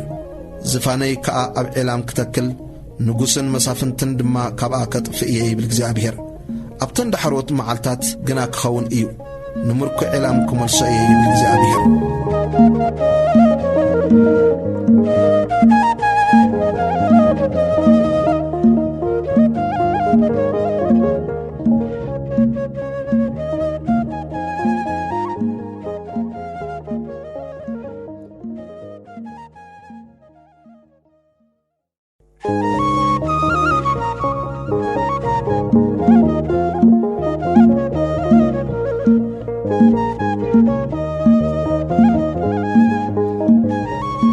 إرمياس معرف 5 متحز بابيلون قطري 1 اتي اجزي أبيهر بزعبا بابيلونن بزعبا هاجر كلداويانن بنبي إرمياس جيرو التزاربو قال ازئيو قطري 2 أما كالزبتات أوريون أوجون صندق علامة تخولون كحابأخم كأبابيلون تتحزت بيل نورة مردوك تسوابره مسلطاتو نورة طاوتاتو خاطر تسبابره إلكم أوجو حزبك كاب سمين تنسيوا اللهم نهاجرا برخا جبرا أيو أبا زنبركا حدا أقوى أي كلن أيو 7 كابتن هاديمم هاو بلو مملاس حزب إسرائيل قطري 4 بتن معلتات اتين بتجزي اتن دك إسرائيل نساتو من دك يهودان حبيرون كمتيام النابخ يكخدو نجزي أبير أملاهم ون كدلي إيام يبلغ زي أبيهر مجدت ين كحطو قصم نبقى أغني عمكا نعناي بزير السع زل علماوي كيدان مسك زي أبير حبرو كبلو إيام قطري 6 ህዝበይ ጥፋእ መጓሳ ኣባጊዕ ነበረ ጓሰተን ኣጋገይወን ናብ ኣኽራን ኣኸብለልወን ንሳተን ካብ ኣኽራን ናብ ኩዶታት ነፈጻ ስፍራ ማሕደሪአን ከኣረስዓ ዝረኸብወን ዘበሉ ኩሎም በልዕወን ጸላእቶም ድማ ንሳቶም ንእግዚአብሔር ማሕደር ጽድቂ ንእግዚአብሔር ተስፋ ኣቦታቶም ዓጊቦም እዮም እሞ ንሕናስ ኣይበደልናን በሉ ቁጥሪ 8 ካብ ማእከል ባቢሎን ሃደሙ ካብ ሃገር ከለዳውያን ውፁ ኣብ ቅድሚ መጓሰ ድማ ከም ዲበላታት ኩኑ እነሆ ኣነ ካብ ሃገር ሰሜን ንባቢሎን ናብ ዓበይቲ ህዝብታት ኣኼባ ከተንስኣላን ከውፅኣላን እየ እሞ ንሳቶም ንውግእ ክስለፉላ እዮም ካብዚ ወገን እዚ ኸዓ ክትተሓዝ እያ ፍላጻታቶም ከምቲ ናይ ንፉዕ ተዋጋኢ እዩ ሓንቲ እኳ ብኾንቶ ኣይትመለስን እያ ምድሪ ከለዳውያን ንዘመተ ክትውፈ እያ ኩላቶም ዘመታ ድማ ክጸግቡ እዮም ይብል እግዚአብሔር ዕንወት ባቢሎን ቁጽሪ 11 ኣቱም ዘመቲ ርስተይ እንተ ተሓጐስኩምን እንተ ተፈሳኩምን እኳ ኣብ ዓውዲ ከም ዘኺዳ ኣርሑ እኳ እንተ ተሰራሰርኩም ከም ብርቱዓት ኣፍራስውን እንተ ሓምሓምኩምሲ ኣዴኹም ክትንውር እታ ወላዲትኩም ክትሓፍር እያ እነሆ ንሳ ዳሕረይቲ እቶም ህዝብታት በረኻን ምድሪ ኣጻመን ምድረ በዳን ክትከውን እያ ብምኽንያት ቁጥዓ እግዚአብሔር ብዘላ ክትባድም እያ እምበር ድሕርዚ ኣብኣ ዝነብር የልቦን ነፍሲ ወከፍ ብባቢሎን ዝሓልፍ ከኣ በቲ ኩሉ ስቃያ ክስክሓላን ክፋጽየላን እዩ ቁጥሪ 14 ኣቱም ቀስቲ እትግትሩ ኩልኹም ንባቢሎን ክትዋግኡዋስ ኣብ ዙርያኣ ተሰለፉ ንእግዚአብሔር ዓጊባቶ እያ እሞ ወርውሩላ ፍላጻታት ኣይትብቀቑ ንስኻትኩም ከዓ ኣብ ዙርያኣ ከምዚ ኢልኩም ጨድሩላ ኢዳ ሃበት መንደቕ ዕርዳ ወደቐ ቀጽራ ፈረሰ እዚ ሕነ እግዚአብሔር እዩ እሞ ሕንያ ፍደይዋ ከምቲ ዝገበረቶ ግበርዋ ንዘራእን ነቲ ብግዚኡ ቀውዒ ማዕጺድ ዝሕዝን ካብ ባቢሎን ኣጽንትዎም ካብቲ ጨኳኒ ሰይፊ ከምልጡስ ነፍሲ ወከፍ ነናብ ህዝቡ ይመለስ ነፍሲ ወከፍ ከዓ ነናብ ሃገሩ ይህደም ምምላስ ህዝቢ እስራኤል ቁጽሪ 17 እስራኤልሲ ኣናብስ ተሃንዲዶምዋ እተባረረት በጊዕ እያ ቅድም ንጉሥ ኣሶር በልዓ ኣብ መወዳእታ ኸዓ ንበኩነናት ጸር ንጉሥ ባቢሎን ዓጻጽምታ ሰባበረ ስለዚ እግዚአብሔር ጌታ ሰራዊት ኣምላኽ እስራኤል ከምዚ ይብል ኣሎ እነሆ ከምቲ ንንጉሥ ኣሶር ዝቐጽዕኽዎ ከምኡ ኸዓ ንንጉሥ ባቢሎንን ንሃገሩን ክቐጽዕ እየ ንእስራኤል ናብቲ መጓሰይኡ ክመልሶ እየ ኣብ ቀርሜሎስን ኣብ ባሳንን ክጓሰ እዩ ነፍሱውን ኣብ ኮረቢት ኤፍሬምን ጊልዓድን ክትጸግብ እያ ነቶም ዘተረፍክዎምሲ ይቕረ ክብለሎም እየ እሞ በተን መዓልታት እቲኣተንን በቲ ጊዜ እትን ኣበሳ እስራኤል ይድለ ኣይህሉን ከዓ ሓጢኣት ይሁዳውን ክስኣን እዩ ይብል እግዚአብሔር ፍርዲ ኣብ ልዕሊ ባቢሎን ቁጽሪ 21 ናብ ሃገር ማሪታይምን ናብቶም ኣብ ጲኮድ ዝነብሩን ውፃእ እሞ ቁተሎም ነቲ ድሕሪኦም ዘሎ ኩሉ ብጥራስ ኣጥፋእዮ ብኩሉ ድማ ከምቲ ኣነ ዝኣዘዝኩኻ ግበር ይብል እግዚአብሔር ድሃይ ውግእን ዓብዪ ምፍራስን ኣብቲ ሃገር ይስማዕ ኣሎ እዛ ሞድሻ ኩሉ ምድሪ ከመይ ኢላ ከተሰብረትን ተደቑሰትን ከመይ ኢላስ ባቢሎን ኣብ ማእከል ህዝብታት መሰኪሕ ኮነት ኣቲ ባቢሎን መፈንጥራ ኣጻወድኩልኪ ከይፈለጥኪ ከዓ ተተሓዝኪ ምስ እግዚአብሔር ኢኺ እተወጋእኺ እሞ ተረኸብክን ተተሓዝክን እግዚአብሔር ጌታ ሰራዊት ኣብ ሃገር ከለዳውያን ዘቕንዖ ተግባር ኣለዎ እሞ እግዚአብሔር ንቤት መሳርያኡ ከፈቶ ኣጽዋር ኩራኡውን ኣውፅአ ካብ ወሰናት ምድሪ መጺኹም ውረርዋ ሪቓ ክፈቱ ከም ምህርቲ እኽሊ ከምርዎ ብጥራስካ ኣጥፍእዋ ሓንቲ እኳ ኣይተትርፉ ንኩሎም ኣራውሓ ቐተልዎም ናብ ማሕረዲ ኣውርድዎም መዓልቶም እታ ጊዜ መቕጻዕቶም በጺሓ እያ እሞ ወይሎኦም ሕነ እግዚአብሔር ኣምላኽና ሕነ መቕደሱ ኣብ ጽዮን ኮውርዩስ ድምፂ እቶም ካብ ሃገር ባቢሎን ዝሃደሙን ዘምለጡን ይስማዕ ኣሎ ቁጽሪ 29 ንወርወርቲ ቀስቲ ንኹላቶም ቀስቲ ዝግትሩ ንባቢሎን ክዋግኡዋ ኣኽትትዎም ሓደ እኳ ከየምልጥ ኣብ ከባቢኣ ስፈሩ ከም ግብራ ፍደይዋ ንእግዚአብሔር ነቲ ናይ እስራኤል ቅዱስ ተዓብያትሉ እያ እሞ ከምቲ ዝገበረቶ ኩሉ ግበርዋ ስለዚ እቶም ኣብ ኣጽሓ ኣብ ኣዳያባታ ክወድቁ እዮም በታ መዓልቲ እቲኣ ድማ ኩሎም እቶም ናታ ተዋጋእቲ ክጠፍኡ እዮም ይብል እግዚአብሔር ኣቲ ትዕቢተኛ እታ ንኣኺ ዝቐጽዓላ ጊዜ እታ መዓልትኺ መጽያ እያ እሞ እንሆ ናባኺ እየ ይብል እግዚአብሔር ጌታ ሰራዊት እቲ ትዕቢተኛ ክዕንቀፍን ክወድቕን እዩ ዘተንስኦ ድማ የብሉን ኣብ ከተማታቱ ከዓ ሓዊ ክትኩስ እየ ንሱ ንኩሉ ከባቢኡ ሞኽ ከብሎ እዩ። ቁጽሪ 33 እግዚአብሔር ጌታ ሰራዊት ከምዚ ይብል ኣሎ፣ እቶም ደቂ እስራኤልን ደቂ ይሁዳን ብሓባር ጥቑዓት እዮም። እቶም ዝማርኽዎም ኩላቶም ከዓ ሓዝዎም፣ ከይሓድግዎም ድማ ኣበዩ። ተበጃውዮም ብርቱዕ እዩ። ስሙኻ እግዚአብሔር ጌታ ሰራዊት እዩ። ንምድሪ ህድኣት ክህብ፣ ነቶም ኣብ ባቢሎን ዝነብሩ ዘለዉ ከዓ ክህውኽሲ ነገሮም ከቕንዓሎም እዩ። ሰይፊ ኣብ ልዕሊ ከለዳውያንን ኣብ ልዕሊ እቶም ኣብ ባቢሎን ዝነብሩን ኣብ ልዕሊ መሳፍንታን ኣብ ልዕሊ ጥበበኛታታን እዩ ይብል እግዚአብሔር። ሰይፊ ኣብ ልዕሊ እቶም ተጃሃርቲ እዩ እሞ ዓያሹ ክኾኑ እዮም። ሰይፊ ኣብ ልዕሊ ጀጋኑኣ እዩ እሞ ክፈርሁ እዮም። ሰይፊ ኣብ ልዕሊ ኣፍራሳን ኣብ ልዕሊ ሰረገላታታን ኣብ ልዕሊ ኩሎም እቶም ኣብ ማእከላ ዘለዉ ሕውስዋስ ህዝብን እዩ እሞ ከም ኣንስቲ ክኾኑ እዮም። ሰይፊ ኣብ ልዕሊ መዛግቦም እዩ እሞ ክብዝበዙ እዮም። ሃገር ቁሩጽ ምስልታት እያ፣ ብጣዖታት ከዓ ሃተምተም ይብሉ ኣለዉ እሞ ድርቂ ኣብ ልዕሊ ማያቶም እዩ ክነጽፍ ድማ እዩ። ስለዚ ኣራዊት በረኻ ምስ ወኻሩ ክነብሩላ፣ ሰገናት እውን ኣብኣ ክሰፍራ እየን።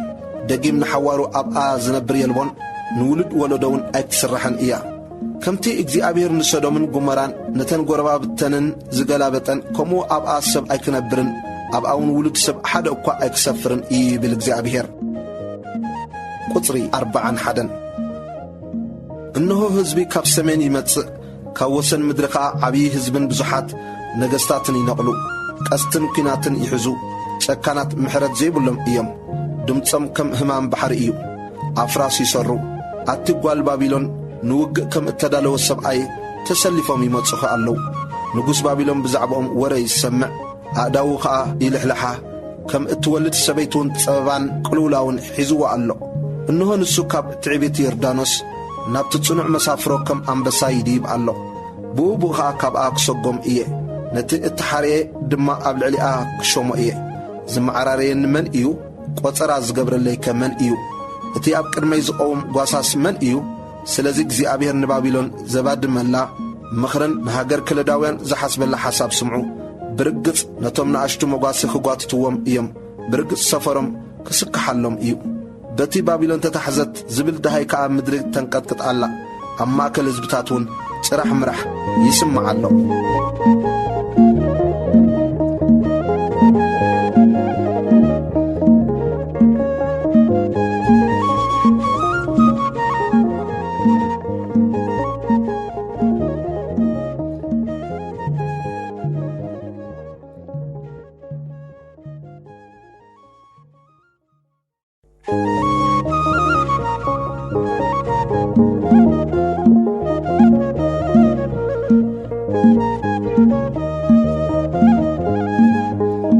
ትንቢት ኤርምያስ ምዕራፍ 51 ካልእ መቕጻዕቲ ኣብ ልዕሊ ባቢሎን። ቁጽሪ 1 እግዚአብሔር ከምዚ ይብል ኣሎ፣ እነሆ ኣነ ንባቢሎንን ነቶም ኣብ ማእከል ጸላእተይ ዝነብሩን ዘጥፍእ ንፋስ ከተንስእ እየ። ንባቢሎን ዝምስእይዋ ንሃገር ከዓ ዘባድምዋ ጓኖት ክሰደላ እየ። በታ መዓልቲ መዓት ከዓ ብኩሉ ወገን ክወርዋ እዮም። እቲ ወርዋሪ ነቲ ቀስቲ ዝግትርን ነቲ ብደርዒ ዝጓብብን ቀስቱ ይግትረሎም። ነቶም ኣጓቡዛ ድማ ኣይትንሓፍዎም፣ ንኹሉ ጭፍርኣ ብጥራሳ ኣጥፍእዎ። ኣብ ሃገር ከለዳውያን ከዓ ቁትላት፣ ኣብ ኣደባባያት ድማ ውግኣት ክወድቁ እዮም። ምንም እኳ ሃገሮም በቲ ንናይ እስራኤል ቅዱስ ዝበደልዎ በደል እንተ መልአት እስራኤል ወይስ ይሁዳ ብእግዚአብሔር ብጐይታ ሰራዊት ኣምላኾም መበለቲ ኣይኮኑን። ቁጽሪ 6 ብስር ዓመፃ ከይትጠፍኡስ ካብ ባቢሎን ህደሙ፣ ነፍሲ ወከፍ ነፍሱ የድሕን። እዚ እቲ ጊዜ ምፍዳይሕነ እግዚአብሔር እዩ እሞ ንሱ ነቲ ዝገበረቶ ክፈድያ እዩ። ባቢሎን ኣብ ኢድ እግዚአብሔር ንብዘላ ምድሪ እተስክር ጽዋዕ ወርቂ ነበረት። ሕዝብታት ካብ ወይና ሰተዩ፣ ስለዚ ኸዓ ኣሕዛብ ዓበዱ። ባቢሎን ብድንገት ወዲቓ ተሰባበረት። ብኸኢላ ምናልባሽ እንተ ሓወየት ከዓ ነቲ ቃንዛኣ ፈውሲ ኣምጹላ። ፍርዳ ክሳዕ ሰማይ በጽሑ ክሳዕ ደበናውን ደይቡ እዩ እሞ ንባቢሎን ክንሕውያ ደሊና ግናኸ ኣይሓወየትን። ሕደግዋ ንዑናይ ነፍሲ ወከፍ ንናብ ሃገርና ንኺድ። እግዚአብሔር ንጽድቅና ኣውፂልና እዩ። ንዑናይ ንግብሪ እግዚአብሔር ኣምላኽና ኣብ ጽዮን ነውርዮ። እግዚአብሔር ሓሳቡ ንባቢሎን ከጥፋ ስለ ዝኾነ ንመንፈስ ነገሥታት ሚዶን ኣለዓዓሎ። እዚ እውን ምፍዳይ ሕነ እግዚአብሔር ሕነ መቕደሱ እዩ እሞ ፍላጻታት ኣብልሑ ዋላቱ ሓዙ እግዚአብሔር ነቲ ብዛዕባቶም ኣብ ባቢሎን ዝነብሩ እተናገሮ ከምቲ ዝሓሰቦ ይፍጽሙ ኣሎ እሞ ኣብቲ መካበብያ ባቢሎን ሰንደቕ ዕላማ ትኸሉ ዘብዕኛታት ኣበርትዑ ሓለውቲ ኣቑሙ ኣድቢኹም ተዳለዉ ኣቲ መዛግባት ዘመዓበልኪ ኣብ ገምገም ዓበይቲ ማያት እትነብሪ ዘለኺ መወዳእታኺ እቲ መስፈር ስስዒኺ በፂሑ እዩ እግዚአብሔር ጌታ ሰራዊት ድማ ብርግጽ ከም በኣንበጣ ብሰብ ክመልኣኪ እየ ንሳቶም ከዓ ክጭድሩልኪ እዮም ኢሉ ብርእሱ መሓለ ናብ እግዚአብሔር ዝቐርብ መዝሙር ምስጋና ቁጽሪ 15 ንሱ ብሓይሉ ምድሪ ፈጠረ ብጥበቡ ከዓ ንዓለም ኣቆማ ብእምርኡ ድማ ንሰማያት ዘርግሐ ድምፁ ምዘስምዕ ኣብ ሰማይ ማያት ይሃምም ንግመ ካብ ወሰን ምድሪ የልዕሎ ንመባርቕ ኣብ ዝናብ ይገብሮ ንንፋስ እውን ካብ መዝገቡ የውጾ ነፍሲ ወከፍ ኣእምርኡ ጠፊእዎ ይዕነድ እቲ ዝፈሰሰ ምስሉ ሓሶት እዩ ትንፋስ ከዓ የብሉን እዩ እሞ አንጠረኛ ዘበለ በቲ ዝገበሮ ምስሊ ይሓንኽ ኮንትነት ናይ ምጥባር ዕዮ እዮም ብጊዜ ቅጽዓቶም ክጠፍኡ እዮም ግደ ያዕቆብሲ ከምዚኣቶም ኣይኮነን ንኹሉ ዝፈጠረ ንሱ እዩ እስራኤል ድማ ነገድ ርስቱ እዩ እሞ ስሙ እግዚአብሔር ጌታ ሰራዊት እዩ ሞደሻ እግዚአብሔር ቁጽሪ 20 ንስኺ ሞደሻይን ኣጽዋር ውግአይን ኢኺ በኣኺ ህዝብታት ክጭፍለቕ በኣኺ መንግሥታት ከጥፍእ እየ በኣኺ ፈረስን ፈረሰኛን ክጭፍለቕ በኣኺ ሰረገላን ኣብኣ ዝቕመጥን ክጭፍለቕ እየ በኣኺ ሰብኣይን ሰበይትን ክጭፍለቕ በኣኺ ኣረጊትን ቈልዓን ክጭፍለቕ በኣኺ ጎበዙን ጐርዞን ክጭፍለቕ እየ በኣኺ ጓሳን መጓሲኡን ክጭፍለቕ በኣኺ ሓርሳይን ድምፂ ኣቡዑርን ክጭፍለቕ በኣኺ ምስሌንታትን መኳንንትን ክጭፍለቕ እየ ኣነ ኸዓ ንባቢሎንን ንኹሎም እቶም ኣብ ሃገር ክልዳውያን ዝነበሩን ኩሉ እቲ ኣብ ቅድሚ ዓይንኹም ንጽዮን ዝገበርዋ እከይ ክፈድዮም እየ ይብል እግዚአብሔር ባቢሎን ከም ዝተቐጽዐት ቁጽሪ 25 ኣታ ንኹላ ምድሪ እተጥፍእ ከረን ጥፍኣት እንሆ ናባኻ እየ ኢደይ ናባኻ ክዝርግሕ እየ እሞ ካብቲ ኣኻውሕ ከንከራርወካ ዝሓረረ ከረን እውን ከገብረካ እየ ይብል እግዚአብሔር ንሓዋሩ በረኻ ክትከውን ኢኻ እምበር ካባኻስ እምኒ መዓዝን ወይስ እምኒ መሰረት ዝውሰድ የልቦን ይብል እግዚአብሔር ሰንደቕ ዕላማ ኣብቲ ሃገር ትኸሉ ኣብ ማእከል ህዝብታት መለኸት ንፍሑ ህዝብታት ንውግእ ኣዳልውላ መንግሥታት ኣራራትን ሚናን ኣሽከናዝን ኣኽቱትላ መኳንንቲ ሽሙላ ጸጓራት ኣንበጣ ዝመስሉ ኣፍራስ ኣደይቡላ ህዝብታትን ነገሥታት ሚዶንን ምስሌንታታን ኩላቶም መኳንንታን ኩላት ሃገር ግዛኣታን ንውግእ ኣዳልውላ እቲ እግዚአብሔር ንሃገር ባቢሎን ሓደ እኳ ዝነብረላ ዘይብላ በረኻ ክገብራ እየ ኢሉ ንባቢሎን ዝኣመመላ ሓሳብ ይፍጸም ኣሎ እሞ ምድሪ ተንቀጥቅጥን ራዕራዕ ትብልን ኣላ ጀጋኑ ባቢሎን ምውጋእ ሓዲጎም ኣብ ዕርድታቶም ይቕመጡ ኣለዉ ሓይሎም ጠፊኡ ከም ኣንስቲ ኾኑ ኣባይታ ብሓዊ ነደደ መሸጐሪኣ ተሰብረ ንንጉሥ ባቢሎን ከተማኡ ብኹሉ ወገን ከም እተተሓዘት ከውርዩሉስ እቲ ሓደ ጐያይ ነቲ ሓደ የኳልሞ እቲ ሓደ ልኡኽ ከዓ ነቲ ሓደ ልኡኽ የኳልሞ ኣሎ መሰጋገሪታት ተታሒዙ ሻምብቆ ከዓ ነዲዱ እቶም ተዋጋእትውን ሰንቢዶም ኣለዉ ቁጥር 33 እግዚአብሔር ጌታ ሰራዊት ኣምላኽ እስራኤል ከምዚ ይብል ኣሎ እታ ጓል ባቢሎን ከም ኣብቲ ወርሓት ዝኸድሉ ዓውዲ እያ ቁሩብ ጸኒሑ ከዓ ጊዜ ቀውዒ ክመጻ እዩ ንበኵልናጸር ንጉሥ ባቢሎን በልዓኒ ጨፍለቐኒ ባዶ ኣቕሓ ገበረኒ ከም ገበል ወሓጠኒ በቲ ጠጥዑመይ ከብዱ መልአ ሰጎጎኒውን እታ ኣብ ጽዮን እትነብር ዘላ ንኣይን ንስጋይን እተገብረ ግፍዒ ናብ ባቢሎን ይውረድ ትበል ኢየሩሳሌም ከዓ ደመይ ናብቶም ኣብ ሃገር ክልዳውያን ዝነብሩ ዘለዉ ይውረድ ትበል እግዚአብሔር ንህዝቡ እስራኤል ክረድኦ እዩ ቁጥር 36 ስለዚ እግዚአብሔር ከምዚ ይብል ኣሎ እንሆ ኣነ ክጣበቐልኪ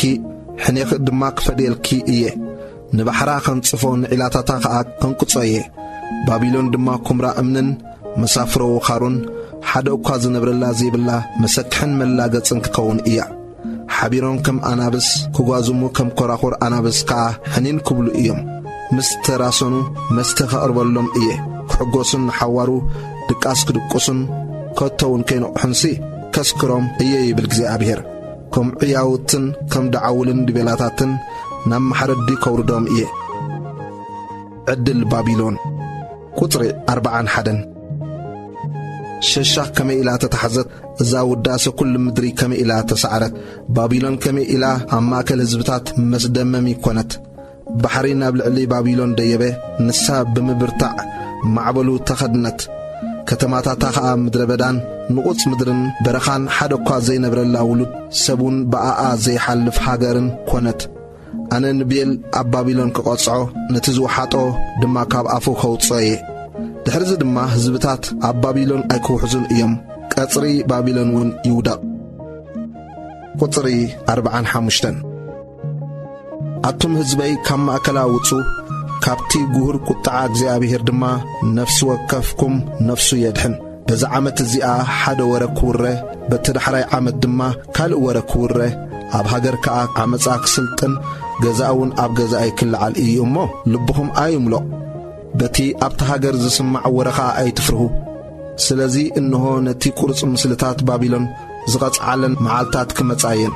ኩሉ ሃገራ ኸኣ ክሓፍር እዩ ኩላቶም ቁትላትውን ኣብ ማእከላ ክወድቁ እዮም እቶም መጥፋእቲ ካብ ሰሜን ክመጽዋ እዮም እሞ ሰማይን ምድርን ኣብኦም ዘሎ ኩሉን ብዛዕባ ባቢሎን እልል ክብሉ እዮም ይብል እግዚኣብሔር ከምቲ ባቢሎን ንቁትላት እስራኤል ዘውደቐቶም ከምኡውን ቁትላት ኩላ ምድሪ ኣብ ባቢሎን ክወድቁ እዮም እግዚአብሔር ኣብ ባቢሎን ንዝነብሩ እስራኤላውያን ዝተዛረቦ ቁጽሪ 50 ኣቱም ካብ ሰይፊ ዘምለጥኩም ኪዱ ጠጠው ኣይትበሉ ካብ ርሑቕ ንእግዚአብሔር ዘክሩ ንኢየሩሳሌምን ኣብ ልብኹም ሕሰቡ ጸርፊ ሰማዕና እሞ ሓነኽና ጓኖት ኣብቲ ቅዱስ ስፍራታት ቤት እግዚአብሔር መጺኦም እዮም እሞ ነውሪ ንገጽና ኣጐልበቦ ስለዚ እንሆ ኣነ ነተን ቁርጽ ምስልታታ ዝቐጽዓለን መዓልታት ክመጻየን እቶም ንሞት ዝዋልኡ ውግኣት ከኣ ኣብ ኩላ ሃገር ክበኺዩ እዮም ይብል እግዚኣብሔር ባቢሎን ክሳዕ ሰማይ እኳ እንተ ደየበት ሓይላኻ ኣብ ላዕሊ እኳ እንተ ኣጽንዐት መጥፋእቲ ካባይ ክመጽዋ እዮም ይብል እግዚኣብሔር ጽድርታ ካብ ባቢሎን ዓብዪ ምፍራስ ካብ ሃገር ከለዳውያን ይስማዕ ኣሎ እግዚኣብሔር ንባቢሎን ይዕንዋ ነቲ ብርቱዕ ድሃያ ድማ ካብኣ የጥፎ ኣሎ እሞ ማዕበሎም ከም ብዙሕ ማያት ይሃምም ጽራሕ ምርሖም ከኣ ይስማዕ ኣሎ እግዚአብሔር ንሱ ኣምላኽ መፍዳይ ብርግጽ መስጣ ዝህብ እዩ እሞ ኣብኣ ናብ ባቢሎን መጥፊኢ መጺኡ ጀጋኖኣ ተታሒዞም ቀስታቶም ተሰባቢሩ እዩ ኣነ ኸኣ ንመሳፍንታን ንጠቢባናን ንምስለኒታታን ንመኳንንታን ንጀጋኖኣንሲ ንሓዋሩ ድቃስ ክድቁሱን ከቶውን ከይነቕሑን ከስክሮም እየ ይብል እቲ እግዚአብሔር ጌታ ሰራዊት ዝስሙ ንጉስ እቲ ገፊሕ ቅጽርታት ባቢሎን ጥራስ ክፈርስ እቲ ነዊሕ ልዳውታ ኸኣ ብሓዊ ክነድድ እዩ ህዝብታት ንኾንቱ ክዓዩ ኣሕዛብ ከኣ ንሓዊ ክደኽሙ እዮም ይብል እግዚአብሔር ጌታ ሰራዊት ኤርምያስ ናብ ባቢሎን ዝለኣኾ መልእኽቲ ቁጽሪ 59 እቲ ነቢ ኤርምያስ ንሳርያ ወዲ ንርያ ወዲ ማህስያ ምስ ጸዶቅያስ ንጉስ ይሁዳ ኣብታ 40 ዓመት መንግሥቱ ናብ ባቢሎን ምስ ከደ ዝኣዘዞ ቃል እዚ እዩ ሰራያ ኸኣ ሓልቓ ዝፋን ቤት ነበረ ኤርምያስ ከኣ ንኹሉ እቲ ኣብ ባቢሎን ዝወርድ መዓት ማለት ኩለን እተን ብዛዕባ ባቢሎን እተጻሕፋ ቃላት ኣብ ሓደ መጽሓፍ ጸሓፈን ኤርምያስ ድማ ንሰራያ በሎ ኣብ ባቢሎን ምስኣቶኻ ኩለን እዘን ቃላት ከተንብበን መዝኻ እዩ በልውን ወእግዚአብሔር ንስኻ ብዛዕባ እዛ ቦታ እዚኣ ሰብ ወይስ እንስሳ ሓደ እኳ ከም ዘይነብረላ ጌርካ ከም እተጥፍኣ ንሓዋሩውን ምድረ በዳ ከም እትኸውን ኢልካ ተዛረብካ ነዛ መጽሓፍ እዚኣ ኣንቢብካ ምስ ወዳእኻያ እምኒ እሰረላ ኣብ ማእከል ኤፍራጥስ ደርብያ እሞ ከምዚ ኾይና ባቢሎን በቲ ኣነ ዘውርደላ መዓት ክትሰጥም መሊሳውን ኣይክትትንስእን እያ ክደኽሙ ድማ እዮም ኢልካ ተዛረብ ክሳዕ እዚ ቃላት ኤርምያስ እዩ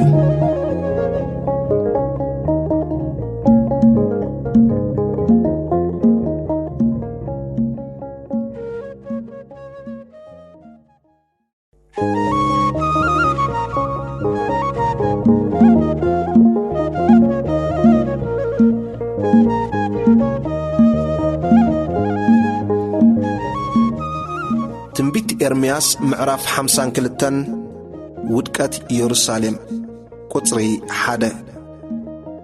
صدوقياس منغستي خجمر كله ود 21 عامت نبره اب يرسالمون 11 عامت غزاه اديو حميد ال اتبحال قال ارمياس بعل لبنايا اب قدمي عين እግዚአብሔር ካ ከምት ሁሉ ያቀም ዝገበሮ ክፉ ገበረ ኩራ እግዚአብሔር ካብ ቅድሚ ገጹ ክሳዕ ዘድርብዮም ኣብ ኢየሩሳሌምን ኣብ ይሁዳን ከም ዝኾነ صدوقياس ካ ካብ ንጉስ ባቢሎን ዓለወ ቁጥሪ 4 ኣብታ ተስዒት ዓመት መንግስቱ ኣብ 10 ወርሒ ኣብታ ወርሒ ካብ 10 መዓልቲ ንበኩደናጽር ንጉስ ባቢሎን ንሱን ኩሉ ሰራዊቱን ኣብ ኢየሩሳሌም መጹ ኣብ ዙርያኣ ሰፈሩ ዕርድታት ሰሪሖም ከዓ ከበብዋ እታ ከተማ ድማ ክሳዕ መበል 11 ዓመቱ ንንጉስ صدوقياስ ተኸቢባ ነበረት ኣብታ 4 ወርሒ ኣብታ ወርሒ ከዓ ኣብታ 9 መዓልቲ ጥሜት ኣብታ ከተማ በርትዐ ህዝቢ ተሃገርውን እንጌራ ሰኣነ ከለዳውያን ነታ ከተማ ከቢቦምዋ ከለዉ ሽዑ እታ ከተማ ጋህ ኢላ ተኸፍተት ኩሎም እቶም ተዋጋእቲ ብለይቲ በቲ ኣብጥቃ ኣታኽልቲ ንጉስ ብመንጎ ክልተ መንደቕ ዘሎ ኣፍ ደገ ወፅዮም ሃደሙ በቲ መገዲ ጎልጎል ከዓ ኸዱ ሰራዊት ከለዳውያን ግና ነቲ ንጉስ ሰዓብዎ ንصدوقياስ ኣብ ጎልጎል ያሪኳ ኣርከብዎ ሰራዊቱ ከዓ ሓዲግዎ ፋሕ በለ ሽዑ ነቲ ንጉስ ሓዝዎ ናብ ሪብላ ኣብ ሃገር ሃማት ናብ ንጉስ ባቢሎን ኣምጽዎ ንሱን ፍርዱ ተዛረበ ንጉስ ባቢሎን ከዓ ንደቂ صدوقياስ ኣብ ቅድሚ ዓይኑ ሓረዶም ምስናይ እዚ ድማ ንኹሎም መሳፍንቲ ይሁዳ ኣብ ሪብላ ሓረዶም ንصدوقياስ ከዓ ኣዒንቱ አንቆሮ ንጉስ ባቢሎን ውን ብመቋሕ ናሕሲ ኣሰሮ ናብ ባቢሎን ወሰዶ ክሳዕ መዓልቲ ሞቱ ከዓ ኣብ ቤት ማእሰርቲ ኣንበሮ ምፍራስ ቤተ መቅደስ ቁጥር 12 ኣብታ 5 ወርሒ ኣብታ ወርሒ ውን ኣብ 10 መዓልቲ ንበኩደናጽር ንጉስ ባቢሎን ኣብ መበል 19 ዓመቱ ናብ ዝራዳን እቲ ኣብ ቅድሚ ንጉስ ባቢሎን ዝቐውም ሓለቓ ዘብዕኛታት ናብ ኢየሩሳሌም መጸ ቤት እግዚአብሔርን ቤት ንጉስን ከዓ አንደደ ንኩለን ኣባይቲ ኢየሩሳሌም ምናዳ እኳ ነተን ዓበይቲ ኣባይቲ ዘበላ በሐዊ አንደደን ኩሉ እቲ ምስቲ ሓለቓ ዘብዕኛታት ዝነበረ ሰራዊት ከለዳውያን ድማ ንኩሉ እቲ ኣብ ከባቢኣ ዝነበረ መንደቕ ኢየሩሳሌም ኣፍረሶ ናብ ዝራዳን ሓለቓ ዘብዕኛታት ካብቶም ድኻታት ህዝብን ነቶም ኣብታ ከተማ ዝተረፉ ተረፍ ህዝብን ነቶም ቅድም ናብ ንጉስ ባቢሎን ዝኣተዉ ዓለወኛታትን እቶም ተሪፎም ዝነበሩ ብዙሓትን ማረኾም ናብ ዝራዳን ሓለቓ ዘብዕኛታት ግና ካብቶም ኣዝዮም ድኻታት እታ ሃገር እቲኣ ተኸልቲ ወይንን ሓርስቶትን ክኾኑ ኣትረፎም ቁጽሪ 17 ከለዳውያን ከዓ ነቲ ኣብ ቤት እግዚአብሔር ዝነበረ ኣዕኑድ ኣስራዝን ነቲ ኣብ ቤት እግዚአብሔር ዝነበረ መናብርን ባሕሪ ኣስራዝን ሰባበርዎ ንኩሉ እቲ ኣስራዚኡ ከዓ ናብ ባቢሎን ወሰድዎ ነቲ ድስትታትን መጽሓርያታትን ካራታትን ሒላባትን ጽዋዓትን ኩሉ እቲ ዘገልግሉሉ ዝነበሩ ኣቕሑ ኣስራዝን ወሰድዎ እቲ ሓለቓ ዘብዕኛታት ከዓ ነቲ ኣጻሕልን ምድጃን ሒላባትን ድስትታትን ቆዋሚታት ቀንዴልን ፈናጅልን ጽዋዓትን ናይ ወርቂ ዝኾነ ወርቁ ናይ ብሩር ዝኾነ ብሩሩ ወሰደ እተን ክልተ ዓንድን እቲ ሓደ ባሕርን እቲ ንጉስ ሰሎሞን ንቤት እግዚአብሔር ዝገበሮ መናብር ዝኾነ 12 ብዕራይ ኣስራዝን ወሰዶ ነዚ ኩሉ ኣቕሑ ኣስራዚ መምዘኒ ኣይትረኽበሉን እተን ኣዕኑድ ከዓ ቁመት ሓንቲአን ነዘን ኣዕኑድ እዚኣተን 18 እመት እዩ ዙርያኣ ድማ 12 ዝእመታ ፈትሊ እትልክዓ እያ ምርጓዳ 4 ጻት እዩ ጓንጓውን እያ ብልዕሊኡ ከዓ ጉልላት ኣስራዚሕ ኣለዋ ምናሕ ሓደ ጉልላት ድማ 5 እመት እዩ ዙርያ እቲ ጉልላት ከዓ ብስራሕ ኣይነረጋብን ሮማንን ኩሉል እዩ ኩሉ ድማ ካብ ኣስራዚ እዩ እታ ካልእቲ ዓንድን እተን ሮማንን ከዓ ከምኣ እየን እተን ሮማን ብወጻኢ 96 እየን ኩለን እተን ሮማን ኣብ ዙርያ እቲ ዓይነረጋብ ከዓ 100 እየን ህዝቢ ይሁዳ ተማሪኾም ንባቢሎን ከም ዝተወስዱ ቁጽሪ 24 እቲ ሓለቓ ዘብዕኛታት ከዓ ንሳራያ ሊቀ ካህንን ንጸፋንያ እቲ ካልኣይ ካህንን ነቶም 3 ሓለውቲ ደገን ወሰዶም